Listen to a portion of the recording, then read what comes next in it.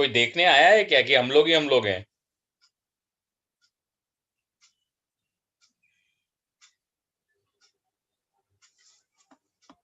Hello.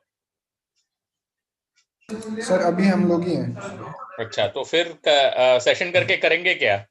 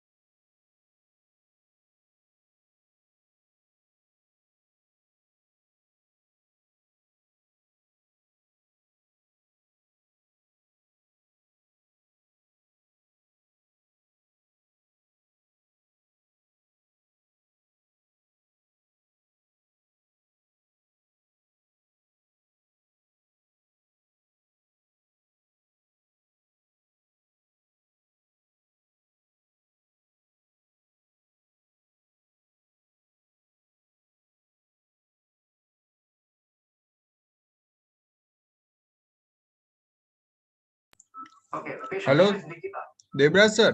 हाँ जी। Sir हो गया है live. Okay.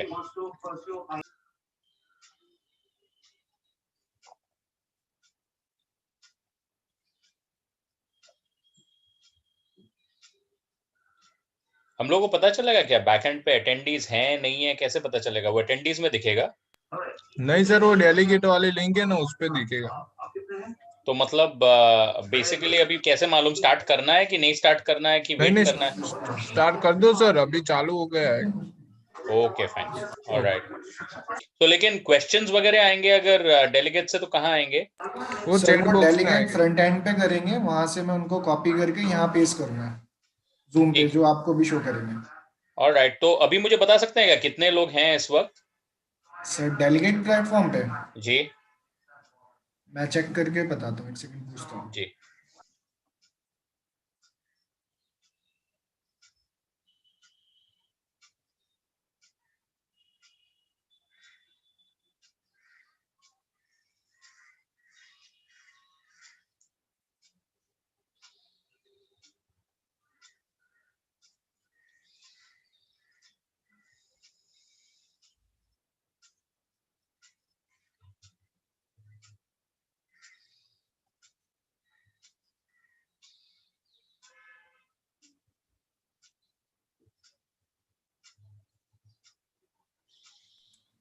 Devraj sir, yes. Front end पे एक्सेस नहीं है कि पता चल जाए कि कितने अटेंडी वहां पे देख रहे हैं। ओके, सो बिकॉज ये इंटरैक्टिव है तो आपकी हेल्प की जरूरत होगी, क्योंकि क्वेश्चंस भी पूछूंगा मैं, ठीक है ना? ओके क्योंकि वो रिले करना पड़ेगा दोनों तरफ, right? Sure. Okay. Good morning, everyone. We are starting off the facial aesthetic session today. And just to understand,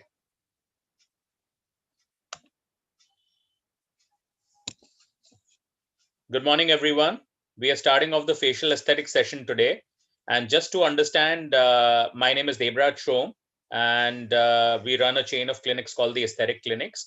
And I wanted to understand what are the type of people who are there in the audience, so we can titrate our presentation better. In the sense, are there some people who have already injected botulinum toxin and fillers for facial aesthetics, or are most of the attendees beginners who are looking to understand the basics? So understanding this will be very important. So I request everyone to please put in the chat box what your level of training with the botulinum toxin and fillers is. So your answer could be beginner, which means that you've seen it but never used it. Intermediate, you've done a few patients but are not very confident. And advanced, you do this on a regular basis. So can you please put beginner, intermediate, and advanced, so that we can then titrate this particular presentation with regards to making it appropriate for all of you. We'll wait for 2 minutes while you send your answers in.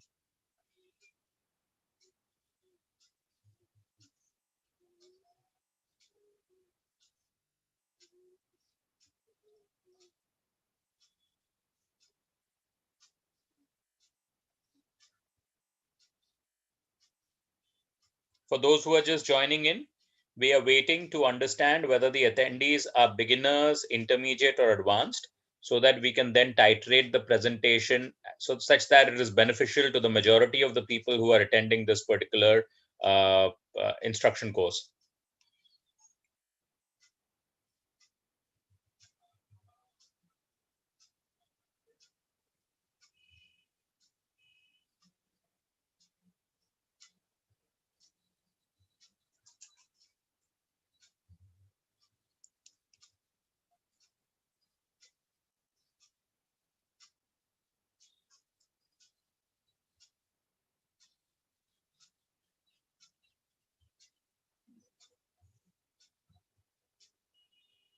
Backend पे कोई answers आए हुए हैं क्या? Not yet, sir. Okay, आपका शुभ नाम भी बता दीजिए मुझे please.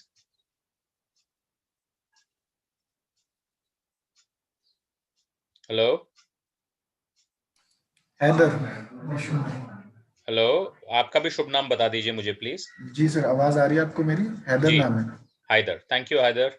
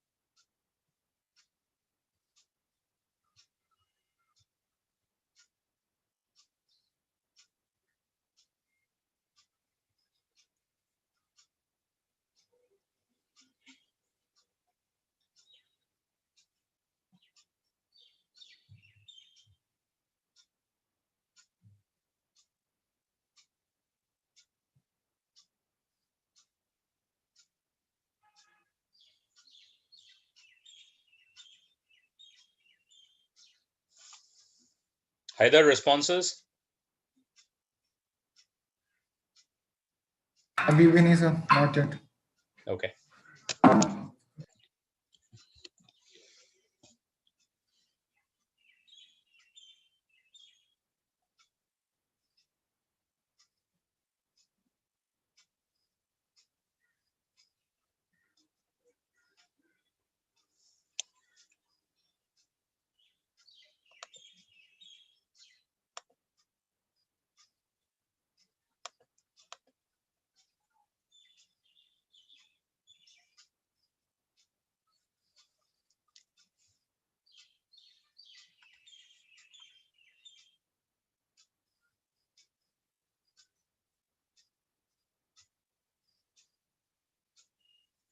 So just wanted to repeat what we are waiting for. This is the facial aesthetic session, and we are trying to figure out whether most of our delegates are beginners, they are intermediate in the injections of botulinum toxin fillers and threads in order to go ahead and cause facial beauty, enhance facial beauty. And we wanted to understand whether people are in the beginner stage, in the advanced stage, or in the intermediate stage.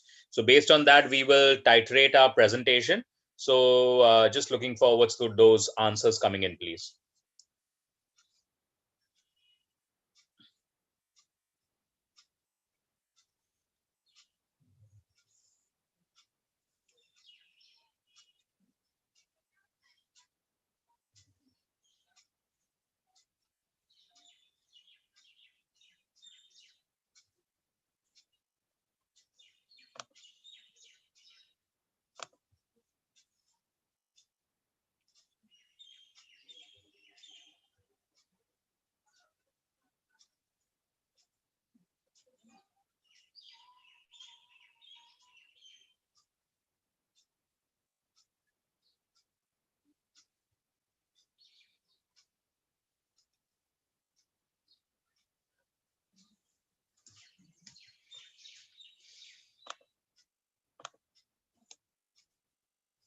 Okay, it appears like majority of the people are beginners and they are sort of starting out at this moment.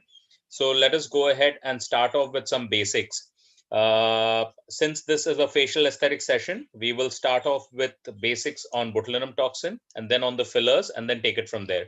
So I think it'll be best to sort of start off with a little bit of theory on the same. So let's go ahead and understand a little bit more about facial assessment at the beginning.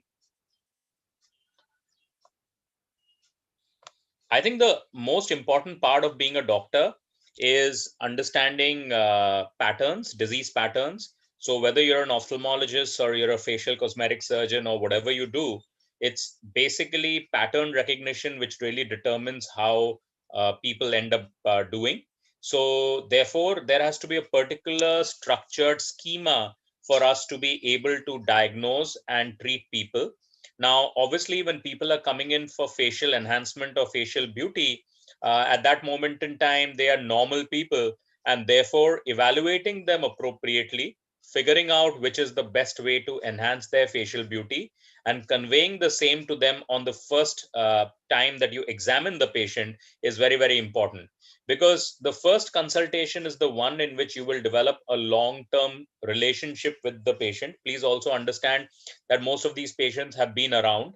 They've been to other practitioners, they've been to other doctors, and therefore using signs to explain some of the changes that they are experiencing on their faces and showing them the roadmap of how we plan to reverse those signs becomes very, very critical and important. Now, when we talk about facial assessment, there's a particular schema for actually assessing patients, and assessing patients is the first and the foremost important step. So the first step actually is knowledge. As your knowledge goes ahead and improves, you will see on the faces certain things that you did not appreciate earlier. And as you appreciate those changes, you can then go ahead and suggest what needs to be done in order to address those issues for the patients. Now, there are obviously certain guidelines over the past so many decades which have been formulated on what we think is beauty. Essentially, men as well as women are supposed to look a particular way. And it is now clear that because of the way the human brain is wired, human beings actually take less than 7 seconds to figure out who they think is interesting to the eyes, and so on and so forth. Evolution has hard coded and hardwired some of these things into our brains such that we are able to decide in the first 7 seconds of our interaction itself whether we find someone beautiful and worth a second glance. Now, obviously, this also means that since evolution has hardwired some of these things into our brains, it also means that we can go ahead and utilize those hardwired mechanisms to actually create a face which looks beautiful to the others, to the person on the other side and their brain. So what do we really see? When you analyze a face, the first and the foremost important thing is to remember that there are certain rules. Horizontally, we follow the rules of the thirds. So, sorry about that. Horizontally, we follow the rules of the thirds, which means that we divide the face into the upper third, which is from the forehead right in between the eyebrows, the middle third, which is from the eyebrow level or from the base of the nose right up till the alar base out here, and the lower third, which is from the alar base here till the menton or the most prominent portion of the chin. So basically, in most people, or this is not exactly the same. The thirds are not exactly equal. And in the Indian population, especially, the lower third is usually not as prominent as the upper and the middle thirds. That is because it has been found anthropometrically that the mandible is not as well developed in Indians as opposed to Caucasians, as opposed to other races. So therefore, in most cases, augmentation or enhancement has to involve, at least in Asian Indians, a lower face enhancement as well, because if the lower face becomes longer in order to respect the boundaries which are set by the forehead as well as the middle third, then in that case, the face will look far better. Horizontally, we have something called the rules of the fifths, which means that the nose should be in the 1/5 of the face, and then there should be another 2/5 on this side of the nose and another 2/5 on the other side of the nose. So essentially, the rule of the fifths means that the nose is a fifth width, and the remaining face is divided into another 4/5, 2/5 on each side. So these are some basic ways of figuring out whether the face is proportionate or not. Remember that beauty is all about symmetry and proportion, which means symmetry between the right and the left sides of the face, and proportion between the upper, the middle, and the lower parts of the face, as well as proportion between the right and the left halves of the face. So obviously, when you're examining someone, it means to inspect a person, but obviously, just like any other science, you will not be able to see what the mind does not know. What it means is that if you're not able to diagnose a person well, it will become very difficult for you. And the thing is, because essentially people who come into a facial aesthetics or a facial cosmetic surgery practice are people who are otherwise normal, not being able to diagnose properly will lead to massive problems, because you will then not be able to decide what should be the priority of treating that particular patient. Now look at this carefully. I want you to all look at this and think about what you see in this picture. So are you seeing a tree with birds, or are you seeing a gorilla and a tiger, or maybe a lioness facing off with each other? So discernment and pattern recognition is important in every phase of medicine, facial aesthetics being no different. And unless and until you know what you want to see, it will become very difficult for you to diagnose things. Again, what do you see in this particular picture? Do you see a young lady, or look carefully? Do you see an old lady who is wearing a hood over her head and who also has a very prominent nasal hump? What are you seeing? As you concentrate, you'll probably see a young woman with her face turned away, and also an old woman with her face profile being visible from the side. Try and read this. Try and read what is being written here.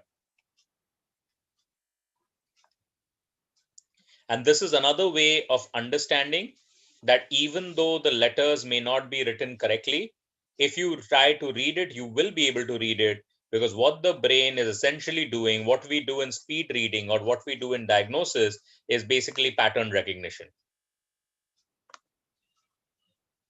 So if you're able to recognize patterns, you will be able to decide which person is which person's problems need to be addressed in which fashion, because ultimately we are not only injectors for our patients, but we are also people who need to be financial planners, because you cannot give a budget which exceeds the expectations of the patients. So therefore, deciding in order of priority which are the most important things to treat is important. Now, this is a very interesting diagram. Look at it carefully. If you look carefully, you will go ahead and think that AB is actually longer than BC. But actually, the truth is both AB and BC are equal. And the reason that one part is appearing larger than the other is because the surrounding lines are smaller in the case of BC. So therefore, this is very important to understand. When you're looking at any facial feature, it's to be seen in association with other facial features. There is no point in going ahead and seeing a facial feature in isolation. So therefore, when you are seeing a facial feature, you have to look at the other facial features. So when you suggest and look at someone's nose and think the nose is larger, the first question that you should ask yourself is larger in context to what? So in context to the nose, the most important facial features will be the lips and the chin. And if the lips and the chin can be then, so if your nose is larger, your option is to probably make the chin larger so that it balances the nose, or to reduce the size of the nose by performing a rhinoplasty surgery so that it can address the weaker chin. So those are your choices that you have, and those choices can govern what sort of treatments you want to do. It also becomes important to be detail oriented. So in majority of the patients, trying to understand what details lead to the final face looking the way it is makes a very, very important scope for deciding what sort of treatments are really necessary. Now we're looking at some beautiful female faces. There are no prizes for guessing who that is, but one of my favorite actresses. But if you look at a female face, at a female beautiful face, you see certain patterns emerging. You look at the upper third, look at the middle third, and look at the lower third, and look at how balanced that is. And then look at the nose and the rules of the fifths, as I've explained, and you see again another pattern arising. You also look at the symmetry between the right and the left sides of the face, and the proportion between the upper, middle, and the lower parts of the face. These are some other beautiful faces. And obviously, when you see a beautiful female face at 45 degrees, you see a OG curve or an S-shaped curve, which basically is a convexity followed by a concavity leading and another convexity of the chin. So this is what you see on a 45 degrees angle. And by seeing this on a 45 degrees angle, you are able to understand that this is a young and attractive face. If you don't know what a beautiful face looks like when it's young, it's impossible to try and create those features and reverse aging. So therefore, this becomes very important. Some more beautiful faces. And obviously, we recognize all of these wonderful looking people. And now let's come to a face which is aging. So when you come to a face which is aging, in fact, I think that the most important thing which changes is the facial shape. What happens is, as we go ahead and age, what really is aging? Aging is basically Mother Gravity being ever so kind and pulling all our facial features downwards and medially. So whatever is up and lateral starts coming down and medial, and you start developing these nasolabial folds out here, and you also start developing the under eye hollows. So the under eye hollows that are developing, and which as ophthalmologists it will impact your practice, are actually because of volume loss. So the volume which was in the upper part of the face has started being pulled down by gravity and is coming to the lower part of the face and in the mid face. And this in turn is leading to the hollows developing out here, as well as the nasolabial folds becoming much more marked out here. So therefore, that is what changes the shape of the face. And you can see as patients like these become older, you can actually go ahead and see that their facial shape changes and it becomes more and more squarish in this particular sense. So that's what we are talking about. The oval facial shape becomes very, very important. The gentle OG S-shaped curve, which we spoke about from the eyelid to the upper lip, becomes very important. the nose and the way these are structured, the rules of the thirds while coming from top to bottom, and the rules of the fifths from side to side basically gives you the understanding of what a beautiful female face should look like. Now, as you look at each of these faces, what I want you to do is, we will take a couple of minutes to go through these slides, but what I want you to do is start assessing faces in your mind. Look at the right side, look at the left side, compare those with each other. Look at the faces from top to bottom and look at every facial feature and think about what could be made better in some of these beautiful faces.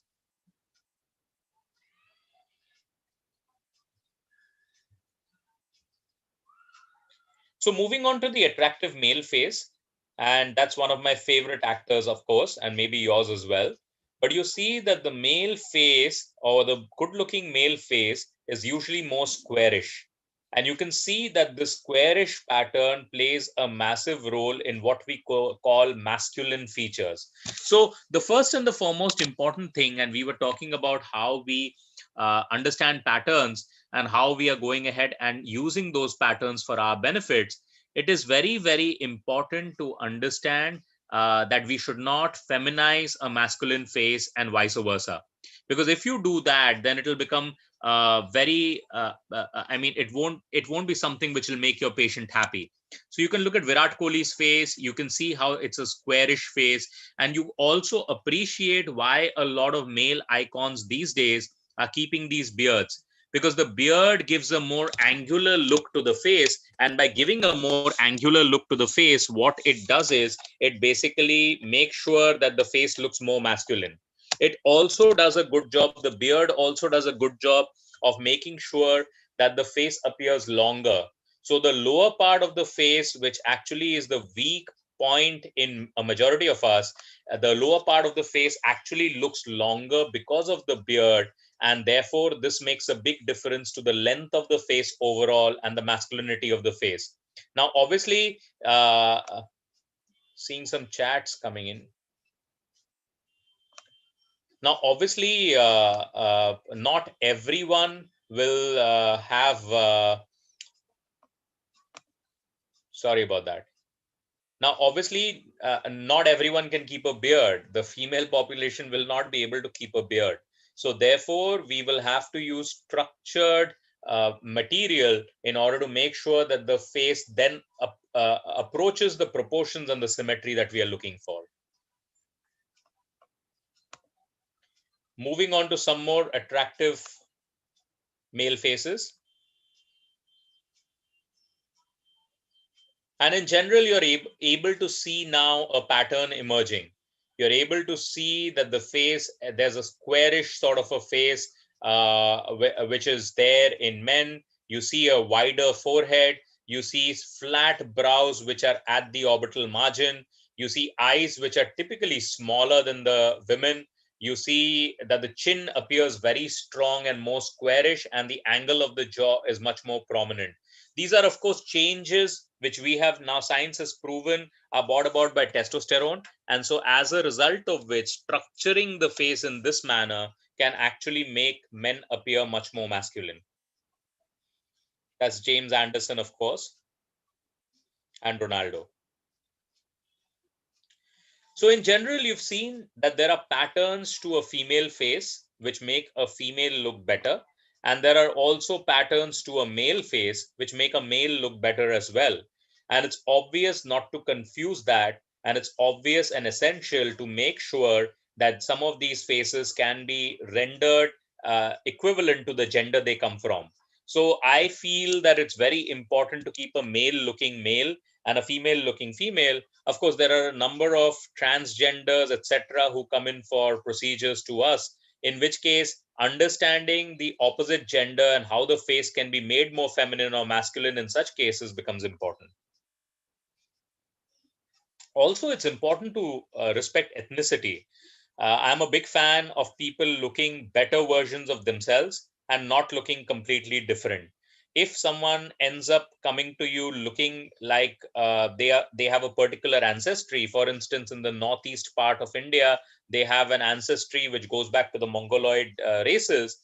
trying and converting them to exactly the same or a Caucasian ancestry or a typical Asian Indian ancestry probably won't look as good.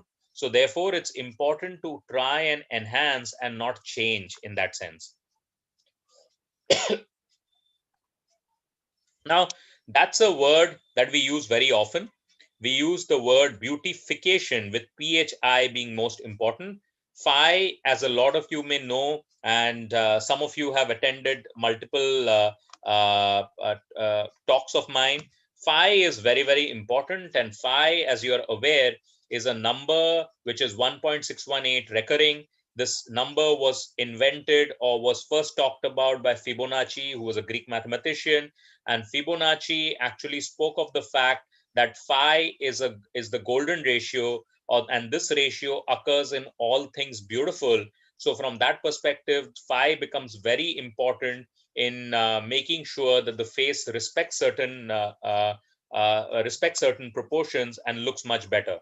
Phi also gives a way to the practitioner to actually measure the face and see what can be augmented. So it gives you a more objective method of planning your facial treatment as opposed to the proportions and the symmetry, which can be somewhat subjective.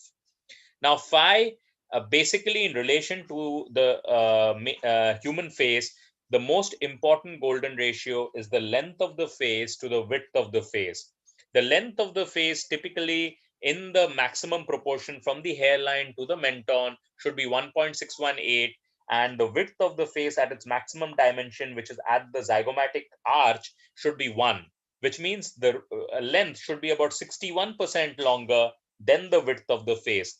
If that be the case, then you will get a face which is much more oval. And by having a face which is much more oval, you can create a beautiful face. So essentially, what's happening in aging is that the face is becoming wider at the base as we go on. And so bringing them narrower here and making the face more sculpted in the lower part especially becomes very critical and very important in order to make sure that faces look beautiful. I'd like you to just go ahead and read some of these slides, please.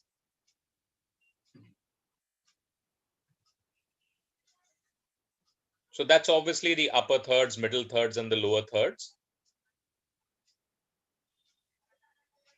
And just like when you perform a slit lamp examination, going from the outside of the eye to the inside is what you do on a slit lamp examination.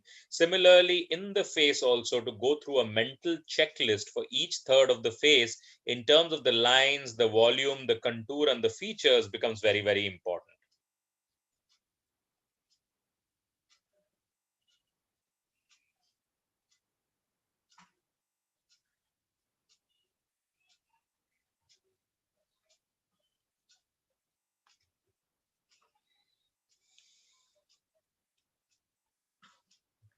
So these are some of the facial shapes, of course, and you can have generally women look the best with an oval or a heart shape.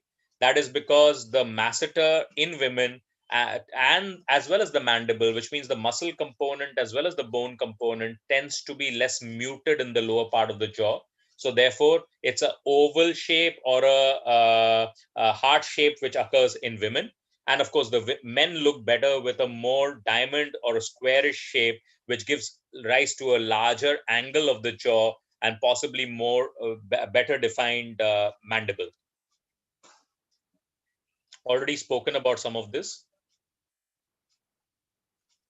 We've also spoken about what the OG curve is. Just to revise, the OG curve is here, which is appearing in a pinkish violetish line, seen best at 45 degrees in a beautiful woman. Knowing some of these things is very critical and important because this will then determine how you inject.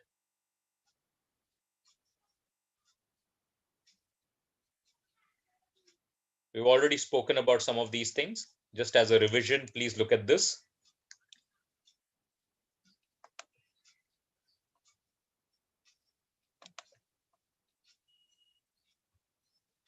Then, of course, a systematic facial analysis becomes important.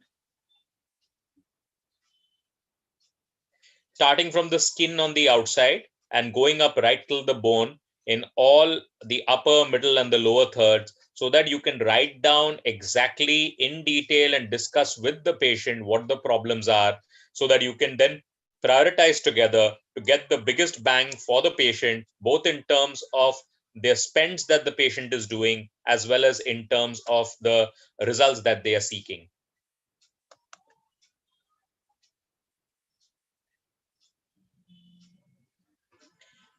The forehead is very important, and having a gentle vertical convex curve for the forehead is very important. As we age, volume tends to get lost, and as volume tends to get lost, what tends to happen is this forehead becomes either flat or, in the worst cases, even concave. Initially, this occurs in the temples, and later this occurs even in the center of the forehead.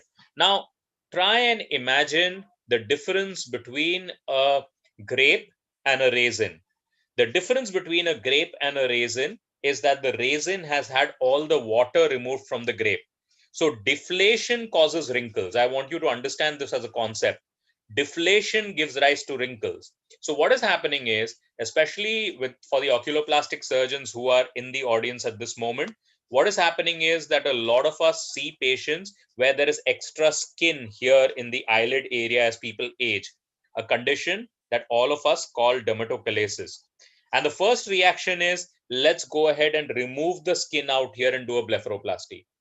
But ask yourself, in a 40-year-old, in a 45-year-old, not in someone who's a 70-year-old, of course, but in 45, 50-year-olds, is there really an excess of skin here which is occurring? Or is the forehead, in some sense, getting deflated, leading to the brow coming down, and therefore there appearing to be extra skin out here on the eyelid? I think that's the most important bit that everyone needs to understand. If we keep on removing skin just because there's extra skin on the eyelid, slowly and steadily you may remove so much skin that the eyebrows and the eyelashes may get joined to each other. That is not beauty. Beauty is basically retaining the way our face looks over a period of time. And so therefore, it is important to understand the effect that deflation has on the human face and the result of the lines and the wrinkles. Similarly, on the middle face, one of the major things that we all treat are the nasolabial folds. The simple thing to think for someone who's just starting out is to take fillers and inject it into the nasolabial folds. But think again, why are the folds occurring in the nasolabial region? Is it because there's extra skin here, or is it because things have started moving down from the zygomatic area and are being pulled down because of deflation? So therefore, should your filler be addressing the zygomatic arch and the zygomatic ridge where there is a possibility of putting in fillers such that the entire face can be lifted in this particular manner? Or should you be injecting or sticking the needle into the place where you see the depression? Think about these concepts, please. Once you start thinking about brow deflation and deflation of the forehead, you'll start seeing your patients in a different light and not necessarily rush to perform blepharoplasty surgery for everyone who comes in with dermatochalasis on the upper eyelid.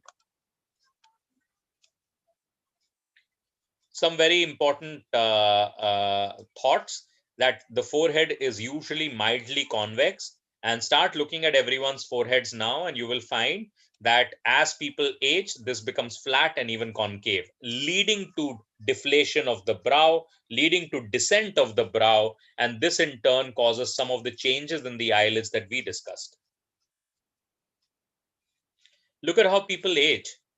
So look at the granddaughter, the daughter, the mother, and the grandmother to understand some of the changes which, as one author said, we become as we age. So how can we prevent ourselves from getting caricaturized, and how can we then go ahead and address some of these changes is what you need to see.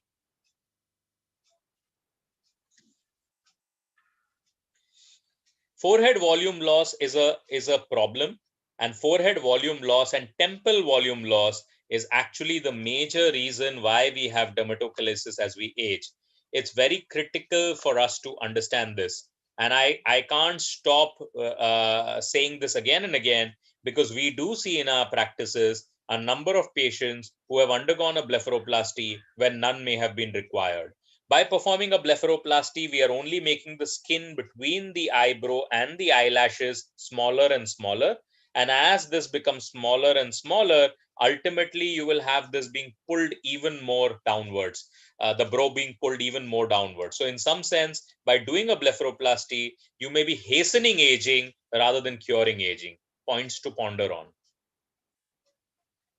And the temple is again very important. I want you to think of the bony structure of the face as basically the structure points.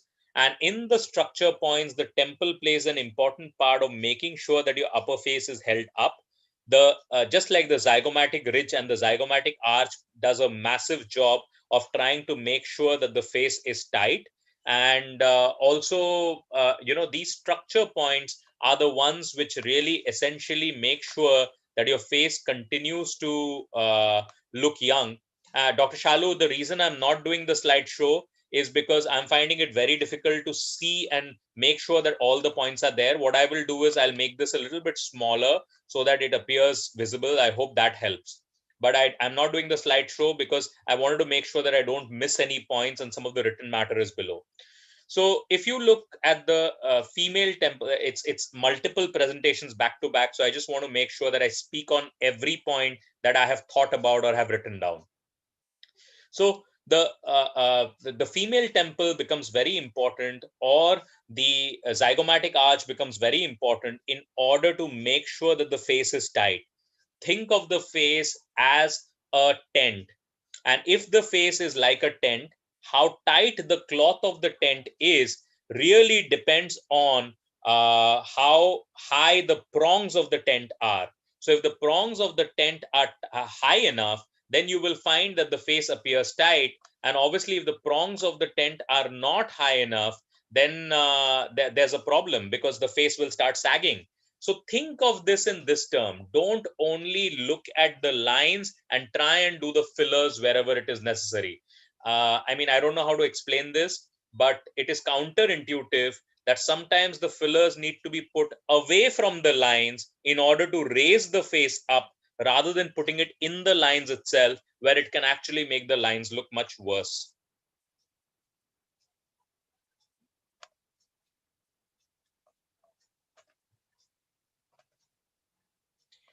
Now, volume loss in the temple area forms a massive problem.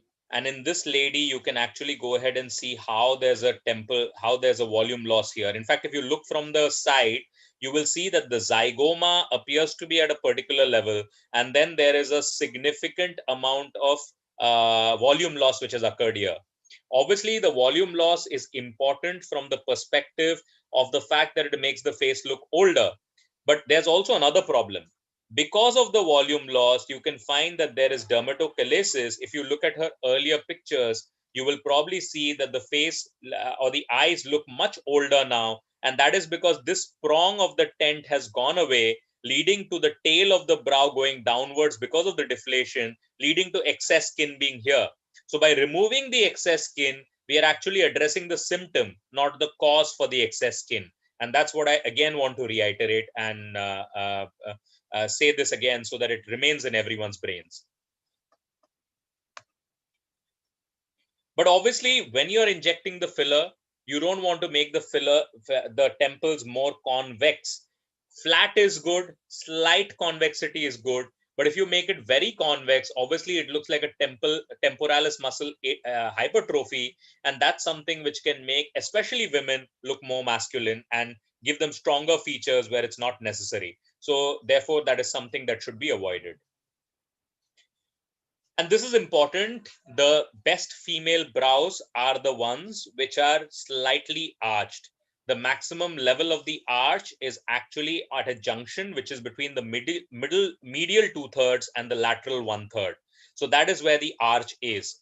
And you can see the majority of the brow is above the orbital rim.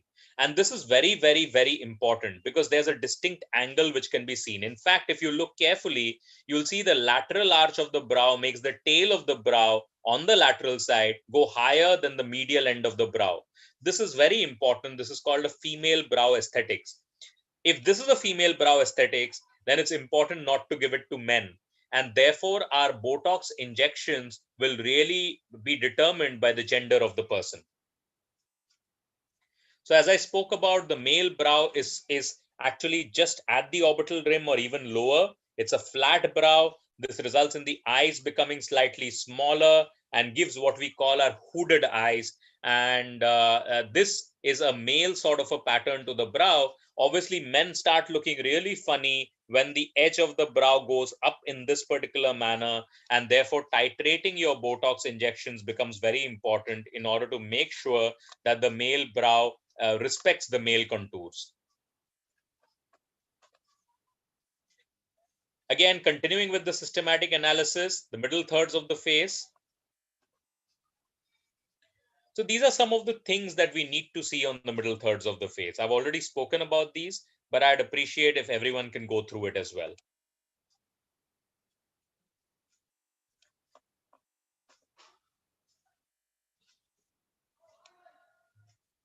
And this is something that I spoke about. When you see that patients are having an under eye hollow developing, why are they developing the under eye hollow? The reason that they are developing an under eye hollow is because what used to be up and lateral, which means the facial tissues here, have started being pulled downwards by mother gravity and are beginning to accumulate out here, leading to the nasolabial folds developing, as well as the hollow developing in the under eye. So therefore, any rejuvenation procedure should aim at restoring the OG curve and pulling the tissues of the face which have come down and medially upwards and laterally in that sense. और Devraj sir Yes. Slide show use कर लीजिए. नहीं, slide show नहीं use कर रहा हूं because I know Miss Shalu, Dr. Shalu has requested me to do the same, but the challenge is that there are 4 presentations और मुझे हर एक स्लाइड पे कुछ स्पेसिफिक चीजें बोलनी है, which is why I need to keep my notes open. So I hope everyone will please understand. Okay, sir.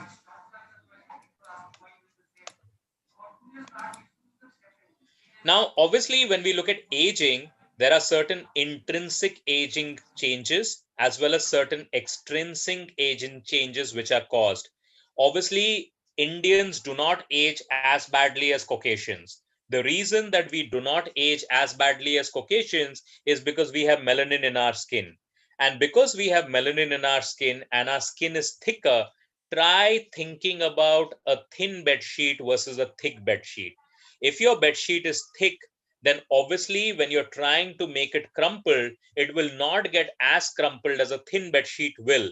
And in the same manner, people who have thicker skin, like Asian Indians do, because of the melanin which we have in our skin, melanin not only has a photoprotective effect, so our face does not become as aged because of the exposure to the sunlight, but it also has an effect on the thickness of the skin, and therefore the aging parameters tend to decrease significantly, and therefore you will not see as much aging in Indian faces as you do in the Caucasian races. And that is also one of the major reasons why I am not a big fan of filling the face with filler. A lot of the people who you see on TV looking potentially funny, many people come into me and say celebrities, once they do fillers, it looks funny.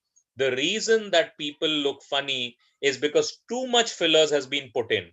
What is happening, I believe, is that a majority of our trainers and injectors in India are being trained by multinational companies and are therefore being trained by people or trainers from the West who understand Caucasian faces really well, but do not understand Indian faces that well.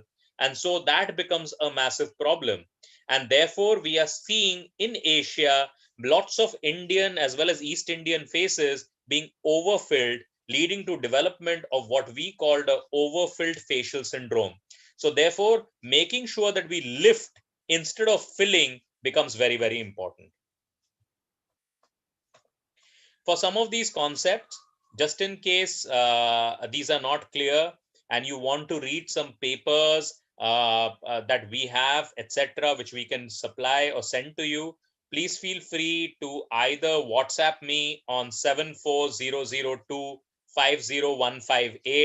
or email me at debrajshome@gmail.com, which is debrajshome@gmail.com, or a WhatsApp on 74002 50158. what this will do is, if you need some papers or need some help, we'll be happy to send those papers across to you for your reading later. So we spoke about this. We spoke about the prongs. We spoke about the tent. We spoke about the sagging of the soft tissue. We've spoken about all of this. I don't want to go ahead and take any more time on this because I have just 1 hour left for demonstrating the injections. But I hope that the past 50 minutes has taught to you some of the concepts of facial aging and has also taught to you some of the concepts of how we can reverse that aging. We will move on to the Botox and the filler injections now. If there are any questions at this stage, we'll wait for 3-4 minutes. Please go ahead and ask those questions right now so we can address them before moving on to the Botox and the filler injections.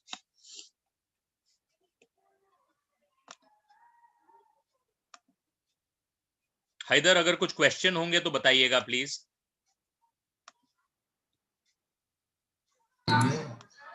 Sure sir, but अभी है नहीं. Okay, good.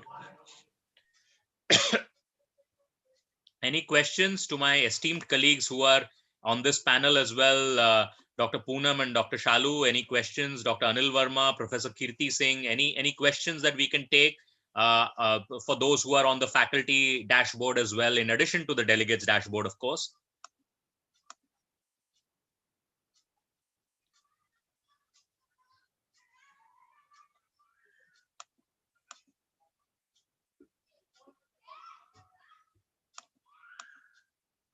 I think this photograph does a really good job of explaining what I've been talking about. And because these facial tissues are being dragged downwards and medially, you're developing this hollow out here, and you're developing this line out here, and this fold because of the accumulation of the tissue. So therefore, to make this fold go upwards is the most important thing that we can do in the facial aging scenario. So I hope everyone has understood the concept of deflation, the concept of a grape and a raisin. And I think it's very, very critical and important that we understand these concepts and don't just start putting our knife and cutting wherever we see some descent of tissues.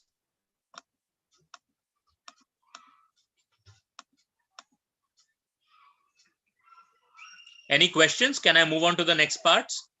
Please appreciate if someone can say yes.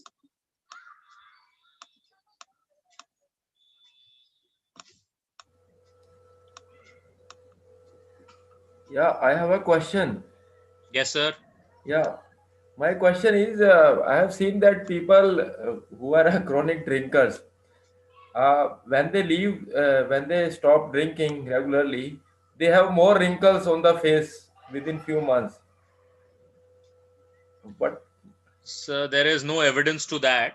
Obviously, if we are in, it's only my observation, right. and I have been observing this since I think since last 30 to 40 years. Those who are chronic drinkers, when they leave the drinking, their wrinkles increases on the face. Thank you for your question, sir. There is really no evidence to this scientifically. Obviously, the best way to preserve ourselves is to take good care of us, which means that taking good care of any human being ideally would involve drinking in moderation, possibly not smoking at all, exercising regularly, having good food.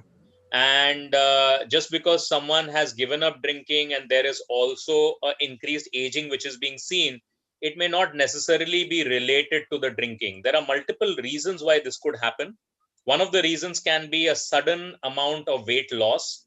And when there is a sudden amount of weight loss, especially when you've given up drinking, possibly people would also lose some weight because of the extra calories through the alcohol reducing over a period of time.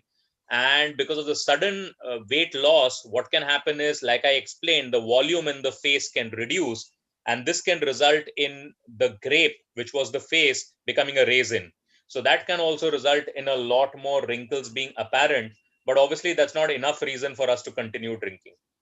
Yeah, I think this may be the reason, that loss of energy. Yeah, the calories, he must be taking more calories when he drinks. Yeah, this may be the possibility. Thank you. Thank you.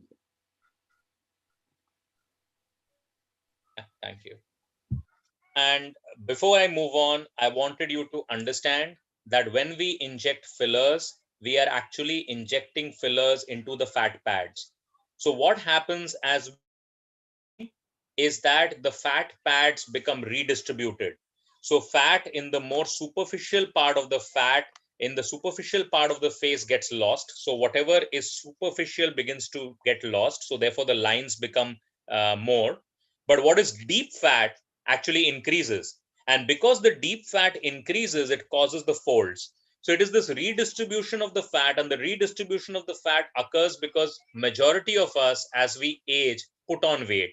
So if we look at our photos when we were 18 years old and look at our photos when we are 35 years old, obviously most of us, most Indians have put on at least a couple of pounds, which leads to this facial fat redistributing occurring. Also, as we tend to go into our fourth and our fifth decades, majority of our women tend to enter the perimenopausal age. And with us entering the perimenopausal age, the estrogen levels tend to go down. And because of the estrogen levels going down, this in turn leads to the redistribution of the fat and the gravitational descent of the face. So now I will move on, stop my sharing, and I will go ahead and start the next slideshow, which is the botulinum toxin slideshow.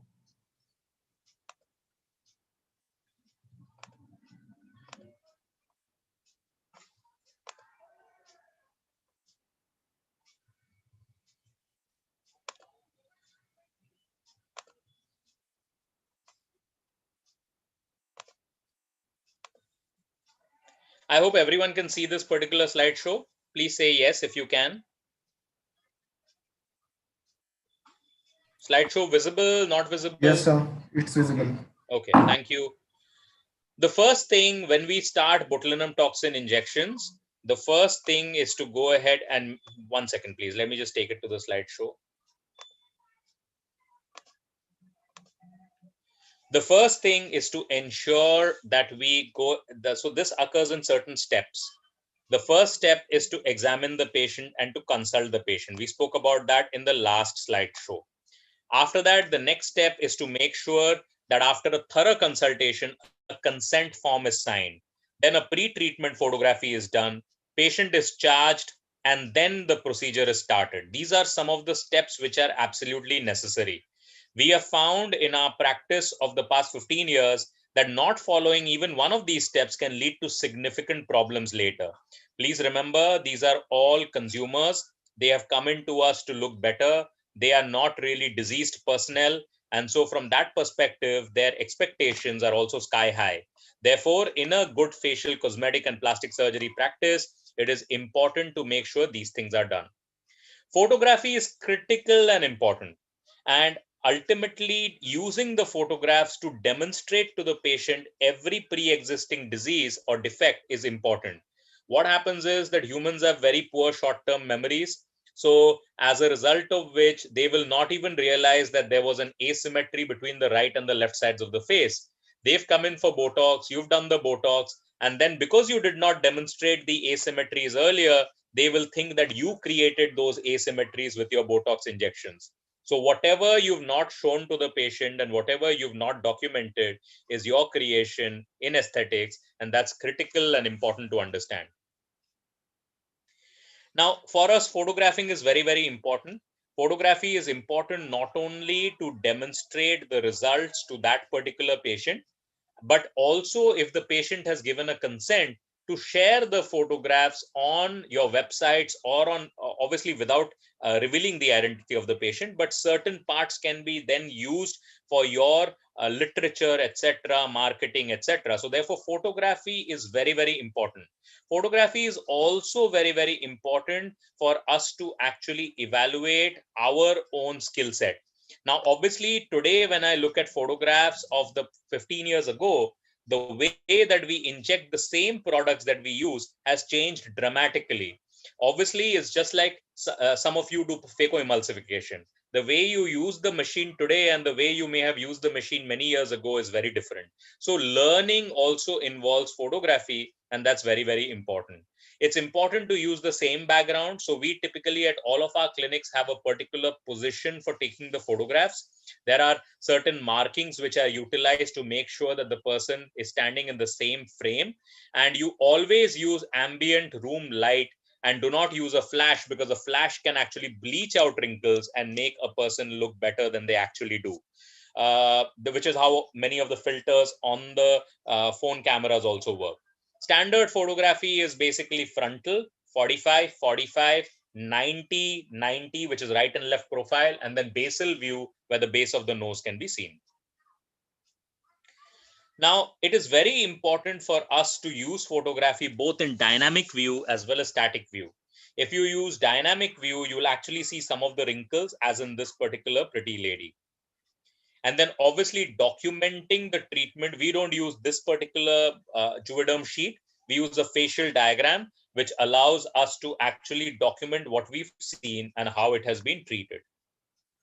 And obviously, some of the patients may need painkillers, etc. 99% of our patients do not need painkillers, but you should be able to give painkillers, especially if you've done threads, which are a much more complex treatment mechanism, which I will demonstrate. If you've done threads, then it becomes critical and important to be using painkillers, because otherwise you will end up having painkillers and also enzymes like serratiopeptidase, so that there is not too much swelling. It is also important to ask the patient for the 5 Gs: ginger, garlic, green tea, ginkgo biloba, and ginseng. These are the 5 Gs which most people tend to neglect, which causes more swelling, which also causes more bruising. So it's important to ask the patients for these. It doesn't mean that you don't do the procedure if they are on any of these, but at least you inform the procedure that you inform the patient that the chances of developing swelling and bruising post the procedure is higher. And these are some of the introductory injection techniques.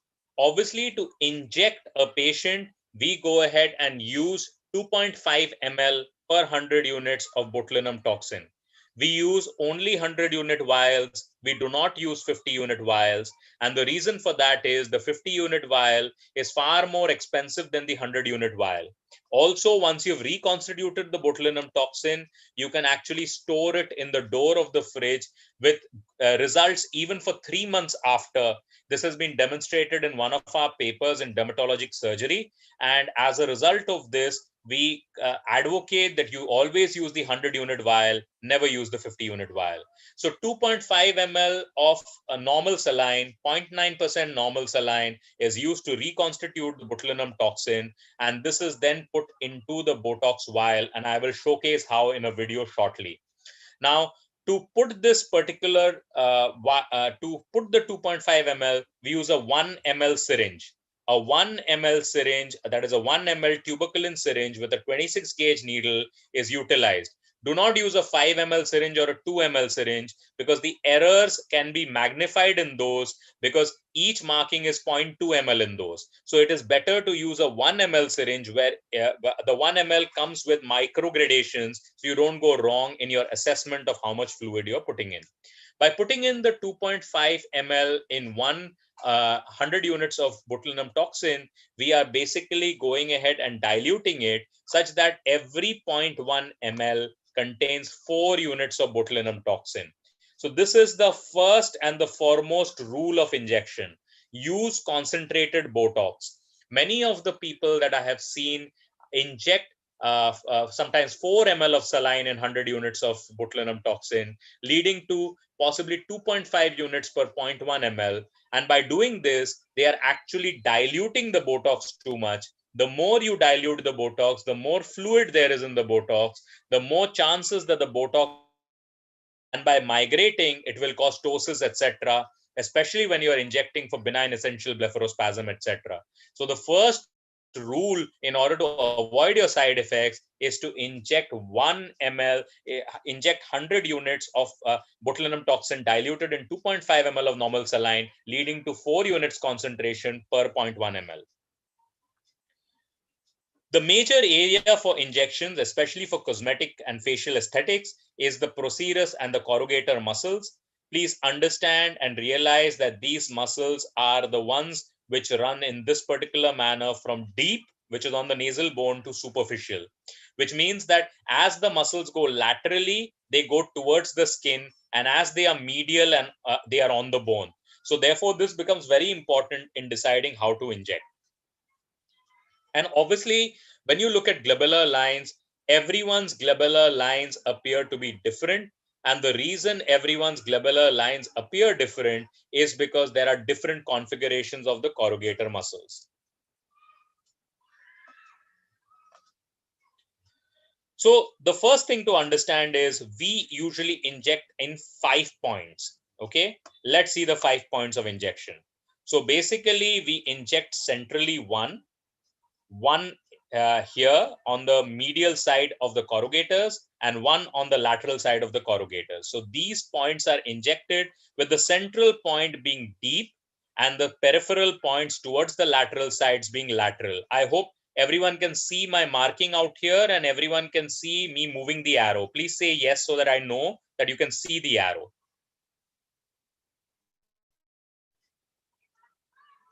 Dr. Shalu, can you see the arrow? No. Yes, thanks. Here, sir. Can you see here? Can you see my moving cursor? Yeah. Yes. So the central line, so there are 5 points which we are injecting. The central point is injected in a manner which is deep, which is on the bone. And these points are superficial. So you're getting more and more superficial as you go lateral, which means that for the injections, you're using an insulin syringe. The insulin syringe has gradations up to 40. When you have gone ahead and diluted the botulinum toxin in 2.5 ml of saline, 40 units of the gradation of the insulin syringe contain 40 units of Botox. So each 1 unit gradation of the insulin syringe is equal to 1 unit of Botox. You're injecting 4 units here, 4 units here, and 2 units here. So typically you're injecting about 8 and 2, 10 and 18 units in total. For some people in whom the lines go peripherally, you will inject another 2 units here. So somewhere between 12 to 20 units is injected as botulinum toxin, depending on the configuration of the glabellar line.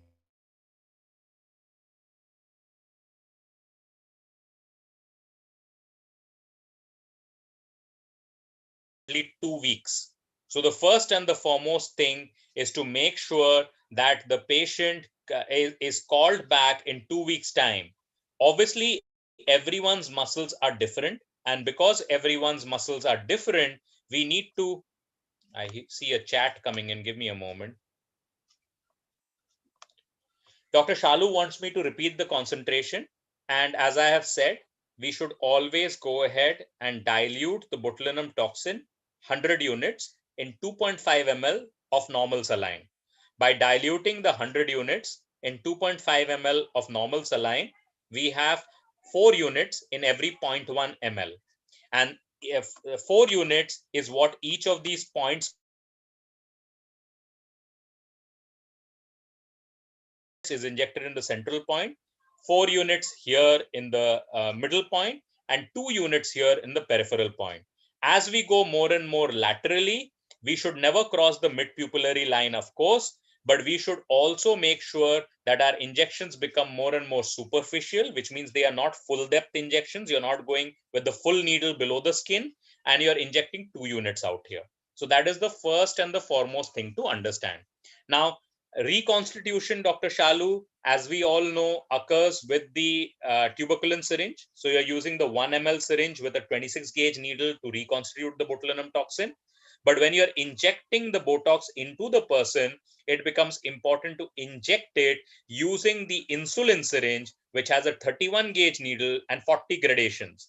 And I was saying that the 40 gradations of the insulin syringe will correspond to 40 units of the botulinum toxin, and therefore it becomes very easy to see how you go from 40 to 36 to 32 and inject 4 units or 2 units as the case may be by reading the gradations on the insulin syringe. The insulin syringe has a 6 mm needle, and so the 6 mm needle, this is the full depth injection with the entire needle being buried below the skin. And these are all half-depth injections. The lateral injection is a half-depth injection because you don't want to go very deep, because you can cause frontalis droop, and you can lead to brow ptosis in such cases. I hope that was clear. The patient is called back after 2 weeks, because it is after 2 weeks that you will see the results. And therefore, it is in 2 weeks that you will assess whether the patient needs to have any further injections given or not.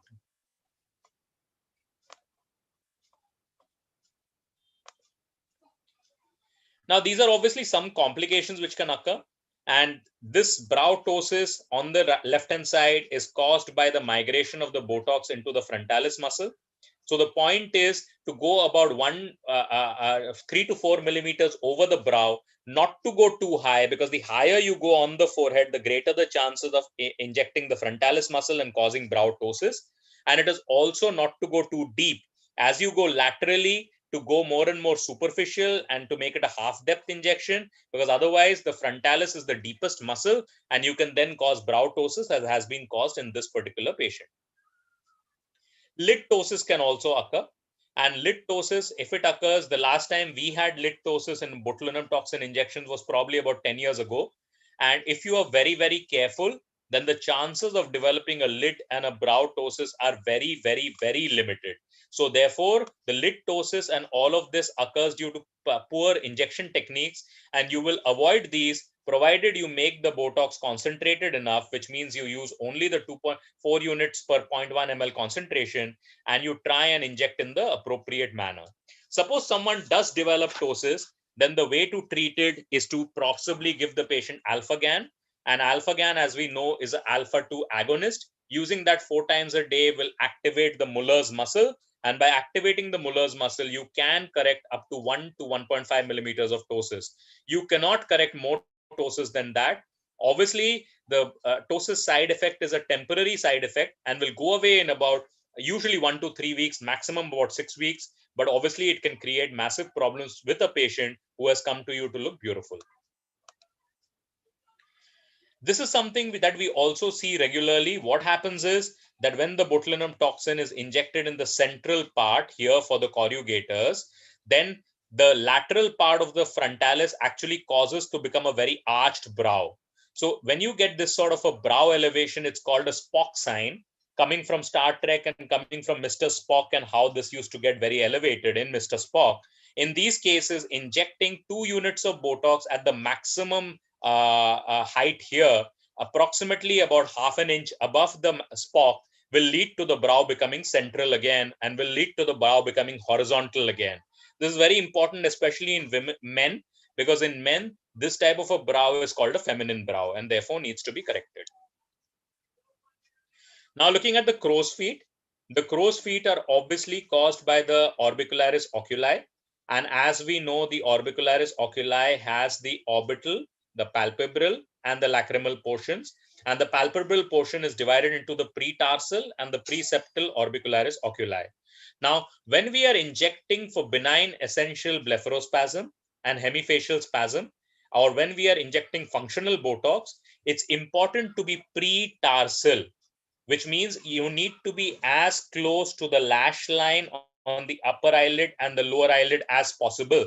The higher you go from the lash line, the higher the chances that the Botox will migrate to the underlying levator palpebrae superioris, leading to ptosis. Any questions on this point?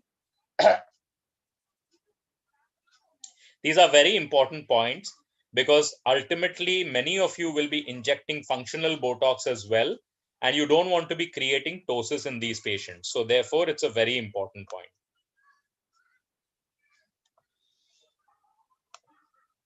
Great, fabulous. So moving onwards to the next point.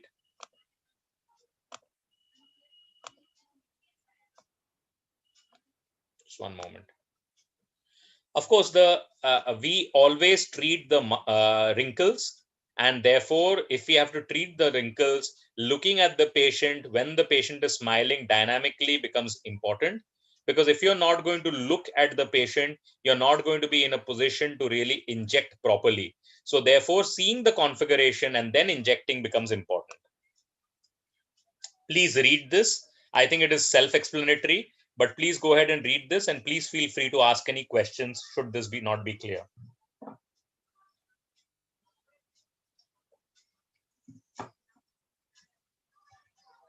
It's important, especially if the patient has benign essential blepharospasm, to ask for a history of dry eye, because dry eye and BEB are very closely related to each other. If your patient is not lubricating well, has a history of contact lens usage, and sleeps in air conditioning, the chances of having a dry eye, which exacerbates bleeding, blinking, becomes very, very important in the pathophysiogenesis of benign essential blepharospasm.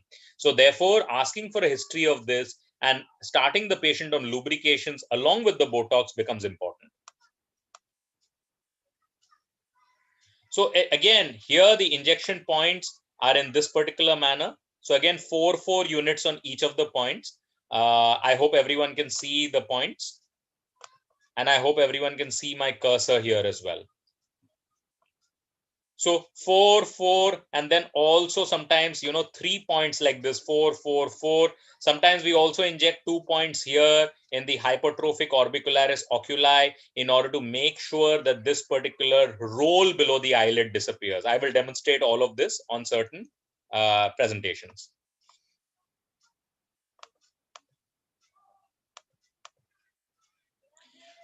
Most important is the upper lip asymmetry. What can happen in a number of patients, and we've seen this with other injectors, is that if you end up going very laterally, which means instead of staying within the 1 centimeter range from the lateral canthus, if you go laterally, you can actually inadvertently, with the botulinum toxin, inject into the zygomaticus minor and major muscles, the insertions of which are on the zygomatic arch. And by doing this, you may actually cause one corner of the mouth to droop. You may not even understand because the patient complains of a crooked smile because you were only injecting the crow's feet, but this is a very commonly seen side effect. So you should make sure you don't go more than at the most 2 centimeters lateral to the lateral canthus when you're injecting the crow's feet.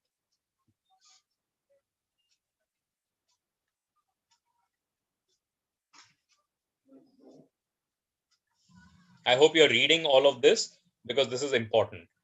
Moving on to the next level of injections, these are the frontalis injections. And the frontalis muscle, as you can see on this particular anatomy slide, has basically 2 divarications. So you have divarications which are going ahead and fusing in the center. And the botulinum toxin is injected in keeping with the frontalis lines that it develops. Do remember not to inject the lines. It is, you are meant to inject the muscles which are causing the lines. So therefore, injecting the muscles becomes very, very critical and important. Obviously, it also becomes important to cover the entire forehead, especially in males. If there is a receding hairline, go up to 1 centimeter close to the hairline, please. Do not inject very low, because what it can do is it can actually cause the hairline to recede further because of the action of the residual muscle. So therefore, it is very, very important to inject it, and we typically inject 2 units in each of these points. So we mark the area of the forehead, look at the lines, and inject each point 1 inch apart, and 2 units is injected in each one of these. Typically 10 to 20 units are needed for a complete forehead treatment, as is being demonstrated out here. Any questions at this stage?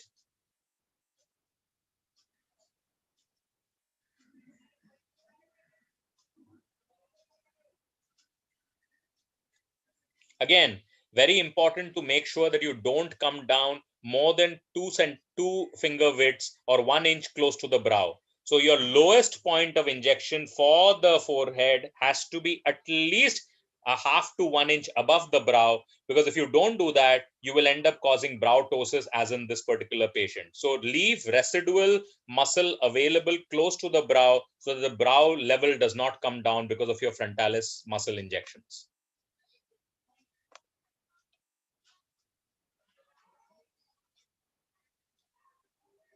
It's also important to keep procedures normal. It is important, as we say in plastic and cosmetic surgery, it is important to look natural and subtle rather than look artificial and stiff. It is much more easy and better for patients to have a few lines remaining if it makes them look more rejuvenated. Remember, chasing every line is not our objective. Our objective is to make people look like natural versions of themselves, not like frozen versions of themselves. So it's very, very important to understand this when you inject. These are some of the advanced injection techniques. I don't want to essentially talk of everything except the brow one. The brow is important for you because majority of those who are in the audience are predominantly ophthalmologists, and therefore trying to inject in an appropriate manner becomes very important, and therefore trying to make sure that the brow in females especially gets elevated at the tail becomes important, which is why injecting just below the tail of the brow in this manner here, about 2 to 4 units, becomes important to give that sort of a nice aesthetic female brow look. Males, of course, that needs to be avoided because otherwise it will become feminized, and avoiding feminization has been spoken about a number of times in these last 1.5 hours.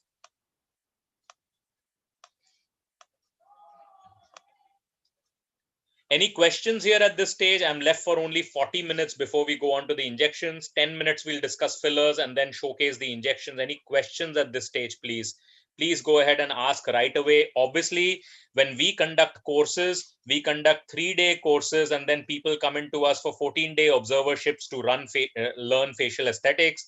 Trying to teach a 14-day course in 2 hours is very, very difficult. So therefore, we are rushing. But if there are any questions that I can take, possibly we have time for a few questions. Please ask.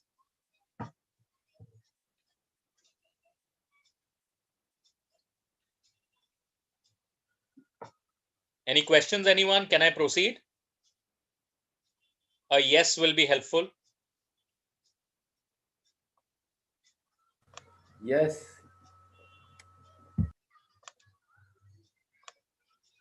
Thank you. Just going ahead and stopping the share and then starting off the filler share as well.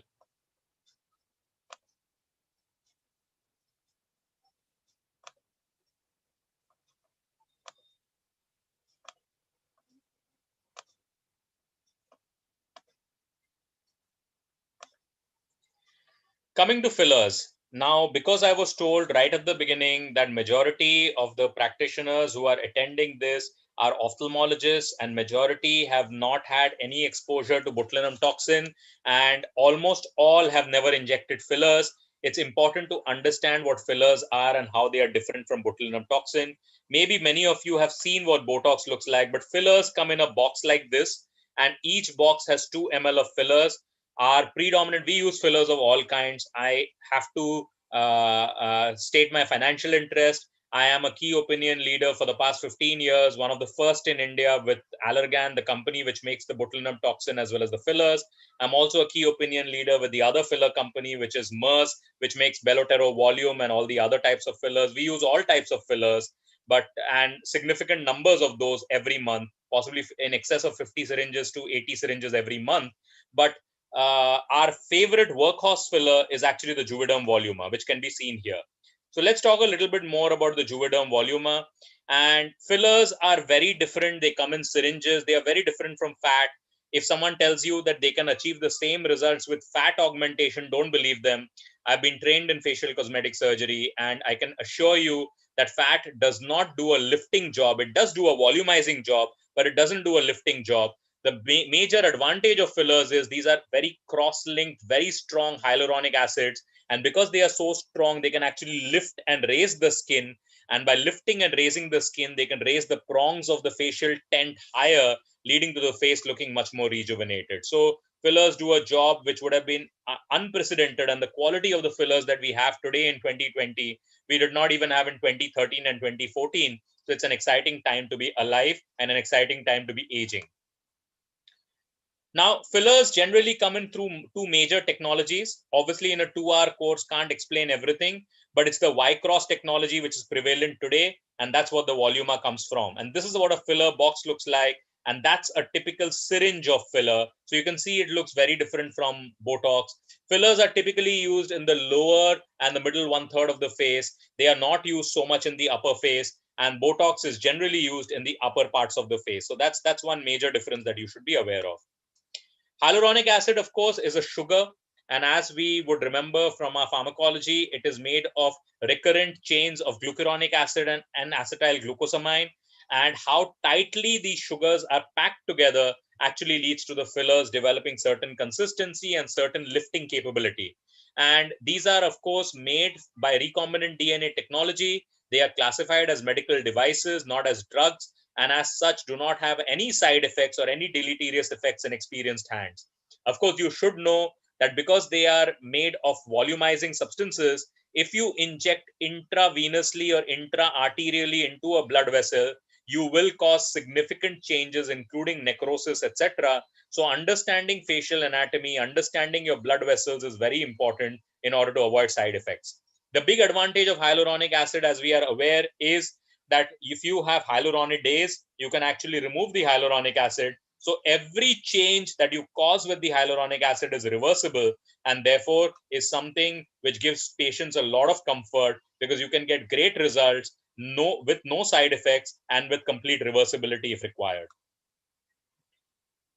So the Voluma that we are speaking about is a high viscosity filler, and it gives structural support. And obviously, these are all in a syringe, which can then be injected in various parts. And the cross-linking is the one which really determines how the fillers act and how they are being injected. Now, fillers provide volume. By providing volume, they make the face look younger. As I spoke about earlier, majority of the changes occur because of deflation. And by injecting the fillers, you can actually prevent the deflationary problems which occur with facial aging. So that's all that I wanted to say. I don't want to go ahead and take too much time because I need to move to the injections. But in general, remember this, fillers are very different from a botulinum toxin. This is how they look, blobs of fillers. This is how they look. They are injected. They come in pre-packed syringes. 2 syringes come in every box, and you can use it to change the tear troughs, change the perioral lines, change the oral commissures, structure the face, make the cheekbones better, give structure to the nose. In non-surgical rhinoplasty, give structure to the chin. So you can basically change everything that a person stands for and their face in every single manner. Going to move now to the injections.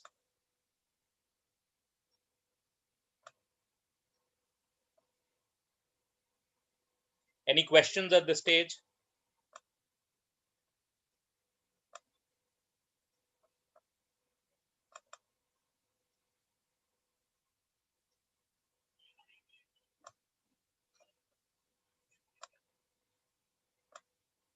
So we're starting off now Yes, with the video. sir.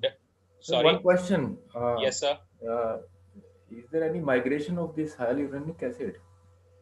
No, these are very viscous and very strong. They have very less dispersibility. So the chances of migration is just not there if you inject in the proper parts.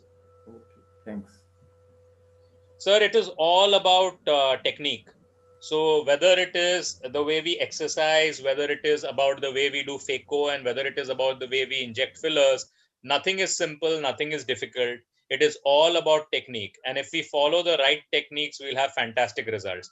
I can just say this much, that our face lifts and our rhinoplasties have reduced by 50% in our practices ever since these high concentration and exceptional fillers ended up coming in.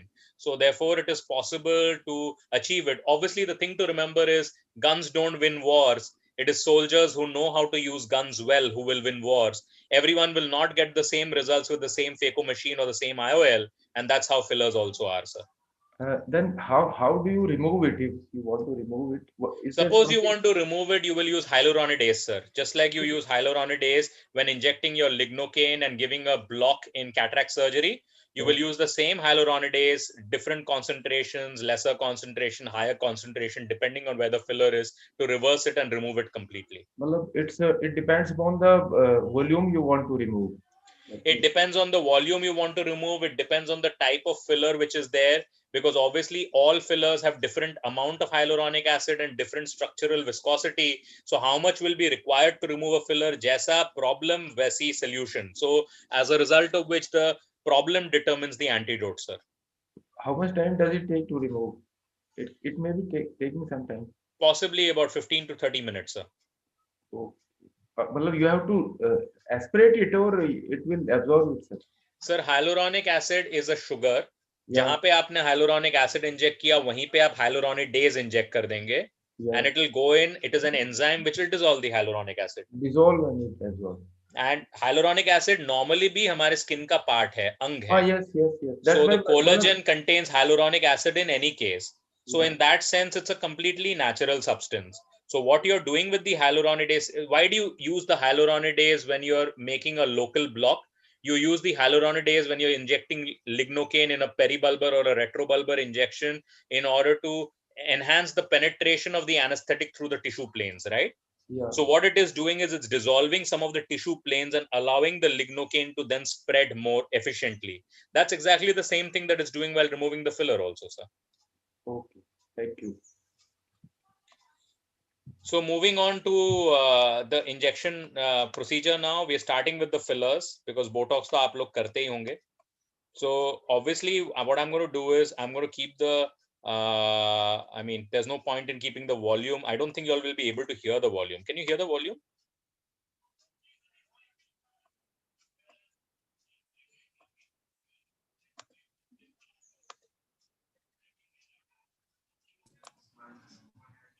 Not now sir, but आप अगर उसमें दो options हैं, अगर उनको use करेंगे तो फिर इसकी वीडियो की वॉल्यूम आएगी यहाँ पर.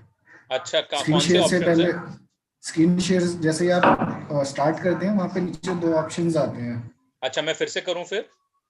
जी, स्टॉप करके दोबारा करेंगे तो जी, आपको मैंने दो ऑप्शन शेयर दिखाई कंप्यूटर देंगे. साउंड ये वाला ना? जी, and optimise screen sharing for video clip. अरे थैंक यू सो मच. इतने दिन जूम यूज करने के बावजूद मुझे पहली बार ये पता चला. Okay, going with welcome it. Sir. Filler, because it's a dynamic tissue and it's a three-dimensional tissue, which is the face. When I put in filler here, it will actually impact here.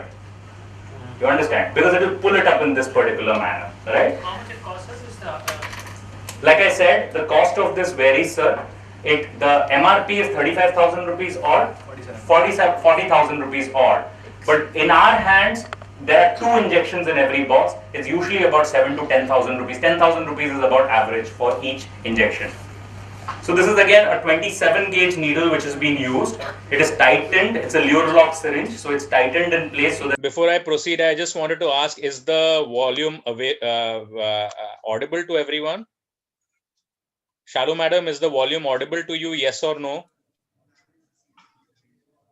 Otherwise, I'll have to speak on the background. So please बताएं मुझे. Yes, sir. Volume is audible, right? Yes, Thank you, sir. sir. Thank you so much. Thank you for confirming, sir. It doesn't rotate. That's very, very important. It's a very thick material. Earlier, it used to be 2 ml. Now it's 1 ml. So therefore, it needs to be tightened before it goes away.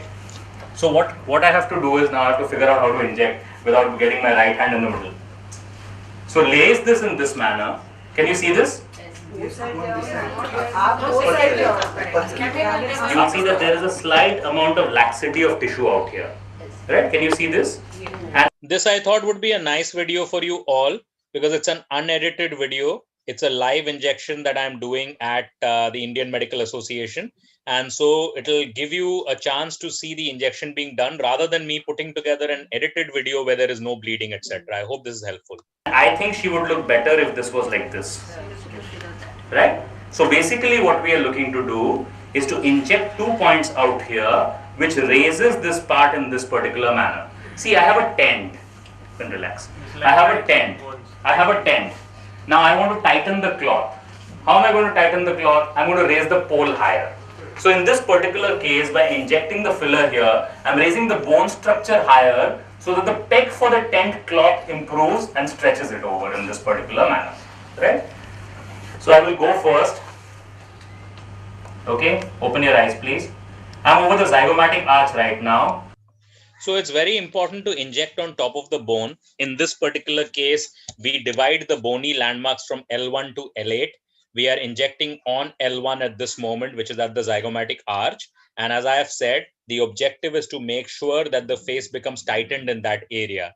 So we will go in straight. You will see that I'll be able to hit bone. Moment I hit the bone, it is important to aspirate to make sure we are not in any blood vessel and then inject 0.1 to 0.2 ml. Just one moment.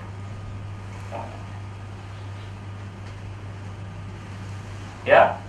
Look very carefully and inject. The one thing that I would significantly alter here, because this is a video where I'm doing a demo and not really teaching in that sense, I have not aspirated. And obviously, it comes from many thousand filler injections that we would have done in our practices. But this is not the right way to do it. As a starter, as a beginner, please stabilize your needle at this point and aspirate to make sure that there is no blood in the needle. If there is blood in the needle, it means you're in a blood vessel. Remember, fillers can cause problems if injected intravenously and intraarterially. It can even cause blindness. So as a result of which, you have to be very, very careful and certain about your anatomy and take all due precautions. Any pain? You good? How much you inject? In this particular case, how much I've injected is 0.2 ml. Right? So 0.2 has gone in. It's a 1 ml syringe, 0.2 has gone in. And look at the difference that 0.2 has created. So if you look at this, it is less drooping now than it was before the 0.2 because it's gone higher. Also, as we age, what tends to happen is our faces tend to come down with the effect of gravity. So our lower face, depending how we were earlier, but as we age, our lower face becomes broader, and therefore our face, which used to be nice and heart shaped, becomes more barrel shaped and more horizontal and more square shaped. So by doing this, we are making her get higher cheekbones, which is basically a sign of beauty in any case. One of the comments which has come in is that I have not shown the marking for the filler. I agree completely. This was a very, which is why I wanted to show this particular exercise, because we had to inject 2 patients in 20 minutes, and therefore I did not cover or did not do certain things which are meant to be done. I don't think anyone should inject without marking. But sometimes if you are very experienced, you can get away with it. I possibly got lucky and got away with it. But obviously, it is very important, especially for some of my own colleagues who have trained under me, to realize that this is not the appropriate way to do it. You have to mark with a pencil where you're going to inject before you actually go ahead and inject. Dr. Shalu, I agree. So in this particular case, I'm again going to choose a point. This is over the maxilla. I'm hitting bone. So you can see that I'm not able to go any further. So here you're hitting bone, and this is injection point number 2. This is point number L2, and L2 is a point which is in the maxillary area at the at the zygomatic bone. So the L1 is at the zygomatic arch, L2 is at the junction of the zygomatic bone with the maxillary bone, and that's where it's being injected. You can see I have placed the injection on the bone, and I'm injecting now. Further, right? Once I've hit bone, there are no structures here to be worried about. Go ahead and inject very, very slowly another 0.2 ml. So what I would like you all to understand also is where we inject is important. If you are injecting very deep, like I am injecting, yeah, sure, I'll do that, Dr. Shalu. I'll show in the PowerPoint after the demo, I'll show the injection points. That's a good idea. I'll do that. So what we are doing is we are injecting on the bone. Remember that the best engineer was God. And God has made the human body in an amazingly scientific manner. So as a result of which, all the blood vessels have been put in the middle lamella. They are neither put too deep, because if the blood vessels were on the bone, then any blow to the face would have potentially resulted in laceration of the arteries and the veins. And at the same time, they are not very superficial, so that they can't be injured by any blows to the face. So therefore, if you're injecting very deep or very superficial, which means you're injecting on the bone or absolutely subdermal, then the chances of being in a blood vessel are very, very low indeed. And which is why I'm able to inject, because I know my anatomy, I know my depth of injection, and that's why it's easy for me to inject without marking. Massage that particular part. This is the injection which is being done in 2015. What I would do differently now in 2020 is that I would go ahead and not massage. I would actually hold that point to prevent any bleeding. By massaging, you can actually lead to, now the current practice pattern is that if you massage, in case a filler blob is in the artery, you can actually propagate it onwards. So therefore, holding the gauze on top of the injection point is better than massaging. That's what literature now says. Put your face up. Right? So with 0.4 ml, we've basically gone ahead and raised this slightly. But as any construction engineer or civil engineer will tell you, putting up a building is a combination of putting up cement as well as iron rods. In this particular case, we put the cement, we'll put in the threads which will act as the iron rods in some time. Okay, let's come on this side. Same process here.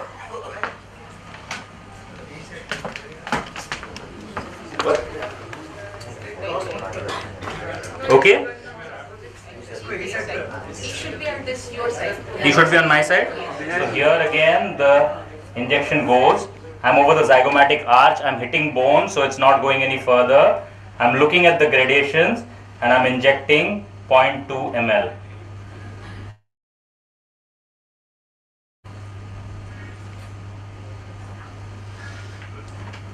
Right? Leave that. And then again, slightly ahead on the maxilla, another 0.2 ml.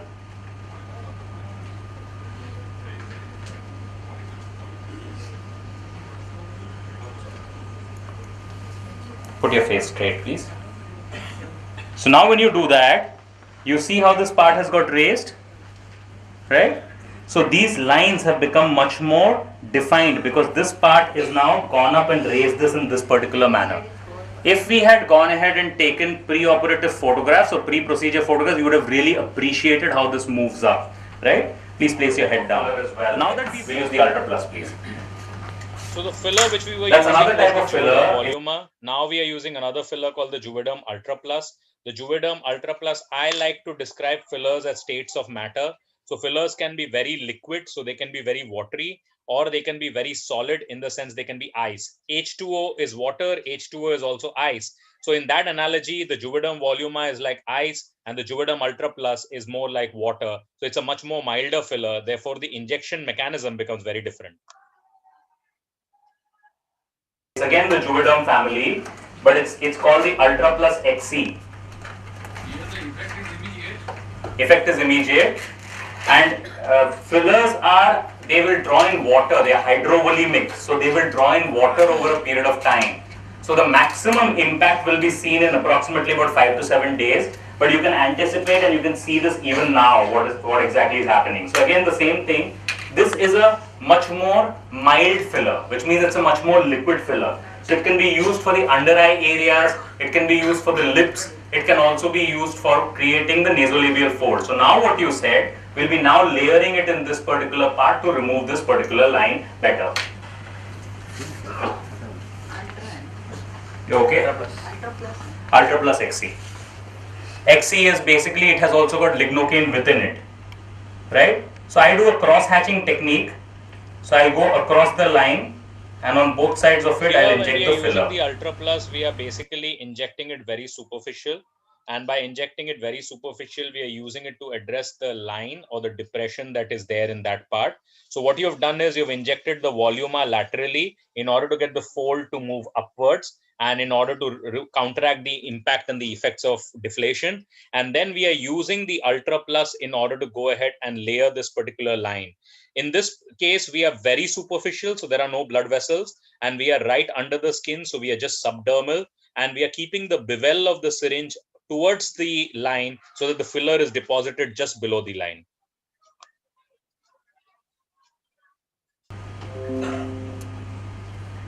This is with the bevel up towards the skin. Yeah.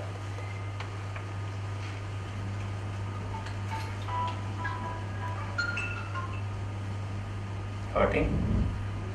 Sorry about that. Obviously, you need a great patient for this.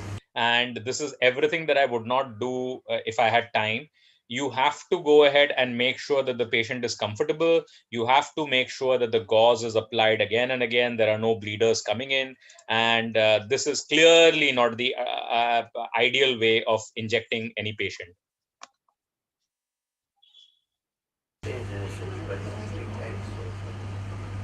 So here we are using two techniques. We are using linear threading, which is along the line, and cross hatching, which is at right angles to the line. And by doing that, we are sort of removing the line.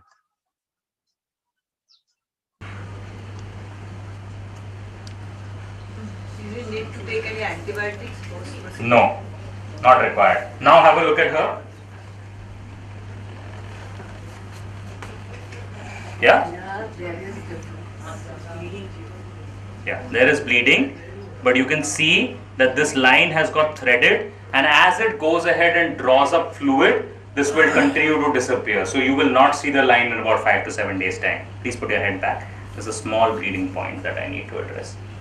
Whenever you see a bleeder, it is very important to hold that bleeder for more than the bleeding time, which means hold it for about 45 seconds to a minute so that the bleeding can completely stop. If you can stop bleeding immediately and then ice the face, the chances of post-procedure bruising will decrease significantly.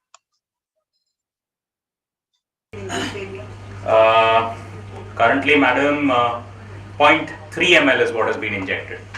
So 1 ml has become 0.7. The question is linear on the line or just medial to it? Never inject medial to the line.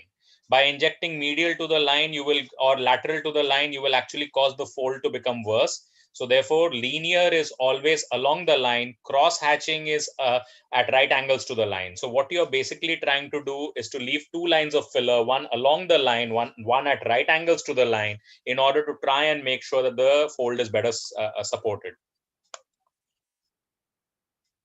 Show her face from above. यहाँ से दिखाइए. ऊपर से लो. If you compare the right and the left side, can you see a difference? Yeah. That line is gone. That line is gone. It still never ceases to amaze me after so many thousand procedures how effective some of these things are. We used to struggle in the early 2000s and do mid face lift for some sort of for these sort of lines. Nowadays, not required. Right? So see that 18 to 24 months. Any complications? So you can see that for my 35-year-old patient out here, the left side probably looks a few years younger already, and these results last for typically 18 to 24 months. So the first thing to remember is, can people look younger today? Answer is yes, they can look as old as they want to look. And is this affordable? For a majority of people, yes, it is very affordable. If you ask people whether 25,000 or 30,000 rupees every 1.5 to 2 years, or maybe even 50,000 rupees every 2 years to make their face look 10 years younger is something they would be willing to afford, the question most likely would be yes. Complications, luckily none in my hands, but like I said, anaphylaxis is known from these situations. People have been known to, but is very rare, and the chances of anaphylaxis with a filler injection is probably less than 1 in every 500,000 people.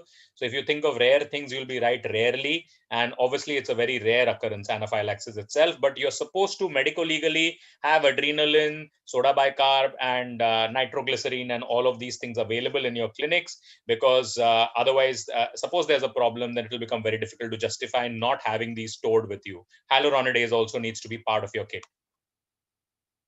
Actually go blind because of filler injections, because they've been injected into vessels, but these are so rare that each one of them becomes case reports. As long as you're safe, you know your anatomy well, you're injecting in the nasolabial fold, whichever areas I'm showing you, very, very safe, nothing to worry at all about these parts. Usually whenever you're injecting, if you're worried, always withdraw the syringe, withdraw the plunger. So you'll see if any blood is coming in. That way you can be certain you are, whether you are in any blood vessel or not. Okay, now have a look again, the bleeding has stopped, have a look from above. ऊपर से दिखाइए.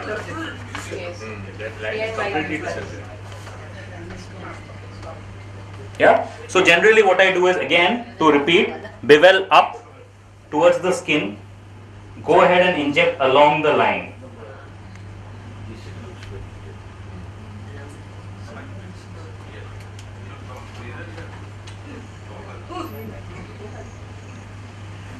The other thing in the technique is to inject as you're withdrawing outside. So therefore, you're not injecting as you're going in, because if you're going in, then you might enter a blood vessel. You're injecting as you withdraw the syringe. So that also is important in the injection technique. Injecting along the line, what has happened? See. You injected at the same point. Yeah, so you basically put it in along the bevel, along the line, and while withdrawing, you're injecting along the line.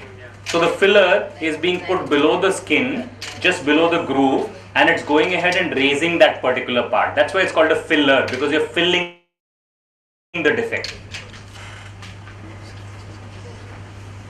Yeah, look at that now. Yeah.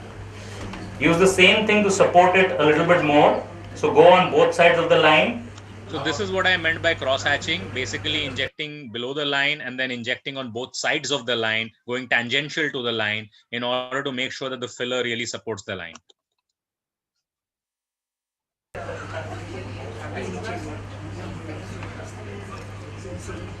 Sorry, painting. That's done.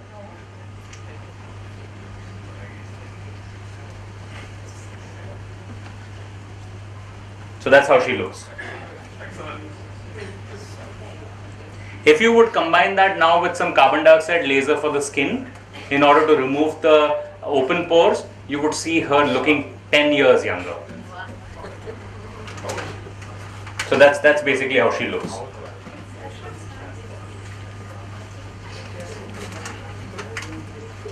Since I have a little bit left, do you mind if I put it in your lips? The lips will look good. No thanks? Okay. She doesn't agree. Otherwise, this can be also done in the lips. The same filler can go into the lips and can go ahead and give. No, it doesn't look horrible in everyone.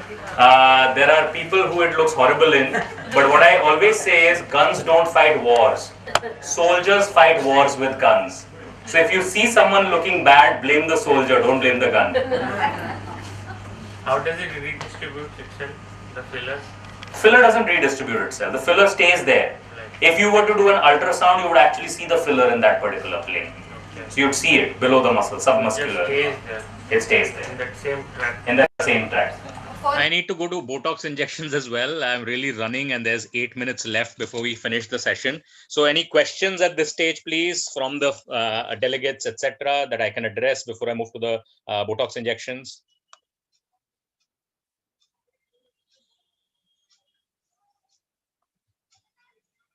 Happy to take any questions, please. I also, Dr. Shalu wanted me to show the injection points as well, which I will do right now, Dr. Shalu.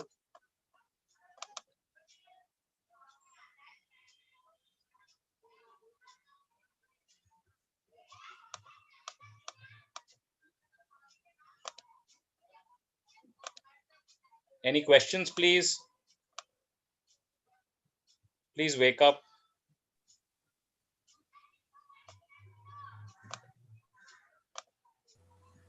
Yes, one question. Yes, sir. You said Kevi, this injection has to be repeated after two years, 1 to 2 Right. years. Right, sir. So, is there any relation with the dose you are injecting and the time period it's absorbed? That means it must be absorbing itself after 2 years.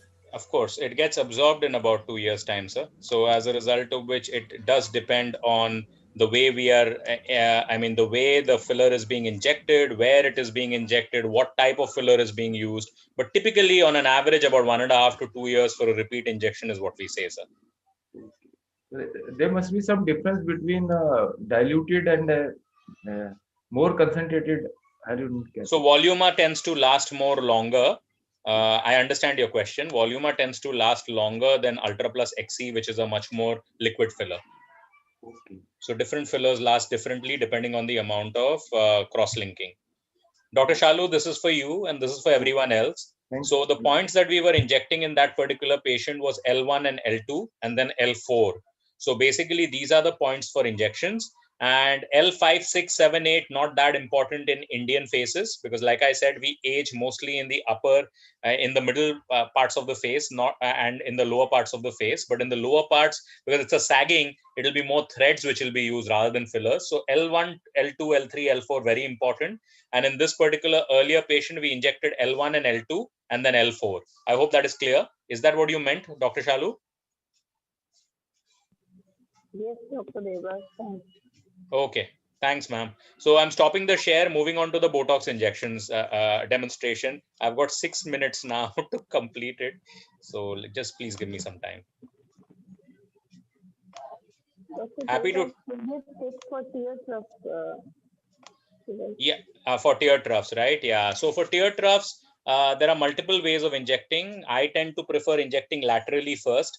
In fact, our paper just got accepted at ASOPRIS, and we did a video presentation at the American Society of Ophthalmic Plastics and Reconstructive Surgery annual meeting this November, in which we told people don't inject medially, because by injecting medially, you can cause more side effects, more bruising, etc. Injecting laterally on the orbital rims below the orbicularis oculi leads to the orbicularis oculi itself becoming tighter, and that leads to the tear troughs becoming much better. So I'll be happy, to share that video with you. It may even be on the ASOPRIS website, and that will probably give you significant guidance on how to inject the tear troughs without too much bruising, and the new technique that we are using for tear trough injections, which is don't go medial but go lateral and inject. I hope that was okay. Okay, yeah, thanks. Just one moment. Starting the next video for the Botox.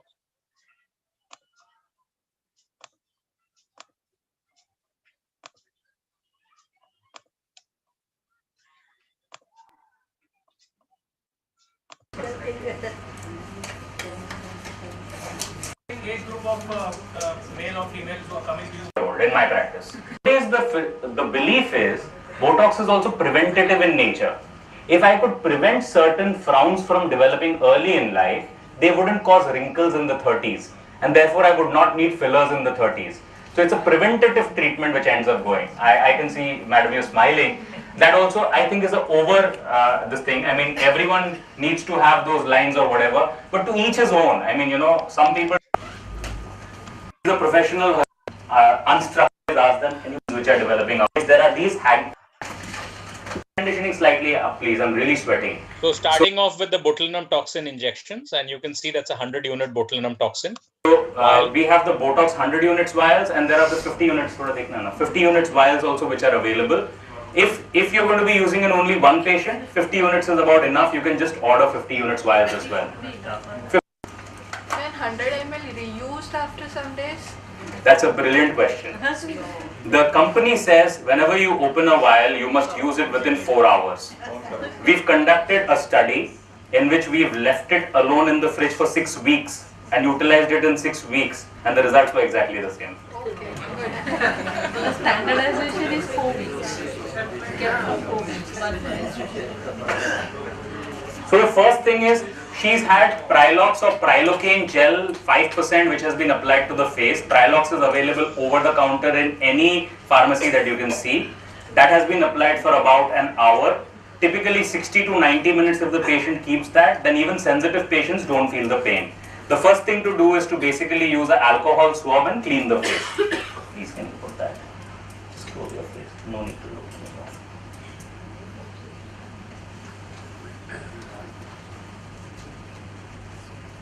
Important thing to do is also to remove all traces of makeup. We've had patients who've undergone Botox elsewhere, and there have been eyeliners through which the Botox has been injected. So basically what has happened is it has carried the pigment of the eyeliner deep below the dermis, and then that becomes like a permanent tattoo. So it's best not to do that. Yeah, that's the vial. So this is the vial, right? So you go ahead and open this in this particular manner. So that's the vial. It's a lyophilized powder. You actually can't see anything. You'll think that they've given you an empty vial, but that's not the case. No, I need a 1 cc syringe. So we take a 1 cc tuberculin syringe, which has a 26 gauge needle attached with it. That's the syringe. Right? Simple enough. Reconstitution is done with normal saline. Right? Because we are doing only 2 patients, we'll go ahead and do it this way. Ideally, you do it from the top. So you pull that in. Can it be done with sterile water? What will happen if you reconstitute Botox with sterile water for injection and not normal saline? The pH will change. So what will it do? No. I have done that by mistake in a few patients, and nothing happened. The effect was there, but it's very painful because the pH ends up becoming 6.3. So as it goes in, it stings like crazy, which is why normal saline is the thing to do. So that's 1 ml. 1 ml of in this particular thing, remove any air bubbles. And then if the Botox vial is normal and it's fresh, the moment you put this in, the vacuum will pull it in. So you're doing nothing. The vacuum is just pulling it in. Yeah. Take that out. Another ml needs to go in. So in this manner, you take 1 ml, 1 ml and 0.5 ml to make 2.5 ml into this 100 units such that you get 4 units of Botox per 0.1 ml. ml in 100 units. How much does 0.1 ml contain? 5 units. Stapler, this is not ideal, but ideally the back side of a stapler to remove the aluminum foil. I never want to waste. Fresh side. You're exposing it to air. So this is, of course, the botulinum toxin being pulled into an insulin syringe, and we will use an insulin syringe for injecting. Do not use the same tuberculin syringe, please, because it has a 26 gauge needle. It will be very painful. This one has a 31 gauge needle, so that's why it has to be used. So this one, in this particular case, 40 units is basically 1 ml, right? So 40 units is giving you, 40 ml is giving you 50 units. Now I'm using the 40 unit syringe to pull in those 50 units. So in these particular parts where there are the vertical lines, I'll try and keep this. Basic thing to do, this is the simplest indication of Botox. Anyone and everyone should be doing it. So basically raise this up, go subcute, inject. Can't see. Can't see, sir. Hand is coming. Hand is coming in the middle. Should I come that way? Camera ऊपर जाना चाहिए. कैसे करेंगे? आप ऊपर आ जाइए. Give me some gauze, no? Sterile gauze. Sterile, no? Yeah? Better? So here there are two horizontal lines which are being caused. These are being caused by the DAO muscles which are out here, the depressor muscles out here, the depressor obliques. So in this particular case, I have first given one injection. I was at 20, I have given in this particular. So as you can see, these injections in the center are all deep injections, full length injections, and as the injection is being done, you can see the needle is completely going The total inside. of 6 have gone, right? So 6 units I have given in this particular part. That's what I have done. Then I am also going to go ahead and inject here. Important to remember as we go laterally Completely to the fine. using We it are going to more the abscess. superficially. Because what are we doing? We are paralyzing the elevators of the brow. But as getting the levator effect to come. So please, effect of Botox is the maximum anticipate worried about. Wherever there is that when I then each ml, so the another thing that I learned, it extends at brows, not there. And because this injection is here, it is on the particular part. That's the brow elevation injection which is being given just below the tail of the brow. It is a injection which is being given superficially just at the skin in order to make the female develop the lateral arch of the brow. Can you see a bleb? A small bleb? So this will be basically responsible with these particular injections in raising the lateral part of the brow over a period of time and giving a slightly more elevated look, right? And because this injection is here, it is on the lateral part of the levator palpebrae superior. Slight. So about 2 to 3 minutes that you're doing with the visor for the Botox. Okay, madam? Those are the frontalis injections being done, 2 units each being injected. You can see this lowermost injection is approximately 1 inch from the brow. Don't go closer to the brow because you will cause brow ptosis otherwise. Yeah. I don't think she requires any. If people have up and make the couple of units of Botox. Okay, you need to come here smiling.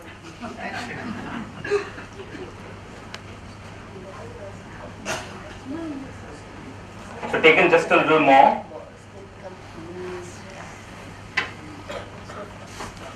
So in this particular case, again, you're going very, very close. Look up. Please look up. This is a very important injection both in your blepharospasm patients and your hemifacial spasm patients, and also to make the eyes wider in patients with hypertrophic orbicularis oculi. Very close to the eyelash line. X3. Okay, you need to come here. ऐसे आ जाइए. Just a top angle lower. Thanks for being patient. We are going just below the eyelashes, extremely close, and a small 2-unit bleb. So 2 units of botulinum toxin is injected here for the hypertrophic orbicularis oculi. It will make the eyes look wider, and it is also a very important point for your benign essential blepharospasm and hemifacial spasm patients. Right? Absolutely close. Are you feeling any discomfort? No pain whatsoever. Also, the other thing, the other injection that you need to learn brow and doing something like this. Right? So now she will have these lines of Botox than Westerners. And how much Botox is volume up. I think we are out of time, and I've got to stop the share and also respect the time because there's a parallel live surgery session also going on. With this, we've come to the end of our facial aesthetics course. Obviously, this is a course that we perform over a period of 14 days, and it needs significant learning. This is just a menu card approach where we've tried to make sure that everyone knows a little bit about this, but it's obviously not good enough for everyone to start injecting right away.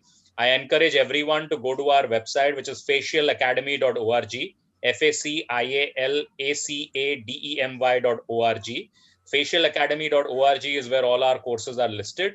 And many of you I've had the pleasure and the privilege of teaching, and hopefully you will continue your journey in facial aesthetics. If there are any questions, I'd like to take a final couple of questions, please. And I hope you refine your technique. Also remember, many of you may be aware that this particular year was very lucky and privileged to become the only surgeon in Asia to become American board certified in facial cosmetic surgery. But the important thing to remember is, out of the American board certified surgeons in facial cosmetic surgery, more than 30% come in from an ophthalmology background. So I encourage you to learn facial aesthetics, to learn facial cosmetic surgery, and implement this in all your practices. And thank you, and what a great privilege and a pleasure it has been to have you all on Sunday morning spending time with me. So if there are any questions, be happy to take that. Yes, sir. Yes, sir. One question. Is there any medical legal issue if an ophthalmologist do all these things?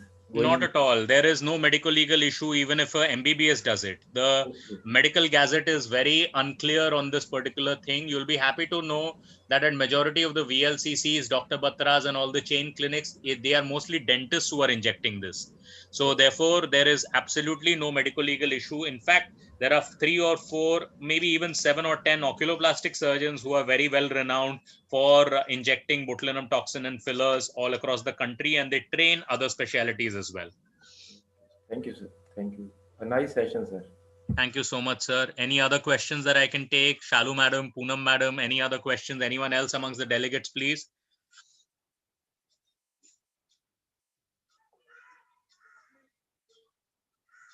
Haider, कोई questions हैं delegate से? No, sir. Okay, great. Thank you, everyone. Have a wonderful day ahead and whatever's up for the upcoming week. God bless you all. Like I said, I wanted to leave you with my WhatsApp number, which is 7400250158. And I also wanted you to know my email address, which is debrajshome@gmail.com, which is DEBRAJSHOME@gmail.com. Thank you once again, and look forward to seeing you all once the new normal is over. Thank you, everyone. Thanks, Haider.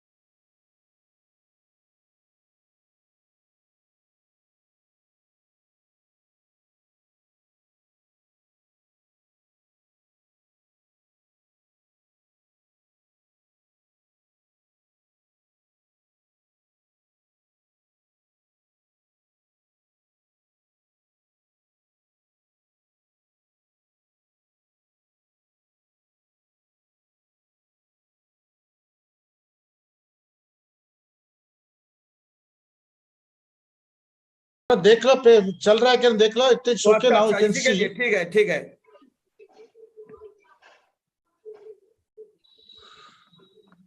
COIN yes it's running okay thank you started as Indian Alumni Group of International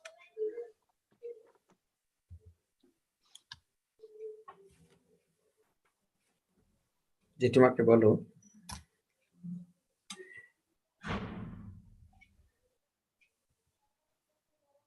professor পরিহার এখানে এটাকে of করে দিই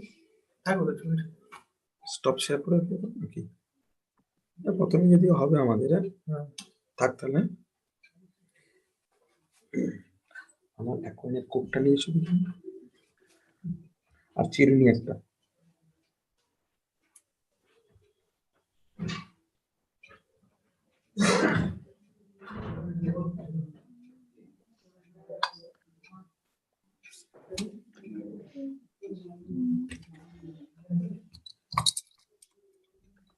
Professor Subudhi, when I see you, I feel colder, more cold now. Your place is hot. It's very hot here. Cold everywhere today. It is hot here. You are in Puri now, right now? No, it is Berhampur.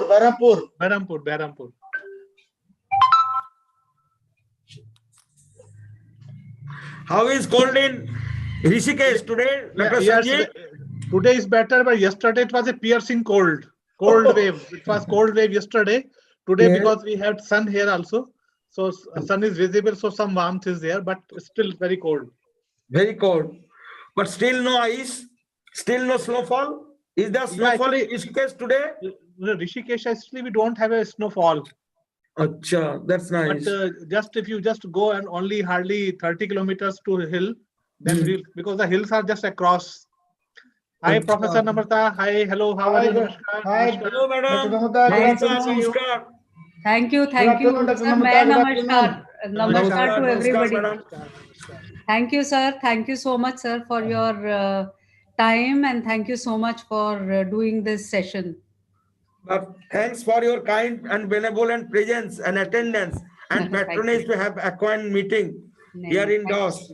Thank you so much, sir. Thank you. Hello, Dr. Parihar. Hello, namaskar. Yes, sir, namaskar. Namaskar. I was telling Namrata that you have made a UPA. There are five chairperson. No, this UPA has been made by Dr. Swapna Samanta, sir. As many people will join the game, then the sport will be really successful and enjoyable. There are 11 participants, including 5 chairpersons. Yes.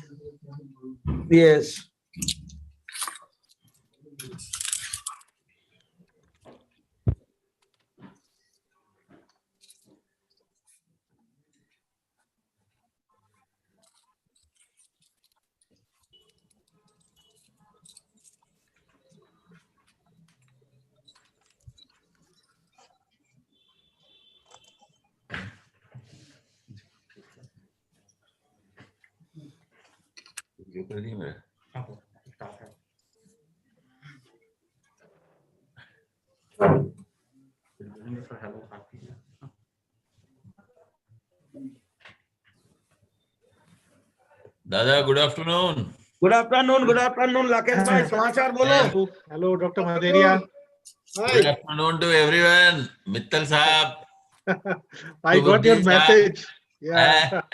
I got your WhatsApp message.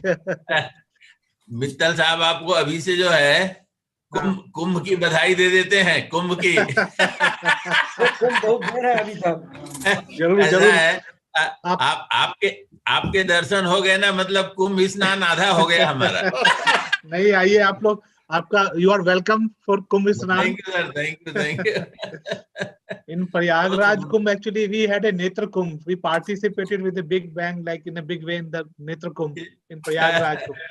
ठीक बात है तो सुबुद्धि साहब हाँ जी good afternoon. Ganga नहाने चलना है हरिद्वार। अरे इस बार जरूर चल रहा है, जरूर चल रहा है। यस अभी तक दादा को भी ले चलेंगे।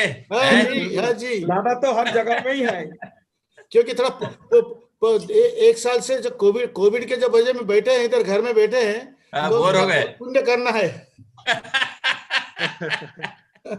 So all are welcome here. Thank you, sir. Thank you. Hello, good evening, sir. Hi. Hello, Dr. Joshi. Yeah. Hello, Dr. Joshi. Hi, sir. नमस्कार। हाँ सर, नमस्कार सर। कैसे हो? चलता है ठीक ठाक। या ऑल वेल। जोशी भाई, आज नागपुर में ठंडी कैसे हो? बहुत ठंडी है सर, बहुत ठंड है आज। हमारे इधर 10 डिग्री, आपके उधर? नहीं, हमारे यहाँ पे नहीं सर, पर ठंड है। अच्छा, बढ़िया। अरे ये पीक महीना है, दिसंबर का पीक मंथ है, तो ठंडी होना चाहिए। बराबर है। अभी हो गया ना दिसंबर और जनवरी, हाफ ऑफ द जनवरी। या यस।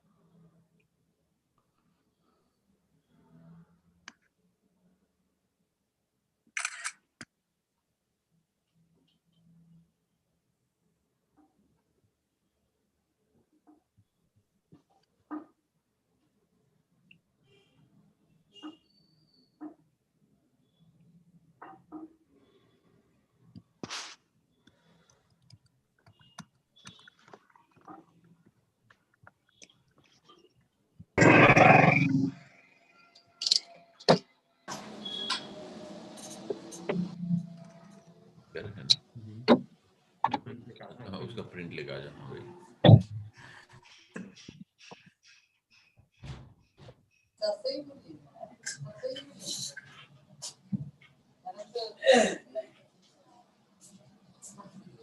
पहुंच गए Shantanu boss. Yes sir. Good afternoon. Good afternoon sir. First session sir, first talk is by doctor TP Das sir. Yes sir. कैसे हो? बढ़िया सर, बढ़िया सर। तो गाड़ी में बैठे हैं क्या? गाड़ी में? हाँ, मैं गाड़ी में हूँ sir. Indra Monastogi, you are here. Indra. Yes sir. Indra, I will welcome. Then you will invite Dr. TP Das first. Right, sir.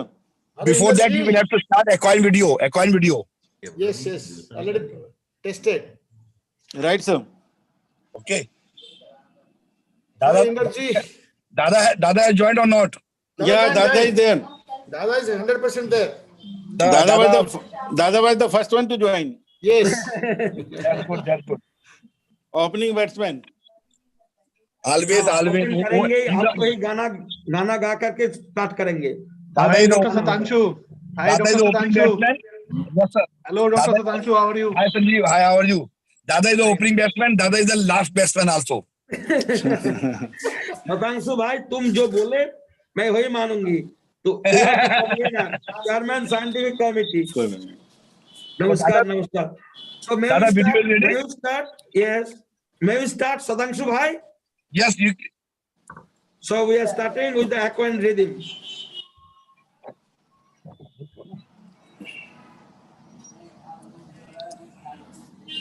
Welcome to this meeting. ACOIN, Association of Community Ophthalmologists of India, started as Indian Alumni Group of International Center for London in January 2001 under the leadership of Professor I.S. Roy.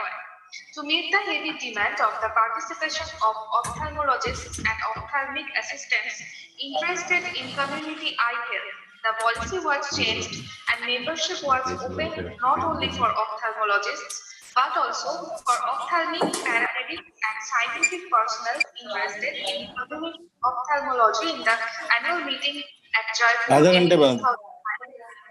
at Accordingly, the association was named as Indian Association of Community Ophthalmology, INACO. The annual meeting of INACO in Kolkata, in Science City in 2010, was a grand success. To maintain the protocol, the same society is now registered as our favorite ACON, Association of Community Ophthalmologists of India. The successive annual conferences of ACON, along with International Assembly of Community Ophthalmologists, was highly appreciated. तो तुम्हारा screen time ही नहीं है 15 बार तो ये With International Annual Meet of ACON in Goa in 2017 and at Digha in Tamil, West Bengal in 2018 bears the same legacy. ACON was affiliated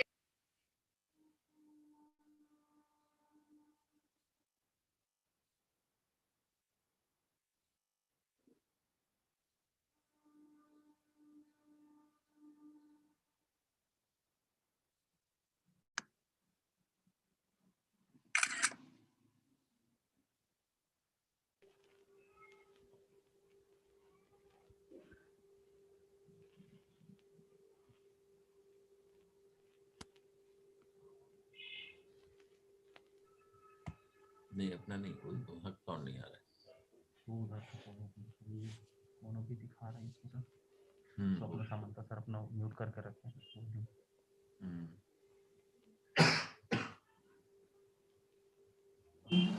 sir unmute करो doctor Samanta sir voice नहीं है there is no voice We cannot hear you, not audible, sir. In 2016 to 2017, ACON took up the slogan on prevention of childhood blindness. Prevention childhood blindness and save the future of the country. Under this project, starting from Patna in December 2006,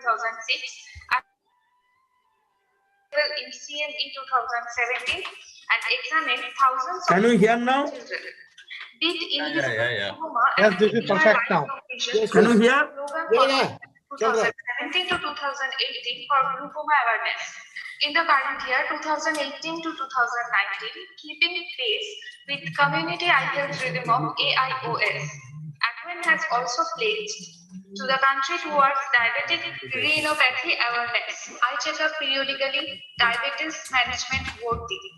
The ACONian all over the country kept them engaged in different community eye health activities such as rally publicity, screening, case detection, and referral service.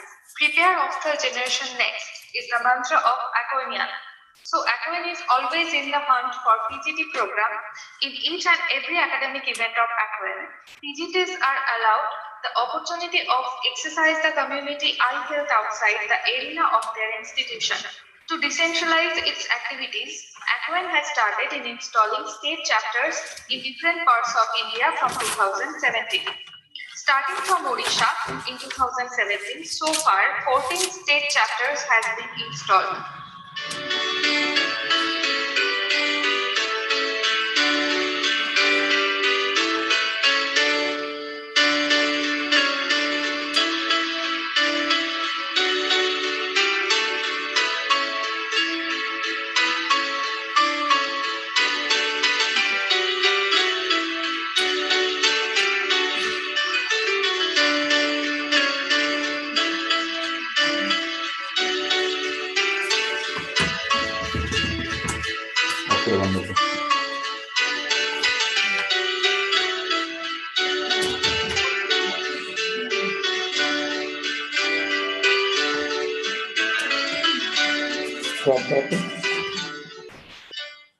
On the occasion of ACON Kanpur 2019, the association has launched ACON Drishti Ratha Yatra in Uttar Pradesh from 14th of September 2019. Starting from BHU, it flagged off from Jaipur village, Varanasi district, and traveled 2,500 miles of Uttar Pradesh in 21 cities and interacted with 500 ophthalmologists and more than 2,500 community eye health personnel. The journey was ended in Kanpur on 17th of October.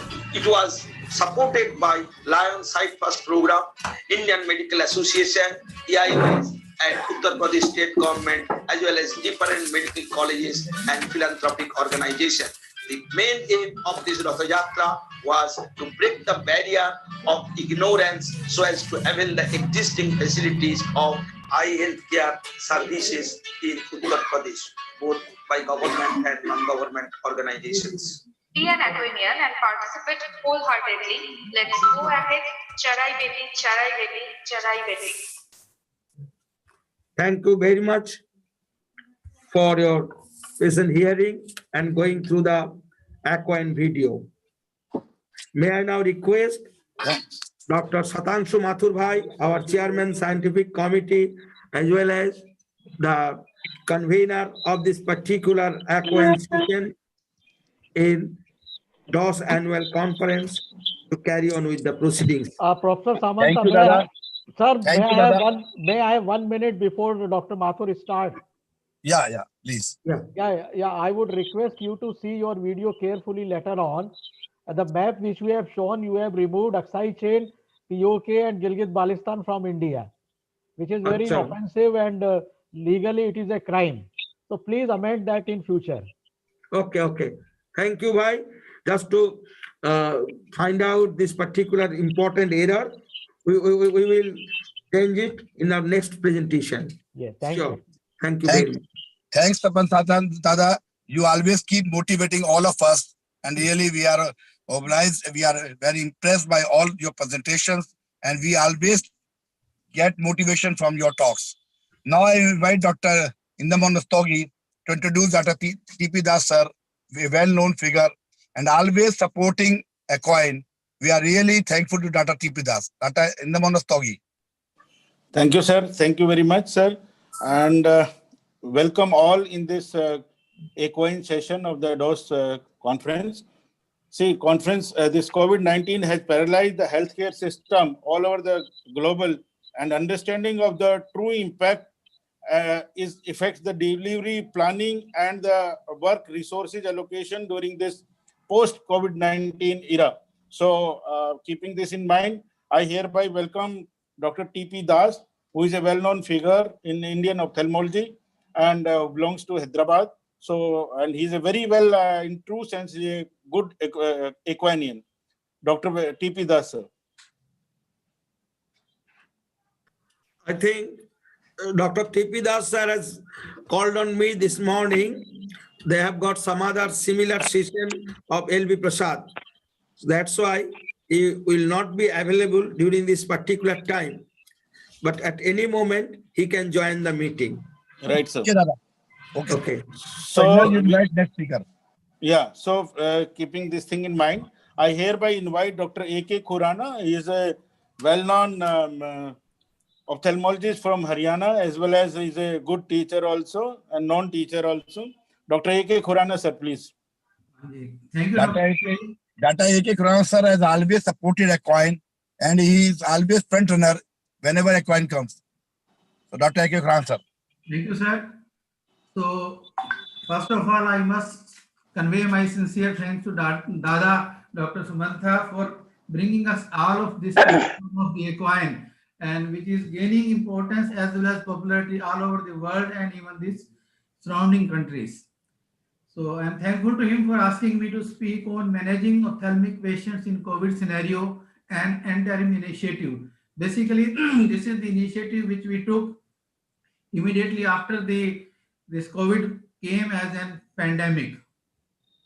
So as we all know that the COVID-19 reported first case in China in December and has already celebrated its first birthday, and it has spread to the worldwide very soon and very quickly.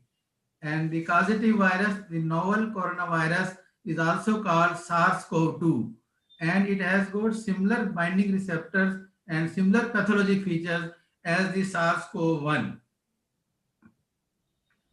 So as the cases of this COVID-19 started increasing, it was soon addressed and recognized and reported that ophthalmologists were at risk, just like dentists and ENT surgeons, more than the general physicians and surgeons.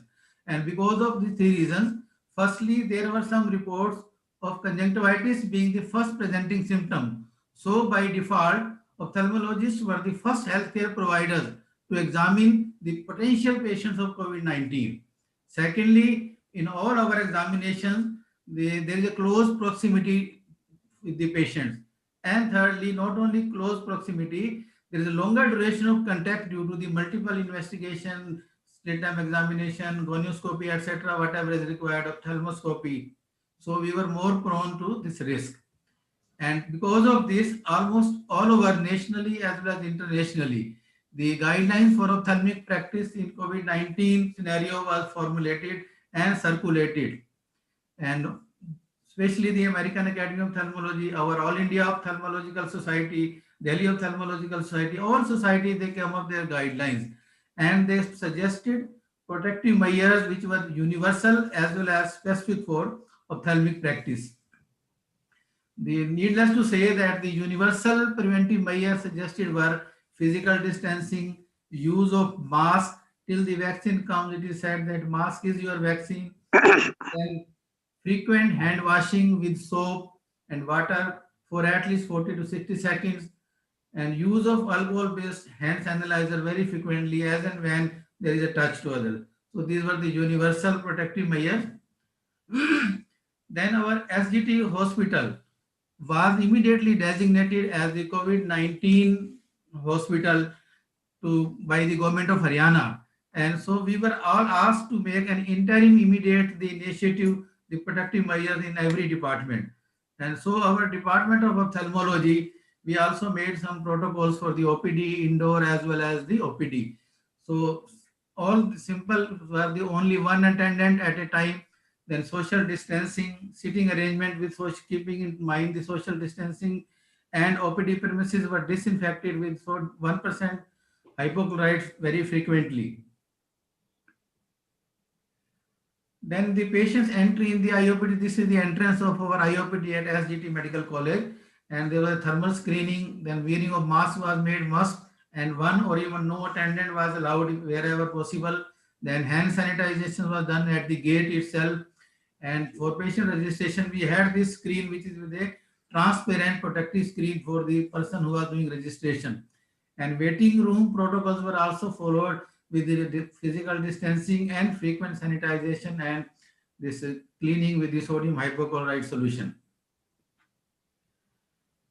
Then we made these two rooms. One room is, if you see that there is a glass partition. So for history taking and preliminary checkup, we designated this room. So whatever the patient was to speak, only in this room, so that even the patient speak, there no droplet transfer was there. And patient was instructed, whatever you want to tell, write, give in writing or whatever, so that during examination, patient was not supposed to speak much. And the slit-lamp examination and other ocular examinations then carried out with the doctors fully equipped with the PPE. This is, I am talking of the scenario, initiative scenario, when our hospital was labeled as the exclusively COVID hospital. And routine surgery, as we all know, that they were stopped. Only emergency operative procedures were allowed. And this is the one operative we had to do, this phacomorphic glaucoma. So PPP for all OT staff was provided, and all universal precautions were taken. And usually, if there are more than one patient, only one patient at a time, and 20 minutes time out between each surgery was given. And disinfection of the OT was done after each surgical procedure as per guidelines by the Center for Disease Control and Prevention. So whatever we did, we also made a small video presentation for it and circulated. So I'm just sharing for about 3 minutes video from SGT Medical College. Please listen to it. It is a matter of pride that SGT Medical College and Hospital has been designated as quarantine and treatment center for COVID-19. We are proud of SGT University for such endeavors. For fight against corona pandemic, Department of Ophthalmology is fully prepared.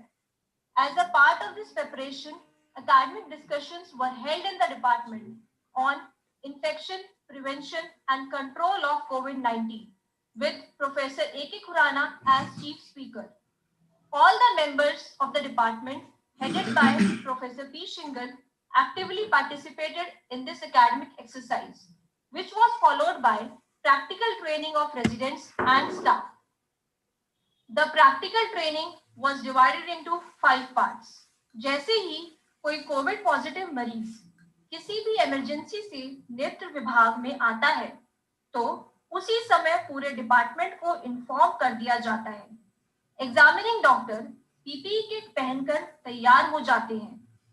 दरवाजे पर ही यह सुनिश्चित करा जाएगा कि मरीज ने mask लगाया हुआ हो। मरीज के हाथों को सैनिटाइजर से सैनिटाइज किया जाएगा। सबसे पहले सोशल डिस्टेंसिंग को ध्यान में रखते हुए मरीज की प्रिलिमिनरी जांचें की जाती हैं, जिसके लिए शीशे के बैरियर वाला रूम बनाया गया है। उसके जरिए हम मरीज की बीमारी के बारे में पूछताछ करते हैं। यह सब इसलिए किया जा रहा है ताकि एग्जामिनेशन करते दौरान मरीज के साथ कम से कम संपर्क रहे। यदि किसी मरीज को मशीन से देखने की जरूरत लगती है तो उसको दूसरे रूम में भेजा जाता है। जांच के दौरान मरीज से एरोजोल एक्सपोजर को कम करने के लिए एक ब्रेथ शील्ड को मशीन में अटैच किया गया है। साथ ही नो टच टेक्निक का उपयोग किया जाता है। मरीज की फाइंडिंग और ट्रीटमेंट अलग प्रिस्क्रिप्शन स्लिप पर लिखी जाती है। मरीज को देखने के बाद मशीन को 70% आइसोप्रोपाइल अल्कोहल स्वैब से साफ किया जाता है।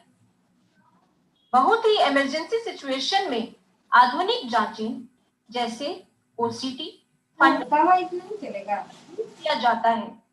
उसके साथ बढ़ती जाती है। बच्चे के लिए तो उसके लिए सारी सुविधाएं हमारे विभाग में उपलब्ध है। डॉक्टर्स की पूरी टीम पीपीई किट और N95 मास्क पहनती है। ऑपरेशन के बाद ओटी एरिया स्टेरिलाइज किया जाता है और इंस्ट्रूमेंट्स को डबल ऑटोक्लेव के लिए भेज दिया जाता है। हराने के लिए इस महामारी को उठाने होंगे कई कदम। मिलकर एकजुट हो आगे बढ़े आप और हम। सेवा में है हाजिर नेत्र विभाग हर पल हर बार। एसजीटी हॉस्पिटल की मंजिल है कोरोना की हार।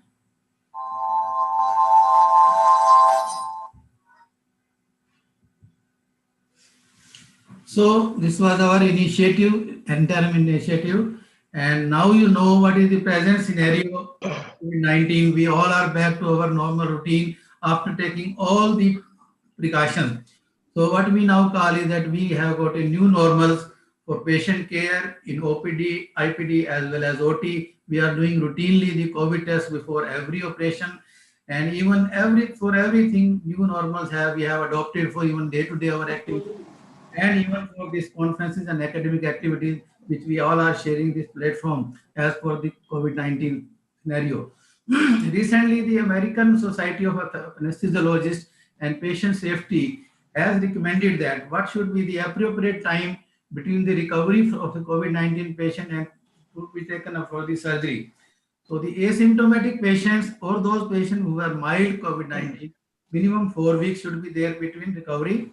And for the symptomatic patients who were not hospitalized, 6 weeks gap should be there. And for the symptomatic patients who were hospitalized or those who were having comorbidities, minimum 10 weeks gap should be there. And those hospitalized in ICU and then recovered, minimum 12 weeks is recommended. I think anesthesiologist has given these guidelines for giving anesthesia, but I think there is no harm if we follow these guidelines for even the surgeries under local anesthesia. So to conclude, I will like to say that life never stops, life goes on, rather nothing stops but molds. The sooner we learn to mold ourselves, the better it is, and hope sustains life. Let us hope a very happy new year with the corona vaccine, and thank you very much for patient hearing to all of you. Thank you, sir.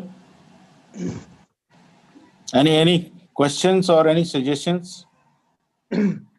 Yeah, Dr. Khurana sir has spoken very nicely about the COVID. One or two things like want to just to like what other like this is a very appropriate way, more authenticated one. Another thing like we can adapt to RT-PCR testing also can be done if we are taking a patient for surgery. So before that, the recent protocols like which we are following in AIIMS Rishikesh for ophthalmic patients, that consecutive 2 RT-PCR tests should be negative before we take up a patient. If in case if this is an emergency like ocular trauma or something like we consider a relative emergency, then we have to take it into the COVID OT only. Otherwise, prefer to have RT-PCR test. So we are doing routinely now both. Yes, sir. So that is also we are taking this way. And Thank you, sir. like we are holding a COVID screening actually area where with the all PP kit everything, and we are actually screening the patients there first, and only those patients whom we feel like now they need further investigation in ophthalmology, then we only ask those patients to be shifted to the OPD only. So not all patients, so that to curtail several people who are coming actually, so which can be disposed of actually with the preliminary examination. So, and thirdly, refraction part we are not tackling nowadays, only like very rare only, or some maybe like some staff people like those who we know very well the status. So Dr. Khurana sir, you have prepared a very well presentation. Thank you very much. Thank you, sir. Thank you. So I request from the panelists, if they have any other opinion, different opinion than Dr. Sanjeev Mitra and Dr. Khurana, please give their opinion.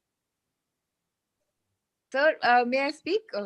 Dr. Yeah, Khurana, sir, please, Manisha. Yeah, as please. usual. Yes, sir, good afternoon. Sir, Dr. Khurana, sir, as usual, wonderful and outstanding presentation. And I saw the list. Actually, it made my job easier because I had to speak on community ophthalmology at this time. So we are facing certain problems in the availability of PPE kits and all. So initially, it had to be done for everybody. Now what we are doing is just wear a cap and mask and gown if possible and gloves in the OPD. It's not provided. And the other thing, as sir has already said, COVID testing for all patients if the emergencies are being operated. So there's a difference between the ideal and reality, and you have to do your best and keep your hopes up to bridge that gap. We are still living in India, but we are very happy and blessed to have these patients, even those who demand refraction. And schools and colleges are closed, they all land up in the IOP. So thank you so much, sir. Thank you, Manisha. Now I request Dr. Indamon Stogi to invite next speaker. Yeah. Thank you, sir. I hereby invite Dr. BNR Subudhi, sir. Dr. Subudhi is a very well-known name, and no meeting of the equine is complete without him. So, Dr. BNR Subudhi, sir. Thank you. We all know Dr. BNR Subudhi. He is the next in command after Dr. Dada in equine. We all are following his command for a long time. Dr. Subudhi, sir. Thank you, Dr. Satanshu, Dr. Inder. Good afternoon, all my fellow Econians. I thank the DOS to give us, day before yesterday, 2.5 hours, and today another 2 hours of their time for Ecoin. So thanks to Professor Namrata and her team. As Professor Khurana has told that we are in the late stage of COVID, but still COVID is there in many parts of the country. And I think we have to take all the precautions what he has prescribed. So my topic is teleophthalmology in the COVID era. The corona has given us a lot of new things. One thing, we are sitting in the webinar instead of a physical conference. That's one contribution. And second contribution is the teleophthalmology. So I will be speaking something about the teleophthalmology in the last few months and coming years also. The coronavirus disease is a pandemic and had a huge impact on the medical practice, especially ophthalmic practice. And our branch is the hardest hit specialty in terms of reduction in caseload with the mandatory lockdown, shutdown, and restricted transports. Most centers were almost closed down. You can say they were seeing only the emergency cases and post-operative patients only. Now things are a little bit improved. Now we are seeing at least 30 to 40% or 50% of patients in our OPDs and the hospitals. In the present context, I would say that in the last few months, telemedicine has gained much importance and popularity. What is telemedicine? The telemedicine is nothing but is a delivery of healthcare services, where distance is a critical factor, by all health professionals using information and communication technologies for the exchange of valid information for diagnosis, treatment, and prevention of disease and injuries. research and evaluation, and by the continuing education of healthcare providers, all in the interest of advancing the health of individuals and their communities. So it is integration of 4 things: medical science, communication technology, biomedical engineering, and information technology. And it has got several components. The major components are teleconsultation, telediagnosis, teletreatment. So the patient, the local doctor consult the specialist, obtains the line of treatment. Teleeducation, teletraining, what we are doing in the past few months, every day, I think we have got webinars, and people are now, they did not fed up with Corona, but they are fed up now, these webinars. Telemonitoring and telesupports.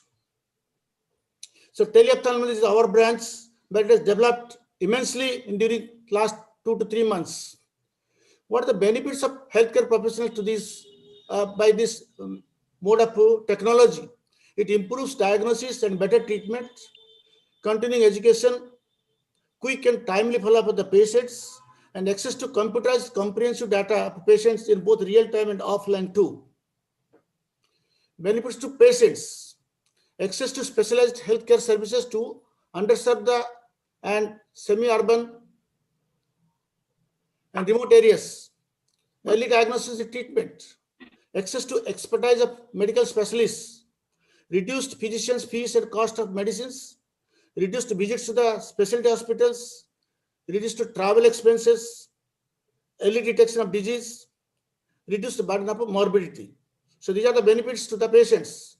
Advantages: the most important advantage is the community ophthalmology or community outreach, where the patient could reach without physically coming to the doctor, avoiding unnecessarily referrals, and saves time and cost of traveling. And biggest advantage is the prevention of transmission, when everybody is feared of coming out of the house, and this teleconsultation has given at least healthcare to the people residing in their home. Barriers: what are the barriers? Why this is, not taken easily in the last few months? Because it was unfamiliar with us, both doctors and the patients. Patients' dissatisfaction, inaccuracy, Yes. and poor vigilance in clinical science. No, in my view, it should not be encouraged. In my views, yes. Almost the patients sitting No, face it to should not be face, encouraged no at all. satisfaction, then patient through the Criminal, screen. sir. I'm sorry, can I? No, it's not unethical. It's criminal. They shouldn't be allowed. Communication gap, no proper investigations, and poor internet connectivity. Because many rural areas, they don't have internet, and even the internet is also, it is not completely continuous. Doctors' hurdles, because high cost of initial investment, patient not happy to pay consultation fees for online consultation, connectivity issues in 2-tier and 3-tier cities, complex operating system for both doctors and the patients. And the biggest issue is the online privacy. There's a hacking of the data. That's the most important thing, is the challenge in during this teleophthalmology issues. And teleophthalmology, thus, whatever may be the advantages, disadvantages, but still I think it is the proven to be the need of the hour, which has surely brought us much more closer to the community. Because last few, almost 1 year, you can say, the community service is stopped. It's paused. We are not able to reach the community. The people are suffering in the rural areas and unserved areas. What to do? Probably this is the answer. And teleophthalmology has been successfully used in 3 modes. Screening for diseases. Screening has been successfully for diseases such as diabetic retinopathy, glaucoma, and refractive errors at community level. For diagnostic purposes, and of course, long-term follow-ups. And incorporating AI, the artificial intelligence is developing as a separate science. If you incorporate both teleophthalmology and AI, then probably for community screening, it will be quite helpful. You need not have to go to the community. It can be screened by the paramedics and trained health workers. Example, diabetic retinopathy. If the paramedics take the photographs and AI selects which patient is to be needed treatment, which patient needs only follow-up. So this is the advantage of AI. So there is no physical contact with the patient.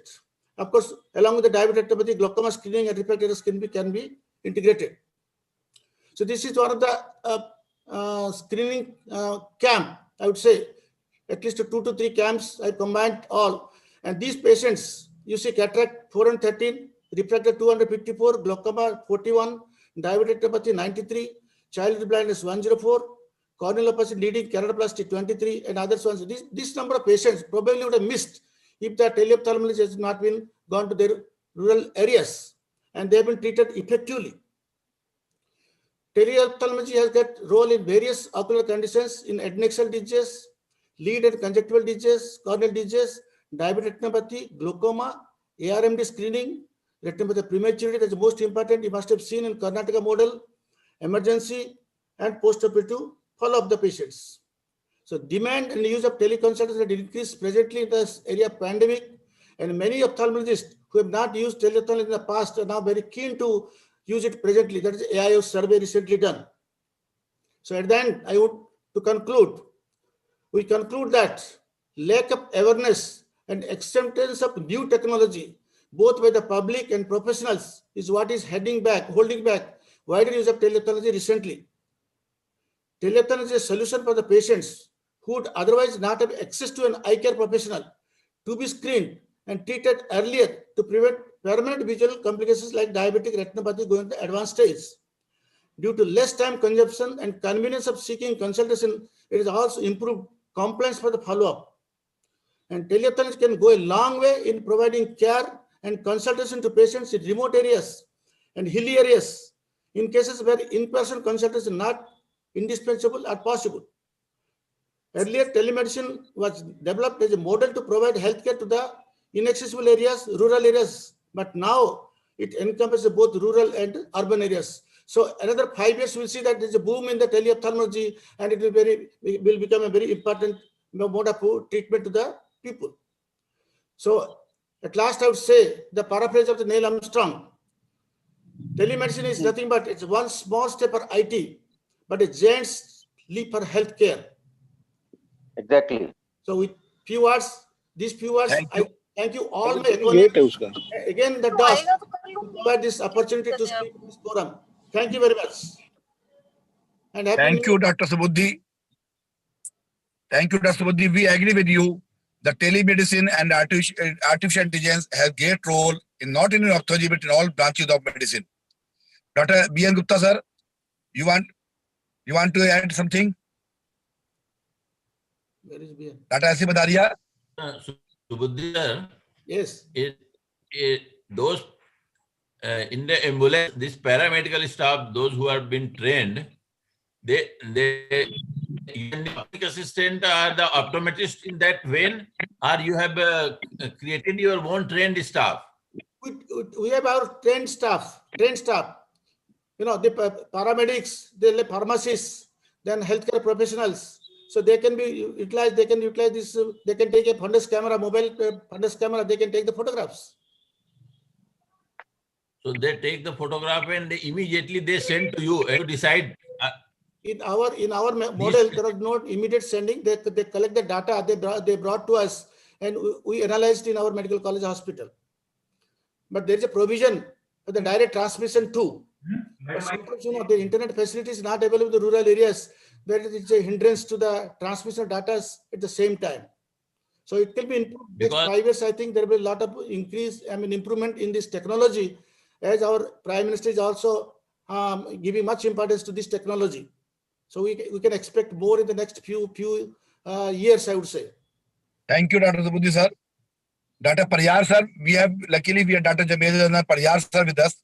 Sir, what is the future of telemedicine, as per your opinion? So he's not able. Dr. Inder, you invite the next speaker. Sir, unmute, sir. Yeah. Yeah, Paryar, sir. Yeah, I could hear you. The National Medical Council has already recognized telemedicine, and telemedicine has to stay now. Yeah. It's no doubt about it, but there will be lot of improvement and we are getting the like this virtual conference. You have an excellent arrangement. Same way the telemedicine will also have a revolution in due course of time. But healing touch and eye-to-eye contact will remain as main sheet anchor of the treatment modalities. Thank you, sir. Thank you. Inder? Yes, sir. Thank you, sir, Dr. Subudhi, sir. So next speaker is Dr. Manisha Rathi. She is a professor in ophthalmology department and she is a state coordinator of Haryana. True Econian at heart. Dr. Manisha Rathi is going to speak on current practice in ophthalmology. Thank you.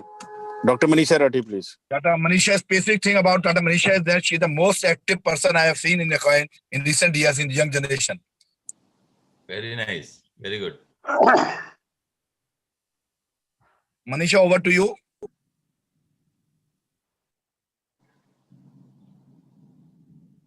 Good afternoon. I am Manisha, Professor and Head of Glaucoma in RIO. I am also the Counselor for the Haryana chapter of ACOIN, which is our premier association for community ophthalmology in India. What is our focus? Use of outreach programs and methods to decrease eye diseases at the community level. So the prevalence of eye diseases, the socioeconomic impact on the community are important, and we have to structure specific programs. Which is a vital community ophthalmology organization, NPCB, which detects cataracts, increases cataract surgery, undergoes school health screening and refractive services. What are our challenges in COVID area? Establishing a protocol and strategy to provide service without overcrowding, creating safe and effective hospital setting, risk versus benefit calculation, and we all know it's an ongoing pandemic. Ocular surfaces are a potential mode of transmission, and ophthalmologists and other healthcare workers with us are highly prone into getting infected by this disease. Where will it lead? Let us discuss the consequences of this pandemic on the community ophthalmology practice as we know today. So we will talk about certain key factors, such as what is the backbone of community ophthalmology? Primary health centers or vision centers, prevent overburdening at all centers, maximum screening at PHC level, reference only of emergency cases. This is our OPD in December 2020. So crowd control becomes a big issue, and we have to constantly strive to keep the patients and us safe from this disease. Protective gear is a must. Basic and practical protection, face shield, mask, gloves, and sheets for the slit lamp are being used in our center. All patients have to also enter with a mask. Sanitizers are used. This is the type of examination, social distancing, which can be done at the PHC level as well. As you can see, one patient is being examined, the other is waiting. Everybody has a mask. The doctor is also wearing a gown and cap and face shield. So you have to install large protective plastic sheets on the slit lamps and regularly sanitize all the equipment to minimize the risk of danger contamination between the patient and the ophthalmologist. So this is our center in which we are examining a patient with gloves, cap, mask, and the patient is also wearing a cap and mask. You have to minimize the droplet contamination. OPD management at the PHC level and at every level, disinfection of all instruments accompanying breath shields, the tonometer tips, keyboards, desks, door handles, chairs. So the government has been very generous and is supplying us with sanitizers and the shields as well as protective eye goggles and face masks regularly to all the personnel. Social distancing must be implemented, which is not as easy to do as say. So you block alternating seats and limit the number of cases, prioritize those who require emergencies. This is our OPD in which we have managed, but you can still see two patients sitting together because they came together. So all you can do is try your best to make sure one seat is empty between all the patients. Risk benefit ratio is very important. You balance the need to provide care and save the site with the risk of contracting COVID-19. Consider it in each patient and discuss this with them. You can postpone the activities such as school vision training. Anyway, the schools are closed, but you'll be surprised at the number of children who land up at our OPD. Eye screening camps for cataract and diabetic retinopathy have also been postponed. In the pupil dilatation, the healthcare worker does not touch the patient. We instruct them to pull the lower lid down, or a use of a bud can be used to pull the lower lid down. Avoid using occluders. occlude with the palm of the patient for testing the visual acuity, and near vision charts should be illuminated, held with gloved hands by the examiner to avoid any form of contact. The optometrist tells the patient should not speak during the examination. Avoid touching the hand or face, only touch the trial frame. The metal rim should be cleaned with alcohol-based sanitizer after each patient. So this is at our center.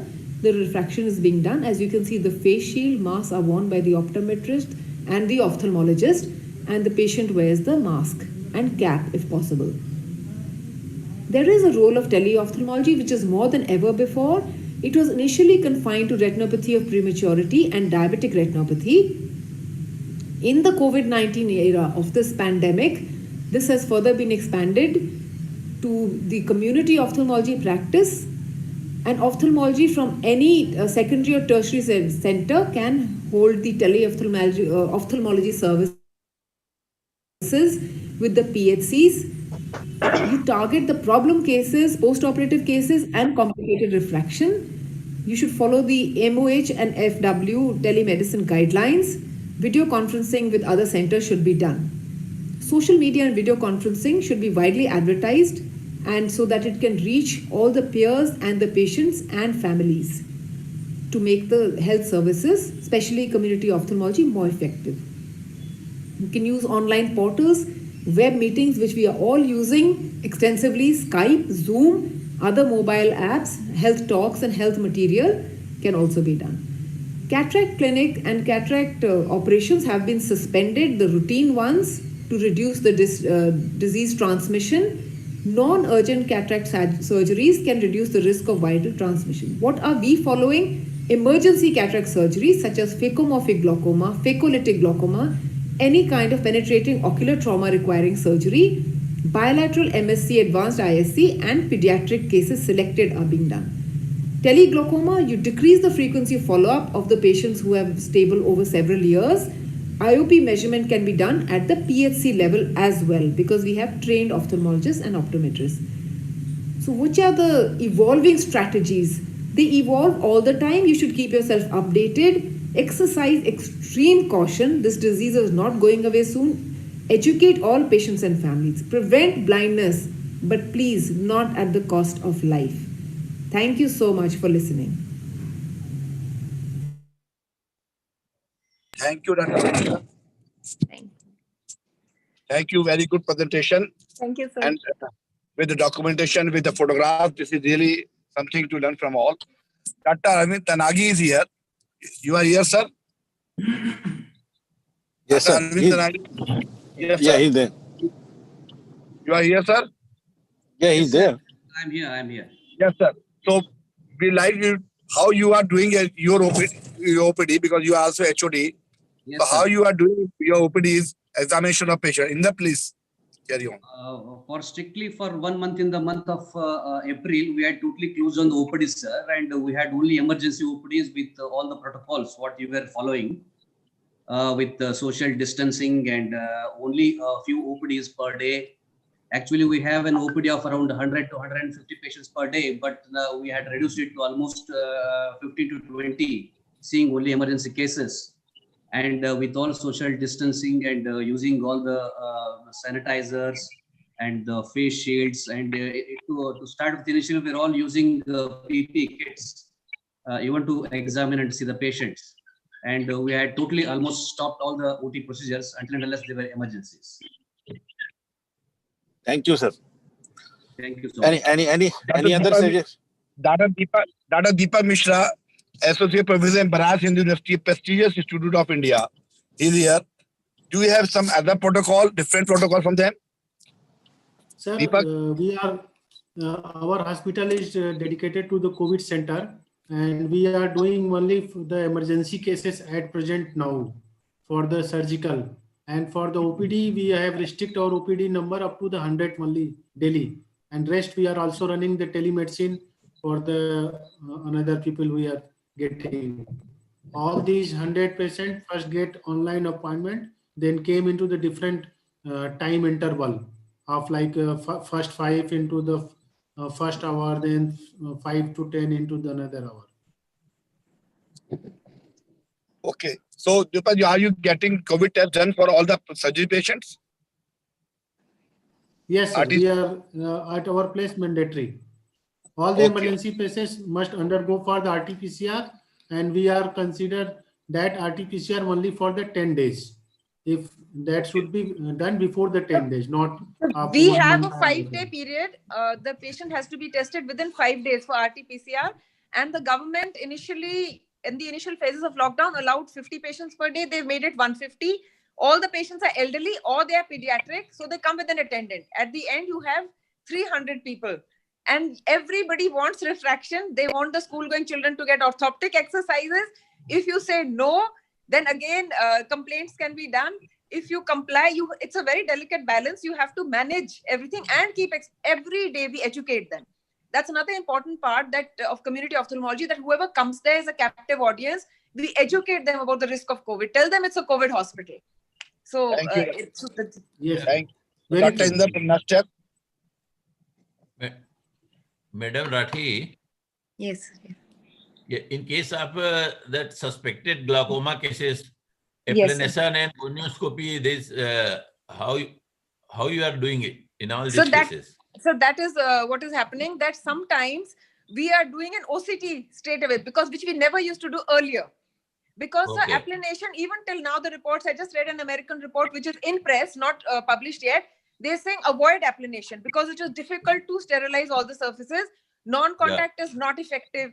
So what you do is you really clean the Schwartz tonometer very well. So you get an idea. If there is an abnormal intraocular pressure, then we do an applanation and again sanitize.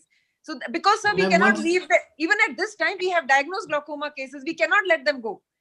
Suspect glaucoma, whoever walks in. So we are still carrying out the screening. But in each patient, we are taking a call to see, you see the fundus. Again, you try to see through the slit lamp. You try to see with 78D, 90D rather than doing a direct ophthalmoscopy. So it is an ongoing struggle for the doctor as well as the patient and the world. This disease is not. So what is your suggestion? I would like to ask the glaucoma suspect, sir. So we can have discussion after one thing. the talks. So this is really a difficult time, especially for glaucoma and retinal persons, and we have taken our own pathway how to manage the things. So Inder, you can invite next speaker. We can have discussion. Yeah. Thank you, sir. Thank you. Thank you, Dr. Manisha Rathi. Now hereby invite Dr. Arvind Tinagi, who is the head of the department of JNMC Belgaum, and who is going to speak on compliance of the glaucoma medicine in the community. Prescribing is another thing and to follow up is another thing. So Dr. Tinagi is going to give us a nice brief of this. Dr. Tinagi, please. Thank you, sir. Thank you, Dr. Rustagi, for inviting me.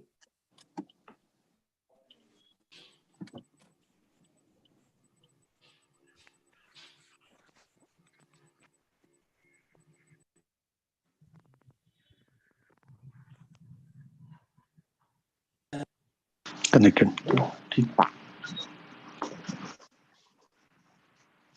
Hello, Rustagi sir, am I visible? Yes. Yes, sir, you are visible. Yes, yes. Very good afternoon, all. I'm happy to see all stalwarts in ophthalmology. First of all, I would like to thank DOS and also the and Dr.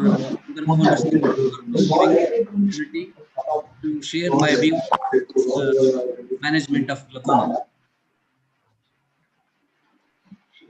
Glaucoma is the sneak robber of the sight, as the diminution of vision occurs gradually over a prolonged period of time without any symptoms signs. It is usually recognized only when the disease is reasonably advanced. Glaucoma is ranked the second most common etiology of avoidable blindness among the diverse populations in the world. In India, among population aged over 50 years, the prevalence of blindness in glaucoma is 13.76% and prevalence of visual impairment is 1.99. In India, with a prevalence of 5.5%, glaucoma stands at 5th position among the cause of blindness. It is also vital to estimate the visual impairment secondary to glaucoma at different phases of the disease. The Thessaloniki eye study suggests those who live 20 years without treatment, around 20 to 30% of the patients will be blind in one of the eyes. Noteworthy number of being considerably visually impaired. The early manifest glaucoma trial predicts an annual worsening of the visual field by 8% among the untreated glaucoma patients. A significant impact on the patient's performance of important activities occurs due to the visual impairment. The Salisbury Eye Evaluation Study says association between visual field loss and falls, mobility limitations, and the resulting reductions in the independent skills. Individuals of glaucoma having a visual field loss have higher rates of motor vehicular accidents. All these factors limit the degree of independence in patients suffering from glaucoma, leading to compromised quality of the life. With the management of glaucoma, although novel, glaucoma is a treatable, and the primary objective of glaucoma therapy is to prevent progressive vision loss, disability, and the blindness. A successful long-term pharmacological therapy is of paramount importance in the lowering of intraocular pressure. This required the strict adherence of patient to the prescribed ophthalmic eye drops as the treatment of choice. Coming to the barriers of compliance in glaucoma medication, the fact that patients with glaucoma are not reminded by the disease process itself of the importance of taking medications as prescribed, unlike other diseases like angina in myocardial infarction, anuria in case of renal diseases, etc., etc. It doesn't have symptoms. And the major barriers in the compliance are the illiteracy. Unable to read and write, the patients don't know about the disease, they don't know about the treatment aspects, they don't know about the complications and the consequences of the disease process. So this is being one of the major, especially in the Indian subcontinent. Second one is ignorance about the disease and need for chronic therapy. Although the patient is literate, but the patients are ignorant about the disease process, the pathology, the pathogenesis, and also the need for chronic therapy of the glaucoma. And the old age, since glaucoma is seen in the older ages, the barriers like forgetfulness, lack of memory, other conditions like Alzheimer's disease and all may also lead to the impairment in the treatment of glaucoma. And also lack of family support, especially for the elders, should be there to help them, to take them to the hospital, to talk to the clinicians and ask them to use the medications, at least buy them the medications, etc., etc. Lack of family support is also one of the barriers. Then the most important one is the high cost, which is very important. And you know, the most, the higher generation of anti-glaucoma medications are not less than 500 rupees per vial nowadays. So this is really difficult for a common man or poor patients to buy and go with the chronic medications for years together. So the pharma companies and also the government of India should initiate some this thing for breaking the cost of these medications at a lower cost. Then the other barriers like multiple medications, usually the elder patients will be having the diabetes, hypertension, the cardiac conditions, and the use of multiple medications. Sometimes the patient may forget and they may feel this glaucoma medication is not important and it is not life-threatening, and they may try to not use these medications or the use of these medications for diabetes and cardiac conditions. So that should be stressed upon. And the complex dosing, especially in the treatment of eye disease itself, in case of combination therapy for treatment of glaucoma, so the dosing should not be complex. For example, if you are using timolol maleate eye drops, and if it is not sufficient, we are using the combination of dorzolamide, so 4 times a day, and timolol 2 times a day. So that should be properly maintained, and that has to be made by the patient to understand about the complexity of the dosing. Then inability to understand the instructions is also an important factor. Most of our pharma companies will print the instruction in English only, and many of our patients may not be literate in English. So I feel one of the local language of the state has to be printed on the boxes or the bottles of these anti-glaucoma medications. And loss of prescription, as this is commonly seen in the older patients, the loss of prescription patients tend to leave the prescription paper on the table of a pharmacist or on the table of a doctors themselves, and this may have some problems. And the next one is the busy scheduling of the patient. Especially this happens with the politicians, the industrialists, the doctors, advocates, who are very busy in their life-to-day activities or their professions. So for them, we have to stress on the use of these medications very correctly and promptly. The patients are noted to conduct improper drop administration technique. So they have to be taught to use the medications properly. And I'll just explain the next slide. And poor aim of drops can result in under-treatment and disease progression. On the contrary, repeated attempts can lead to excess medication administration and over-treatment, and with higher medication costs and increased risk of side effects. The side effect of some of the eye drops was another barrier, like stinging sensation in the eyes or bitterness in the mouth after drop installation. And contact of tip of the eye drop container to the eye or skin has consequences that range from contamination to trauma, redness and irritation, etc. Then strategies to improve the compliance are educating the patient and the family.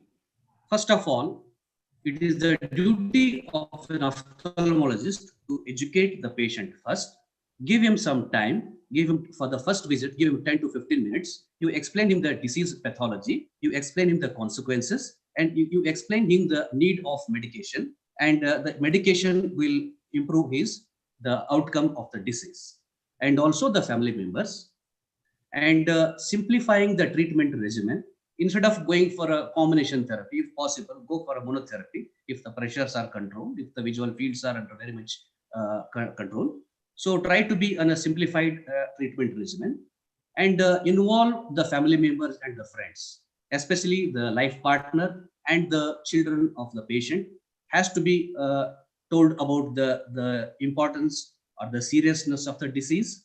And also they have to support the family, especially the spouse has to support this thing, and the children have to also support, and if they are not there, the friends has to be told.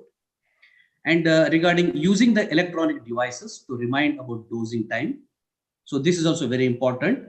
So nowadays we can use our mobile phones, keep alarms for using the medications. So this has also become very easy now. Then customizing the treatment regimen to the patient's lifestyle is also very important. You cannot have just a uniform regimen for all the patients all the time. It depends on the profession of a patient. If the patient is a farmer, there's a different regimen. He's free in the morning and evening, so you can ask him to use twice daily medications. If the patient is a pilot, he'll be having night duties, night shifts and all. You cannot ask him to use in the night, so you have to change your timings. So that is also very important. Depending on the profession and the lifestyle, you should customize the treatment protocol to the patients. And trigger and support the self-care impulse by highlighting the consequences of not treating the disease and providing the educational materials. We can have short films and short videos which will show the consequences of not using the medications and the patient going blind, etc. And the patient has to be educated about that. The use of cues such as placing the eye drops by their bedside or next to the toothbrush, and incorporating the time for taking drops with other daily activities such as brushing the teeth, watching the news at the night, eating breakfast and dinner, or while taking other systemic drugs, they have to be scheduled. And we have to give ideas for the drug companies, like modification of the bottle designs to get eye drops consistently and accurately, what is called as metered dosing. Okay, this is the duty of the pharma companies. And regarding the exact correct technique of using eye drop installation is first grasp the lower lid near the margin with the thumb and the index finger and pull out toward create a pouch in the lower cul-de-sac. Then afterwards, then without touching the dropper tip to any ocular structures, position it above the eye by a direct visualization just before releasing a drop. Look upward. The third step is allow the drop to settle by gravity into the lower cul-de-sac before releasing the eyelid. And the last one is with the drop in the place, close the eyelids and apply pressure to the nasolacrimal duct or forced eyelid closure for at least 2 minutes to minimize the drainage and systemic absorption. This is how the eye drops have to be instilled.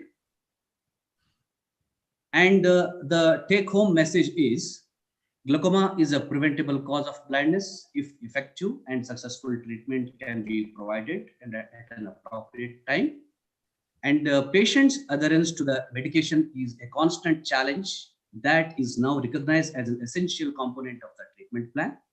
Although there are numerous socio-economic factors that have been associated with poor compliance, these factors must be addressed at the societal level as opposed to the clinical level.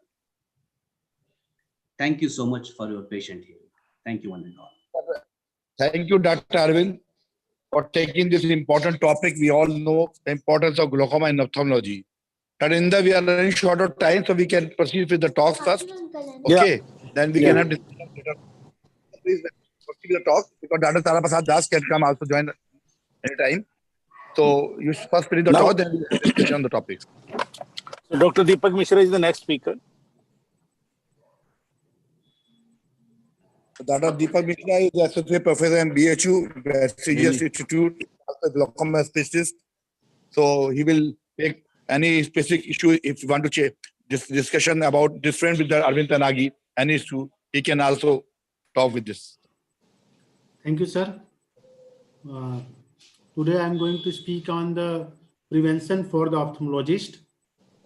There is no financial interest, and why prevention is required. It is just shown here in the map that in each and every part of the country is suffering from this disease, this pandemic, and everywhere we are fighting with it. So what are the benefits when we prevent us only as an healthcare delivery system or health personnel? We can protect ourselves first of all, then protect our patient. If we are protected, we have to take care of protection, then we can also prevent our patient. And finally, by taking care, we can prevent our family, community, and everyone. So we are the person who are responsible for our own protection, protection of our patient, and the protection of our family.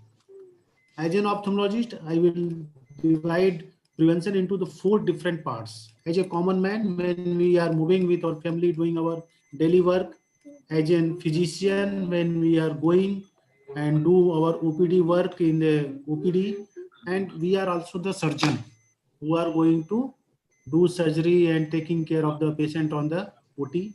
And finally, when we are doing a COVID duty in the screening area or in the sampling area, different places, then we have a different role.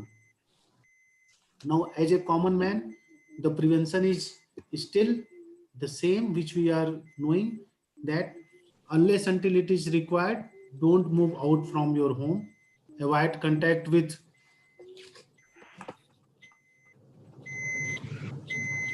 any handshake.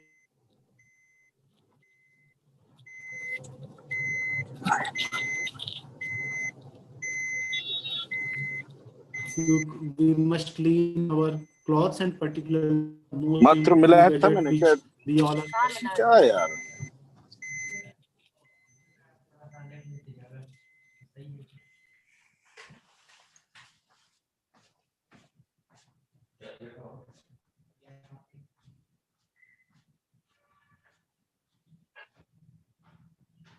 to check our patient. Our department is something in which the requirement of these equipments are more as compared to another while doing our job in the OPD. And we have to know that this is the persistence of COVID virus on the different surfaces, where in the steel or the aluminum is having the smallest contact period or persistence. However, these plastics are having larger duration. So, and in our OPD, we are having same type of material by this. So we have to take care of these materials also. This is as in usual normal settings, and here you can find out each and everything. Something is made up of wood, then something by plastic, then something by metals, and we are rubber. We are touching each and everything on OPD.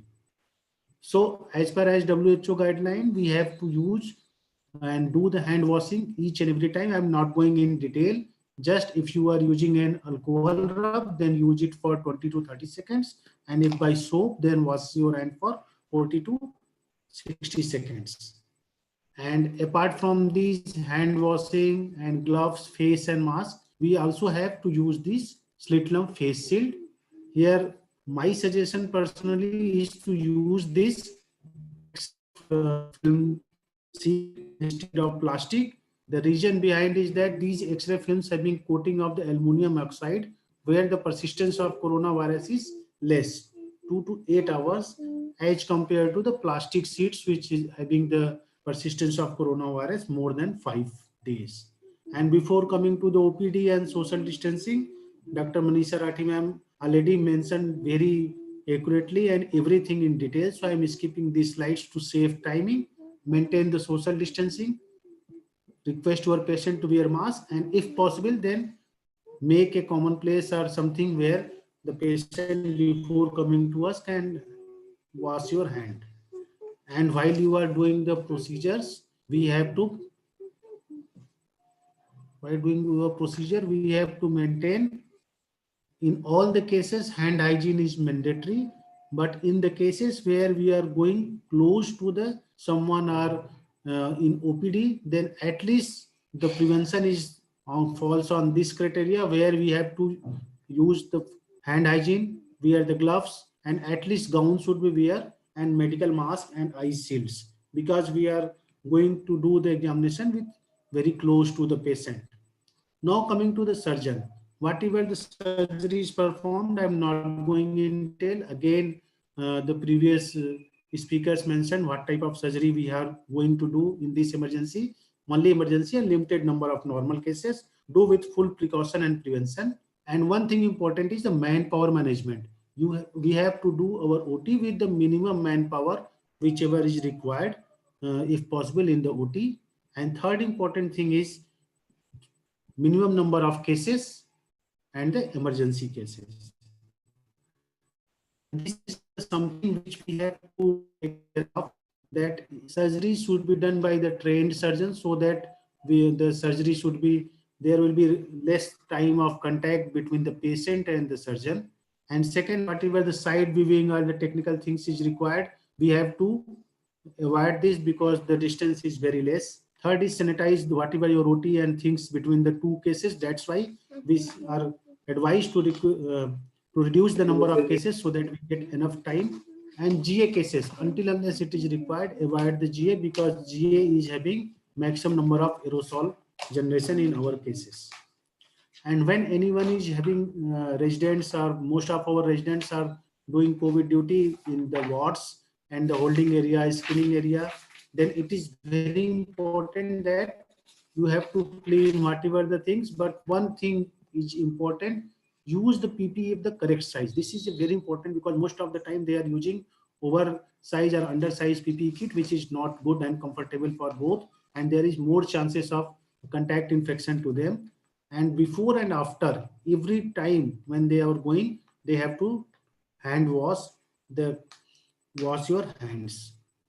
And during this COVID duty, it is very important to follow the 5 movements, or the movements of the WHO rule for the hand hygiene. And previously chloroquine and now ivermectin prophylaxis is given by the guideline time to time. So these any health worker which are going to in contact should use the prophylactic measures.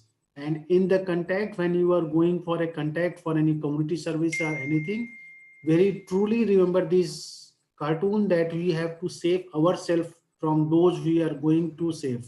And whenever you are visiting to the community survey or anywhere, first inform the local police so that they are knowing health personnel are moving. Go with the whole precautions of the COVID and move with the team, not individual that I am going here and there. And be wise and understand the situation of the mob or the mentality where you are going into the community. So take all the precautions and be safe during the community survey too. And at the end, I would like to conclude, don't be panic. Don't be yourself in a fear zone that yes, this is a COVID case or non-COVID case. Use your learning zone, whatever the things, recognize what you are trying to do best to prevent this complication and grow your zones slowly. Take all the precautions as the audio and everything has been prescribed and shown by Professor A.K. Khurana sir very nicely, that what we are going to do and how we can manage the things. And we hope that in New Year will brings us some good vaccine, which may be useful for us.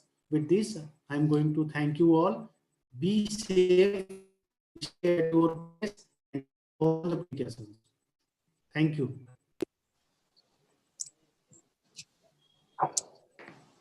If there is any question, please.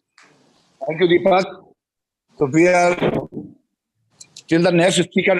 Please invite the next speaker. Until the next speaker comes, Dr. Rajesh Joshi is here. Dr. Rajesh Joshi, your comment? Any comment? And next, in there, please invite the next speaker. We are running short of time. So hereby I request Dr. Jianshu Sen Gupta, who is going to speak on antibiotic prophylaxis. Dr. Rajesh Joshi. That was a good talk, Dr. Please. I just have one query. Now most of the things have opened up, no? And you must be getting more and more patients like cataract patients who are in waiting or glaucoma patient. You still follow the same protocol or your protocol has changed now? We are slightly changed. Previously, we are closed everything. Whatever the lockdown 1 or 2 are there, only the emergency cases. Now we have seeing almost 100 to 150 cases based on the appointment with the precautions, and for the surgeries too, we are now doing some of the routine cases and some of the emergency services. This is the change which we are. Yes, Dr. Rakesh. The specific protocol, or you go with the previous protocol only?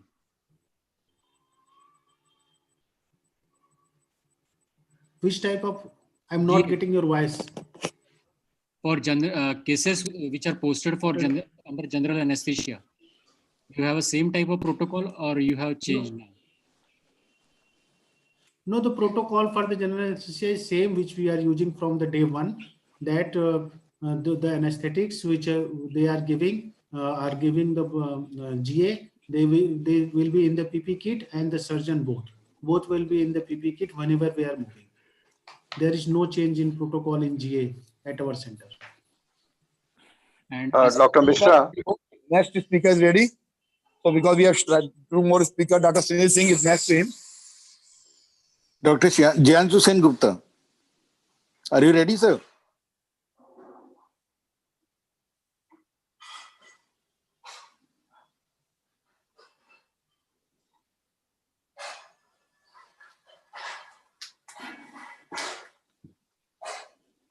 Yeah, he is there, I think.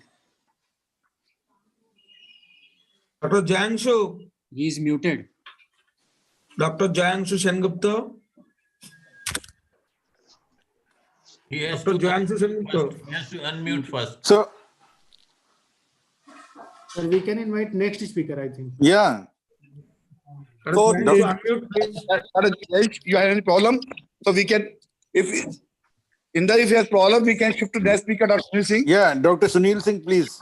If Dr. Sunil Singh. In time, Dr. Joshi, you get ready with your presentation. Yeah, Jianshu is there. Jianshu is there. Am I audible? Yeah, you are audible very much. Dr. Mathur? Yes. Yeah, you are audible, sir. You can go ahead, sir. You can go ahead. Audible.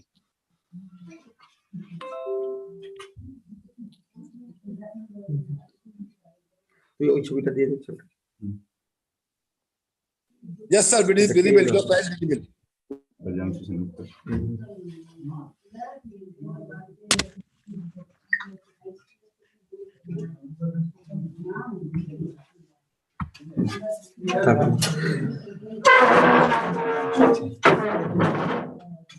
Hello, is my screen now visible? Yeah, it's visible, sir.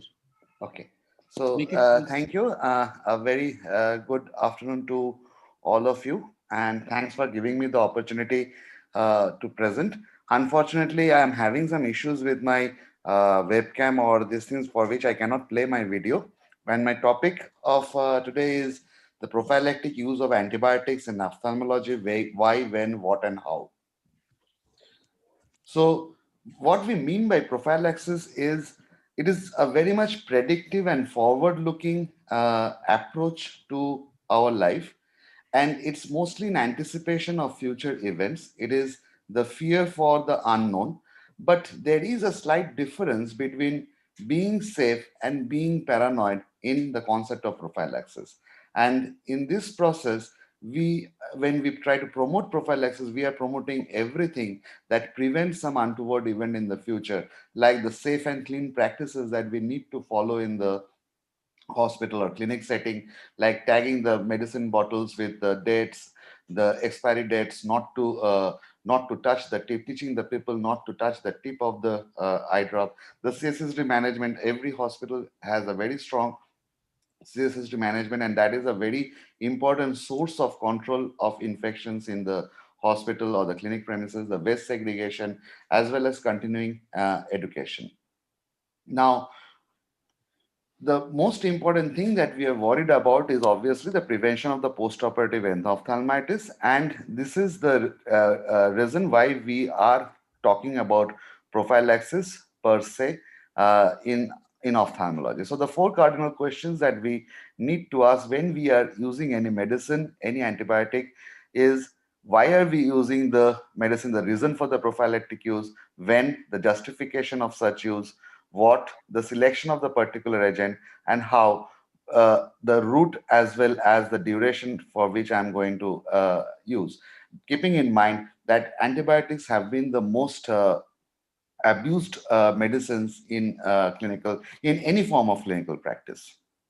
Now, why it is important is because we all know that like any other surface, our ocular surface is also covered with a lot of commensals, which mostly comprise of the coagulous staphylococcus and the staphylococcus aureus, as well as the pseudomonas. They form majorities, around 60% of the commensals, and these commensals, they play a dual role. On one side, they are the source of organisms for the ocular infections, as well as they are also the defense organisms for prevention of pathogen colonization.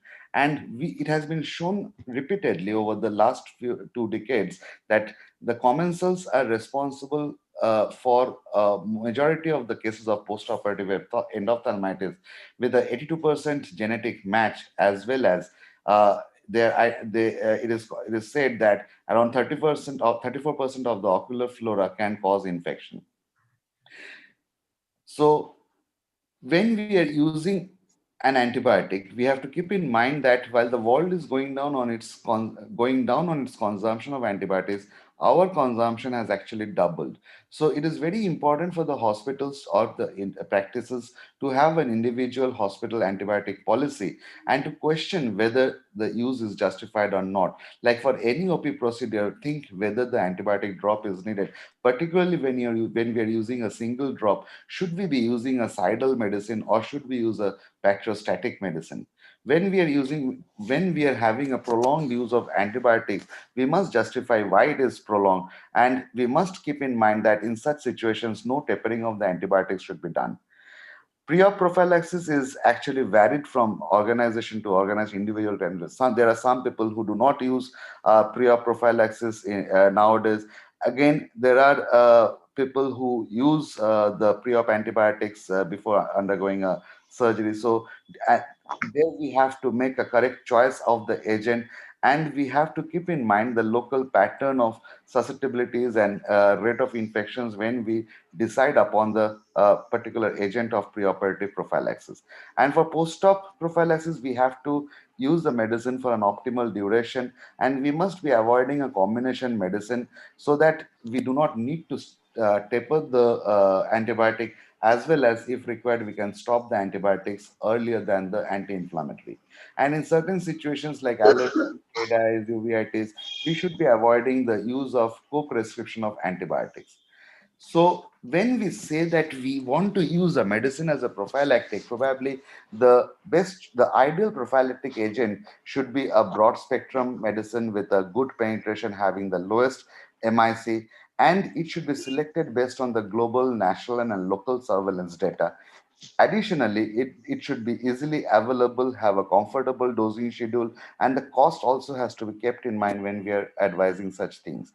And based on this, over the years, a lot of trials have taken place, like the ARMOR study, the Ocular Trust, the MARSA trial, and recently the ASCEX trial. All these have given us an idea about how the antibiotic susceptibility is changing across the world, as well as we have a very important study from southern India, which from Dr. Lalita, which shows antibiotic resistance pattern in bacterial isolates in infective keratitis, which gives us an idea that though in India we are not different in terms of resistance pattern of Staphylococcus aureus or the coagulose negative staphylococci, and we have a relatively susceptible pattern of the Pseudomonas, but again, we are having increased resistance towards the ciprofloxacin, and we are having fewer resistant cases towards the newer generation, fourth generation fluoroquinolones, that is the gatifloxacin and the moxifloxacin. And if ciprofloxacin has been the biggest addition to ophthalmology using our life, the biggest challenge at this point of time is overcoming the ciprofloxacin resistance and also the emerging resistance to the moxifloxacin. Whereas gatifloxacin has been showing a wider range of susceptibility as a single agent and the highest sensory pattern. And obviously, the trend is towards using a higher concentration of gatifloxacin as a prophylactic agent if we want to cover our gram-positive as well as gram-negative bacteria to have to prevent an untoward post-operative event. Now, as we said, that fourth generation fluoroquinolones, they have become a major medicine of choice because of it can be used as a monotherapy. There is a single agent having a broad spectrum of coverage, having the lowest MICs, and it has a good penetration with an adequate concentration in the aqueous, and with the use of the higher concentration, availability of the higher concentration of gatifloxacin, the chances of developing resistance is much less because the concentration that it reaches in the aqueous or the tear film is much higher than the MIC 90 of majority of the molecules. Additionally, when we are using, we also have the added advantage of having the benzalkonium chloride in the medicine vial as a preservative, because it adds to the speed of kill and actually gives us a better efficiency when we are using the preoperative, when we are using the antibiotics as a preoperative prophylactic. Interestingly, we will share our hospital data. This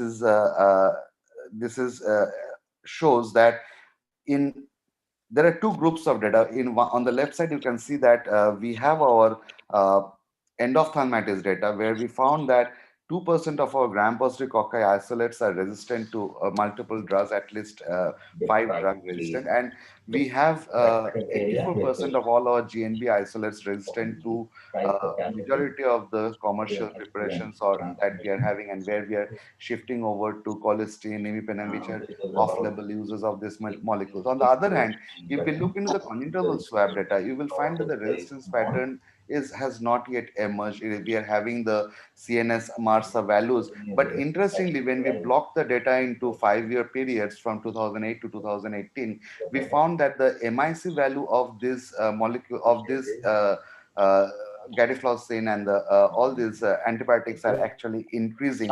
Sorry to interrupt you. Please, can you carry forward fast, because we have one more speaker. Thank you very much.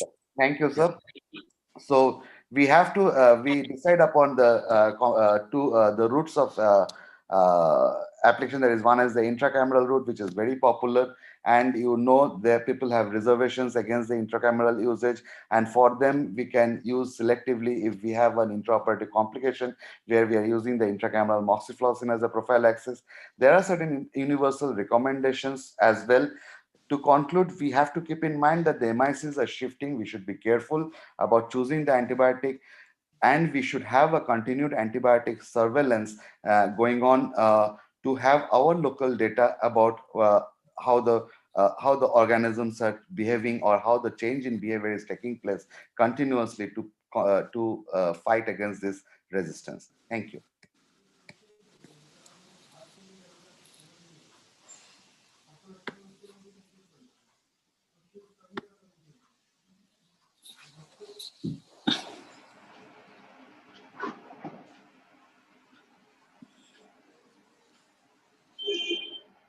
Dr. Sunil Singh. Yeah, please. Good evening. Yeah, good evening, everybody. And thanks to DOS, and thanks to Ecoin for giving me this opportunity. And I must thank especially Dada Satanshu boss, my Satanshu boss Subudhi sir, and Subudhi sir, Maderia boss, Gupta sir. And I'm starting my topic is telemedicine, old medicine in new bottle, pitfalls and remedy. As we all know, that telemedicine has become the need of the hour in these COVID times. Am I audible? Yes, Dr. Sunil. Yes. Now, why need for teleophthalmology? Because 80% of the population resides in rural area, and more than 70% of the healthcare resources are in urban areas. So most of the areas, as far as healthcare resources are concerned, is undeprived. So need of teleophthalmology.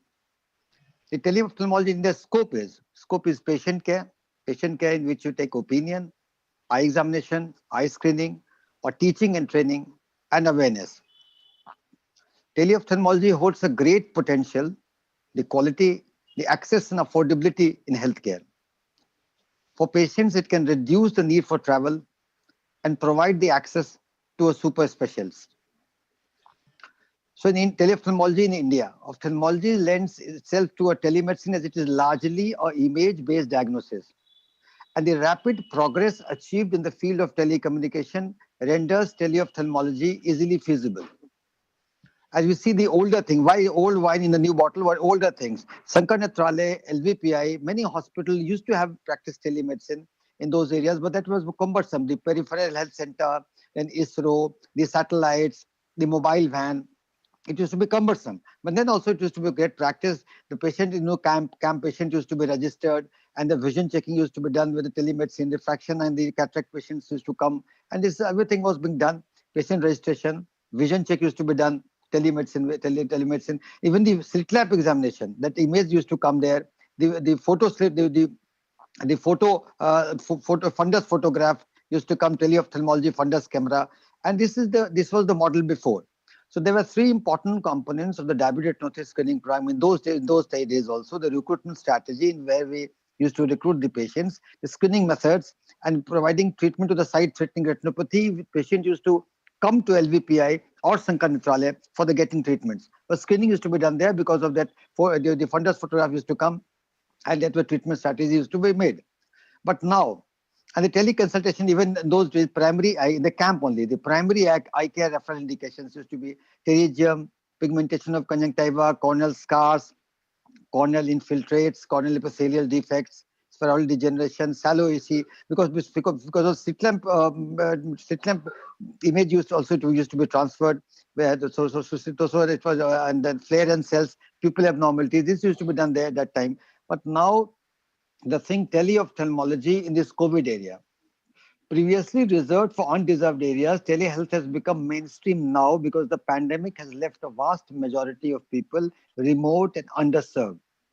The cheap, accessible, fast internet connectivity, improved teleconferencing technology, ease of transferring documents and images have made it feasible option to connect patients with their physician.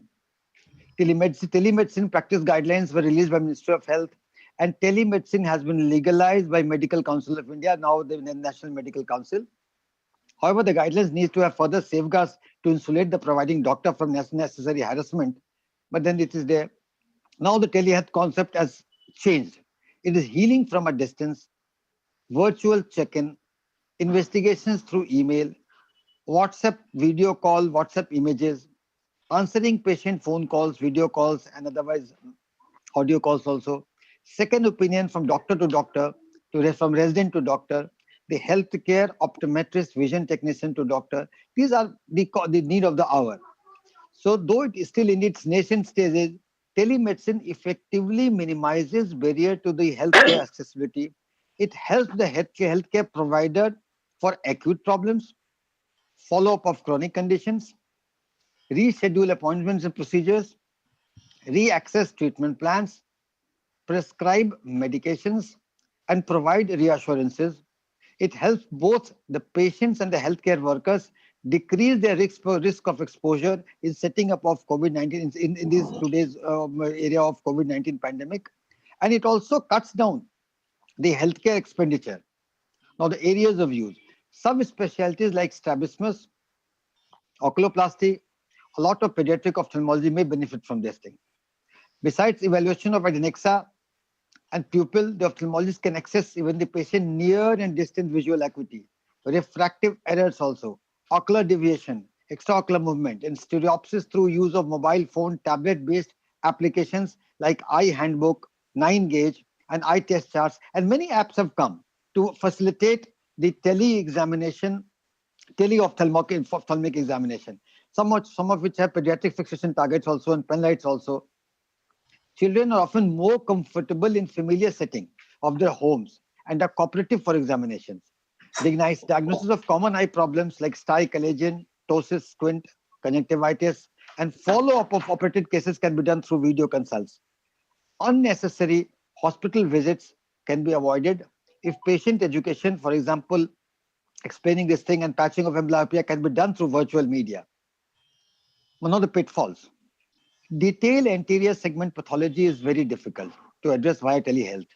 And the glaucoma examination, like the gonioscope, the tonometers, these are assessment of intraocular pressure is a hurdle. Due to inability to perform posterior segment examination, the scope of teleconsultation, the diagnosis of management of retinal and optic nerve disorders is also limited. So there are limitations of teleophthalmology. Moreover, it should be avoided in the management of emergency cases when alternative in-person care is available. When there is nobody available, okay, teleophthalmology can be of use, but if in-person care is available, so in emergency, because the golden hour will not be lost. Some patients, especially elderly, may not be satisfied with teleconsultation. Many clinical signs may be missed during virtual evaluation, and no mobile application can be accurate as in office testing. So eye-to-eye contact, in-person examination is definitely better, but there are cases, there are situations where telemedicine is of very much of use. So to arm the ophthalmologists for teleophthalmology, there are drone street lamps coming. Visual acuity app testing has been developed to have visual like Complog and Peak Acuity for all age groups has been developed. The smartphone anterior segment images is there to help in the teleophthalmology thing, because we have practiced in because of the patients used to call us in the COVID times. At that point of time, we used to get the imaginary video call then, and then we used to refer the patient to RIU, IJMS for emergency cases and all. But yes, the legal pitfalls, the liability issues are there. Potential malpractice allegation, examinations should have been performed in person. Somebody can allege image distortion causing misdiagnosis. The examination is incomplete. Power failure results in delay. Negligence prescribing based on a video examination. Negligence in the support to provide telemedicine support. So these are the issues that has been to be addressed. So the government has given the teleconsultation practice guidelines. One should know that the first thing is consent. There should be a consent. Teleconsultation fees can be same as in-person visit. Then the HIPAA, Health Insurance Portability and Accountability Act, restrictions have been removed. Public, only thing just let us all be serious about it. Public-facing platforms are not allowed, like Facebook, Live, Twitch, TikTok, Tweet, because they are not allowed, because they let others to view in exchange. So legality should be taken into consideration. There should be a proper record keeping. So the concerns are that there are certain concerns we would like to share, keeping in mind our country with the legal system that we have. We need to have more safeguards for the distance caregiver. The issues of liability and negligence has to be redressed, and the government acts to incorporate so that there should be some kind of insulation for the doctors who are practicing teleophthalmology or telemedicine. There should be proper referrals for emergency services, maintenance of records, maintenance of medical records, privacy and security of the patient records and exchange of information. The prescribing was the onus of establishing a liability or a misconduct needs to be on the patent or the seeking party, and not the provider is left to defend himself against the allegation. So there should be the insulation, or the more problems emerges, more things has to be redressed. So there should be insulation, some kind of insulation, so that there should not be any legal pitfalls for the people practicing ophthalmologists. As we slowly limp back to normalcy, we believe that teleophthalmology can be used to ease patient load and reduce unnecessary hospital visits, even in the post-COVID-19 times. But it can never substitute good clinical examination. So to conclude, I would say that what we were practicing in the COVID-19 times can still be practiced after post-COVID times, because of the underserved areas, the geographical underserved areas, the number of visits to the doctor can be minimized, post-operative follow-ups. But yes, where the wisdom is, where clinical examination is required, the patient should be called in person for a good clinical examination. So with this, I conclude, and thank you. And again, thanks DOS, thanks Ecoin, thanks Dada, thanks Namrata ma'am, and everybody for a patient hearing and for giving me the opportunity. Thank you.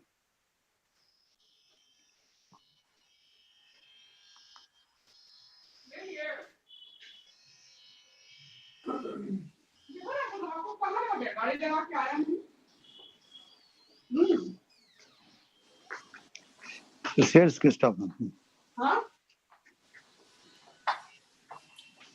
Thank you, Dr. Sunil. It was a nice talk. Actually, this is the motto of Ecoin, to reach the unreached. And I think ophthalmology has great potential in reaching the unreached in far-flung area. So definitely, Dr. Subudhi and Dr. Sunil Singh, both, you have enlightened us on teleophthalmology very nicely.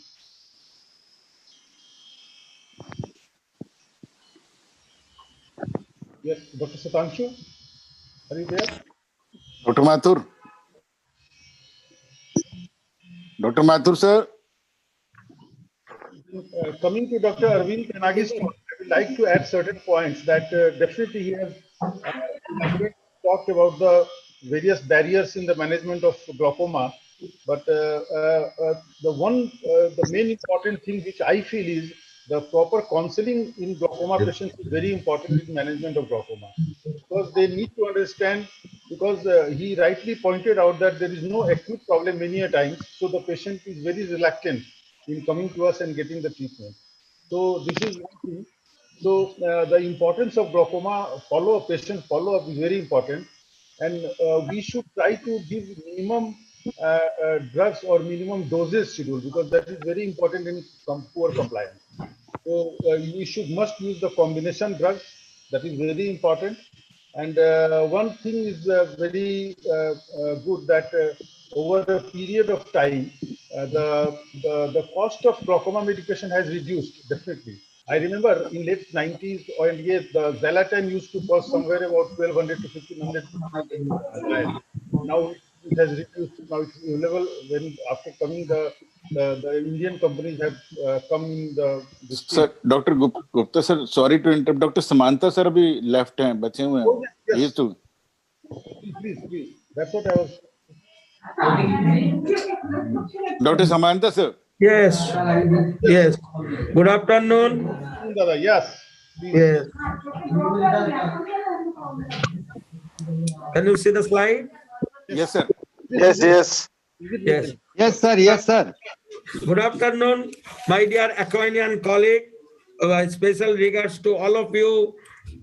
And Dr. Lalit Nepalia, Professor Lalit Nepalia, the Aquarian, who is very much enthusiastic to join all our session, and our special acknowledgement to Professor Namrata Sharma and Professor Subhas Dadia to give the beautiful platform here in DOS. So I just like to give a very small and brief deliberation of not more than 4 to 5 minutes on essential community eye health need during COVID era.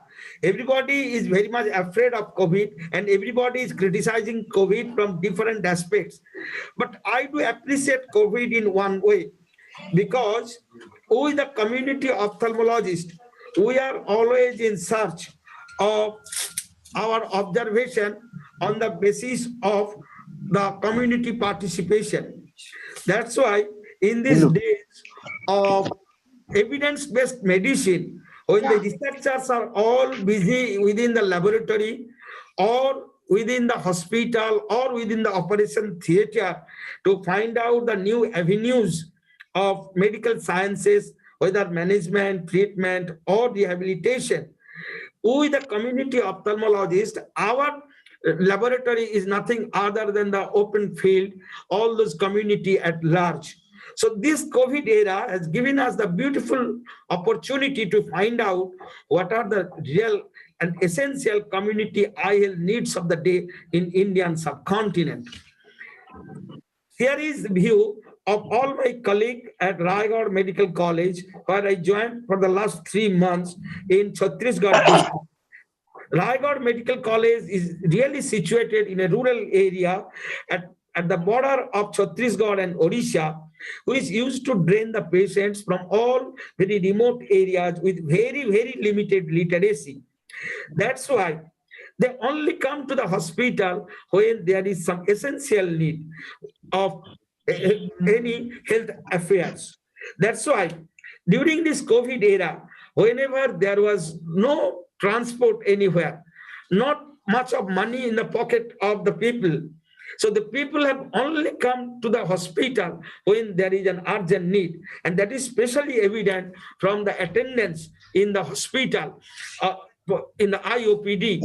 If we just go to the IOPD attendance from April to October, 1st April to 31st October, in a nutshell, it is found that the new patients attendance at Raigad Government Medical College before the COVID era was around 100. But that came down to only 10 to 15 per day, less than 10%. And those patients used to come to the hospital who has got blinding problems with urgent need. If we just recapitulate some publications in late 60s or early 70s of the last century in our All India Ophthalmological Society, we can jolly well find out that there are some publications showing the OPD attendance and the pattern of patients attending the IOPD. In those days, we have found in those publications that 70 to 75% of the patients had got very negligible complaints and negligible observations. Most of them used to come with some migraine, headache, or some very small refractive error, not some blinding eye disease. During this COVID era, this is particularly evident from OPD attendance that those patients who really need some urgent attention to the blinding disease, they had only come. And from planner's point of view, that will give us an impression that in which way we should make ourselves prepared to tackle the situation in our country. And that would give us the real picture that what is the urgent need of the day so far as eye health care is concerned. So what we found that ocular injury is the prime eye health need of the day. Next is ophthalmia, whether corneal ulcer or some sort of severe mucopurulent conjunctivitis or even ophthalmia neonatum. We have come across some cases here. And cataract, hypermature cataract, glaucoma, those patients used to come.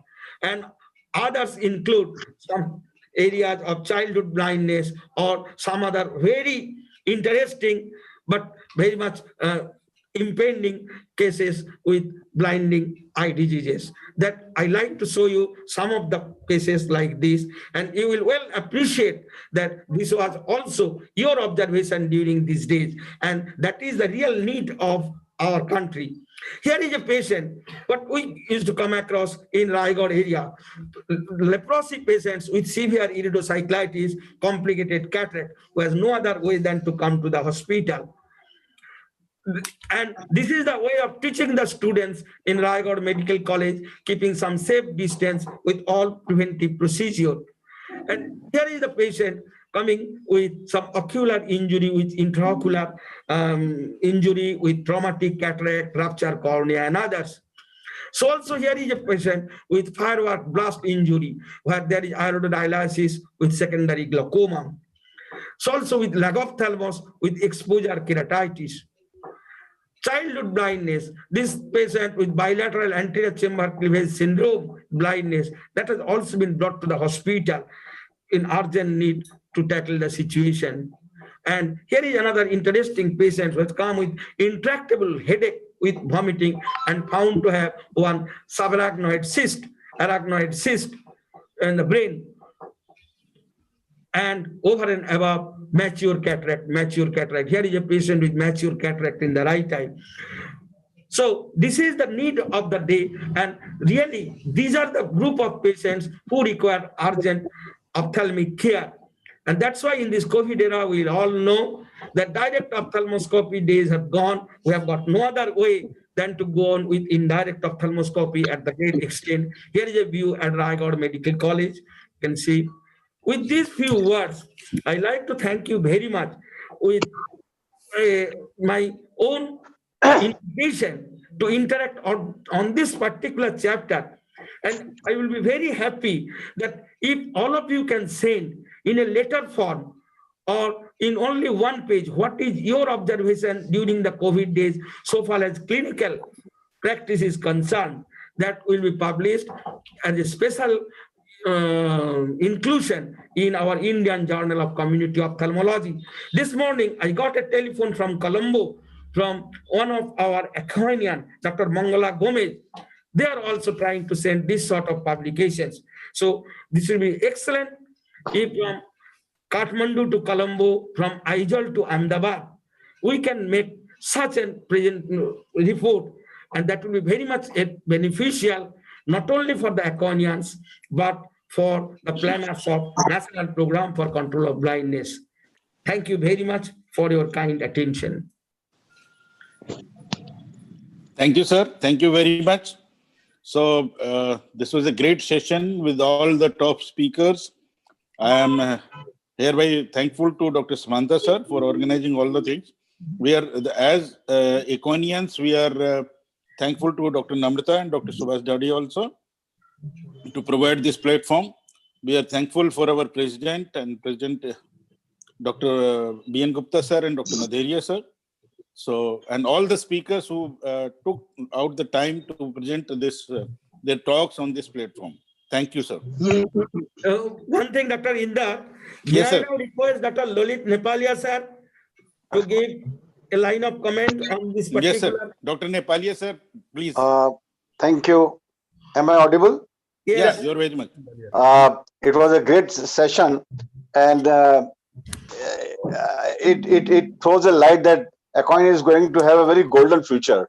We are moving in a very positive direction, and with the experienced people available in various parts of the countries to us, and with youngsters also, I think we are going to make a dent in the history of community ophthalmology. My compliments to all the speakers for a wonderful presentation, and special thanks to Dada for his unlimited, untiring efforts. Thank you very much. Thank you very much. Dr. Inder, can you announce about our forthcoming meetings of the managing committee and the state chapters? Before that, my one compliment to Dr. Dada, our Dada, Professor Sumanta, for his enthusiasm, untiring efforts. He himself is motivated and keeps all of us motivated. Great Dada, proud of you. There is just one word for Dada. He is the powerhouse of Equine. Energy.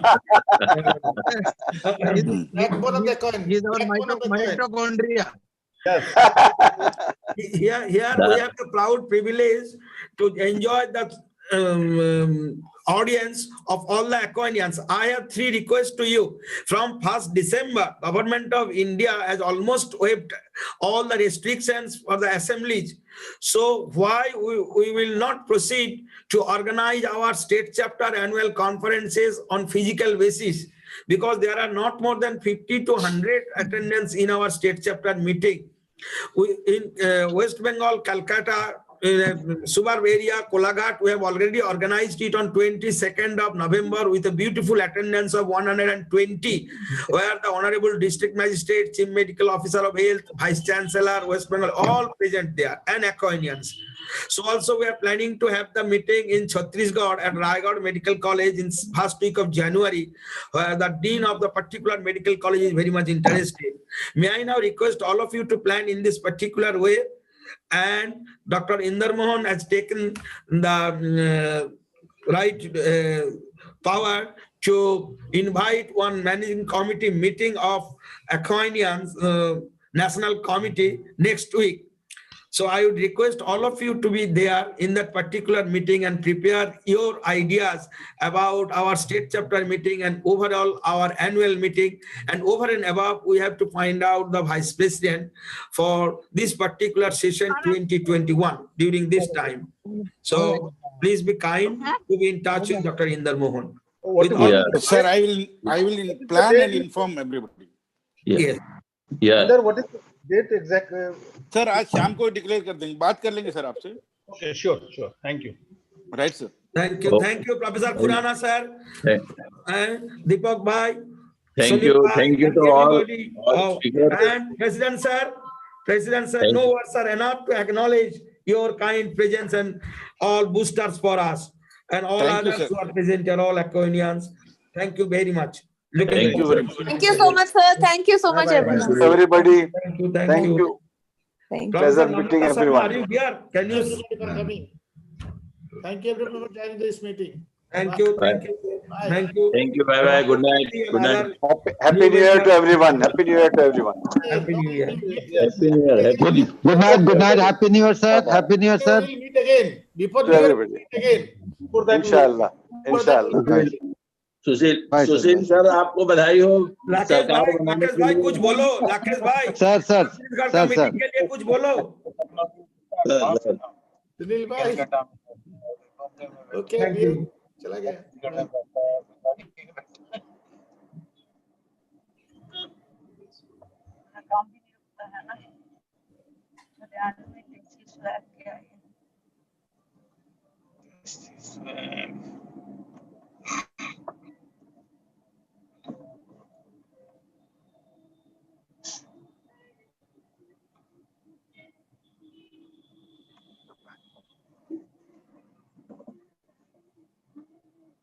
इधर भी बार cut कर देना.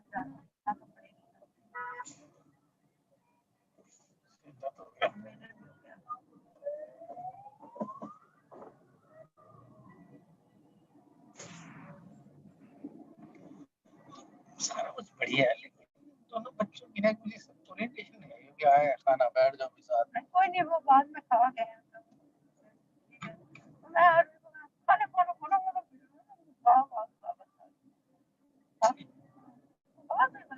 और मैंने भाना को कहा, मैंने कहा ठीक है मैं रुक जाती हूँ. यहाँ पे क्या जरूरत है रुकने की, सब ऊपर सेटल है. जब ये आ गया सब सेटल है. क्या बंदा सोचे.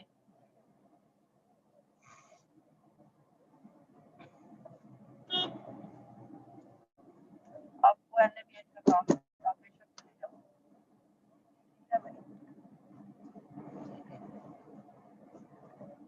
आप कब आए. आप कब आए.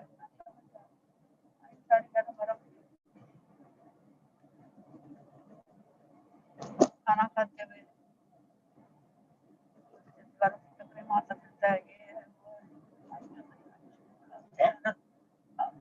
मतलब उसको आपने सुबह कहा तो आप उसको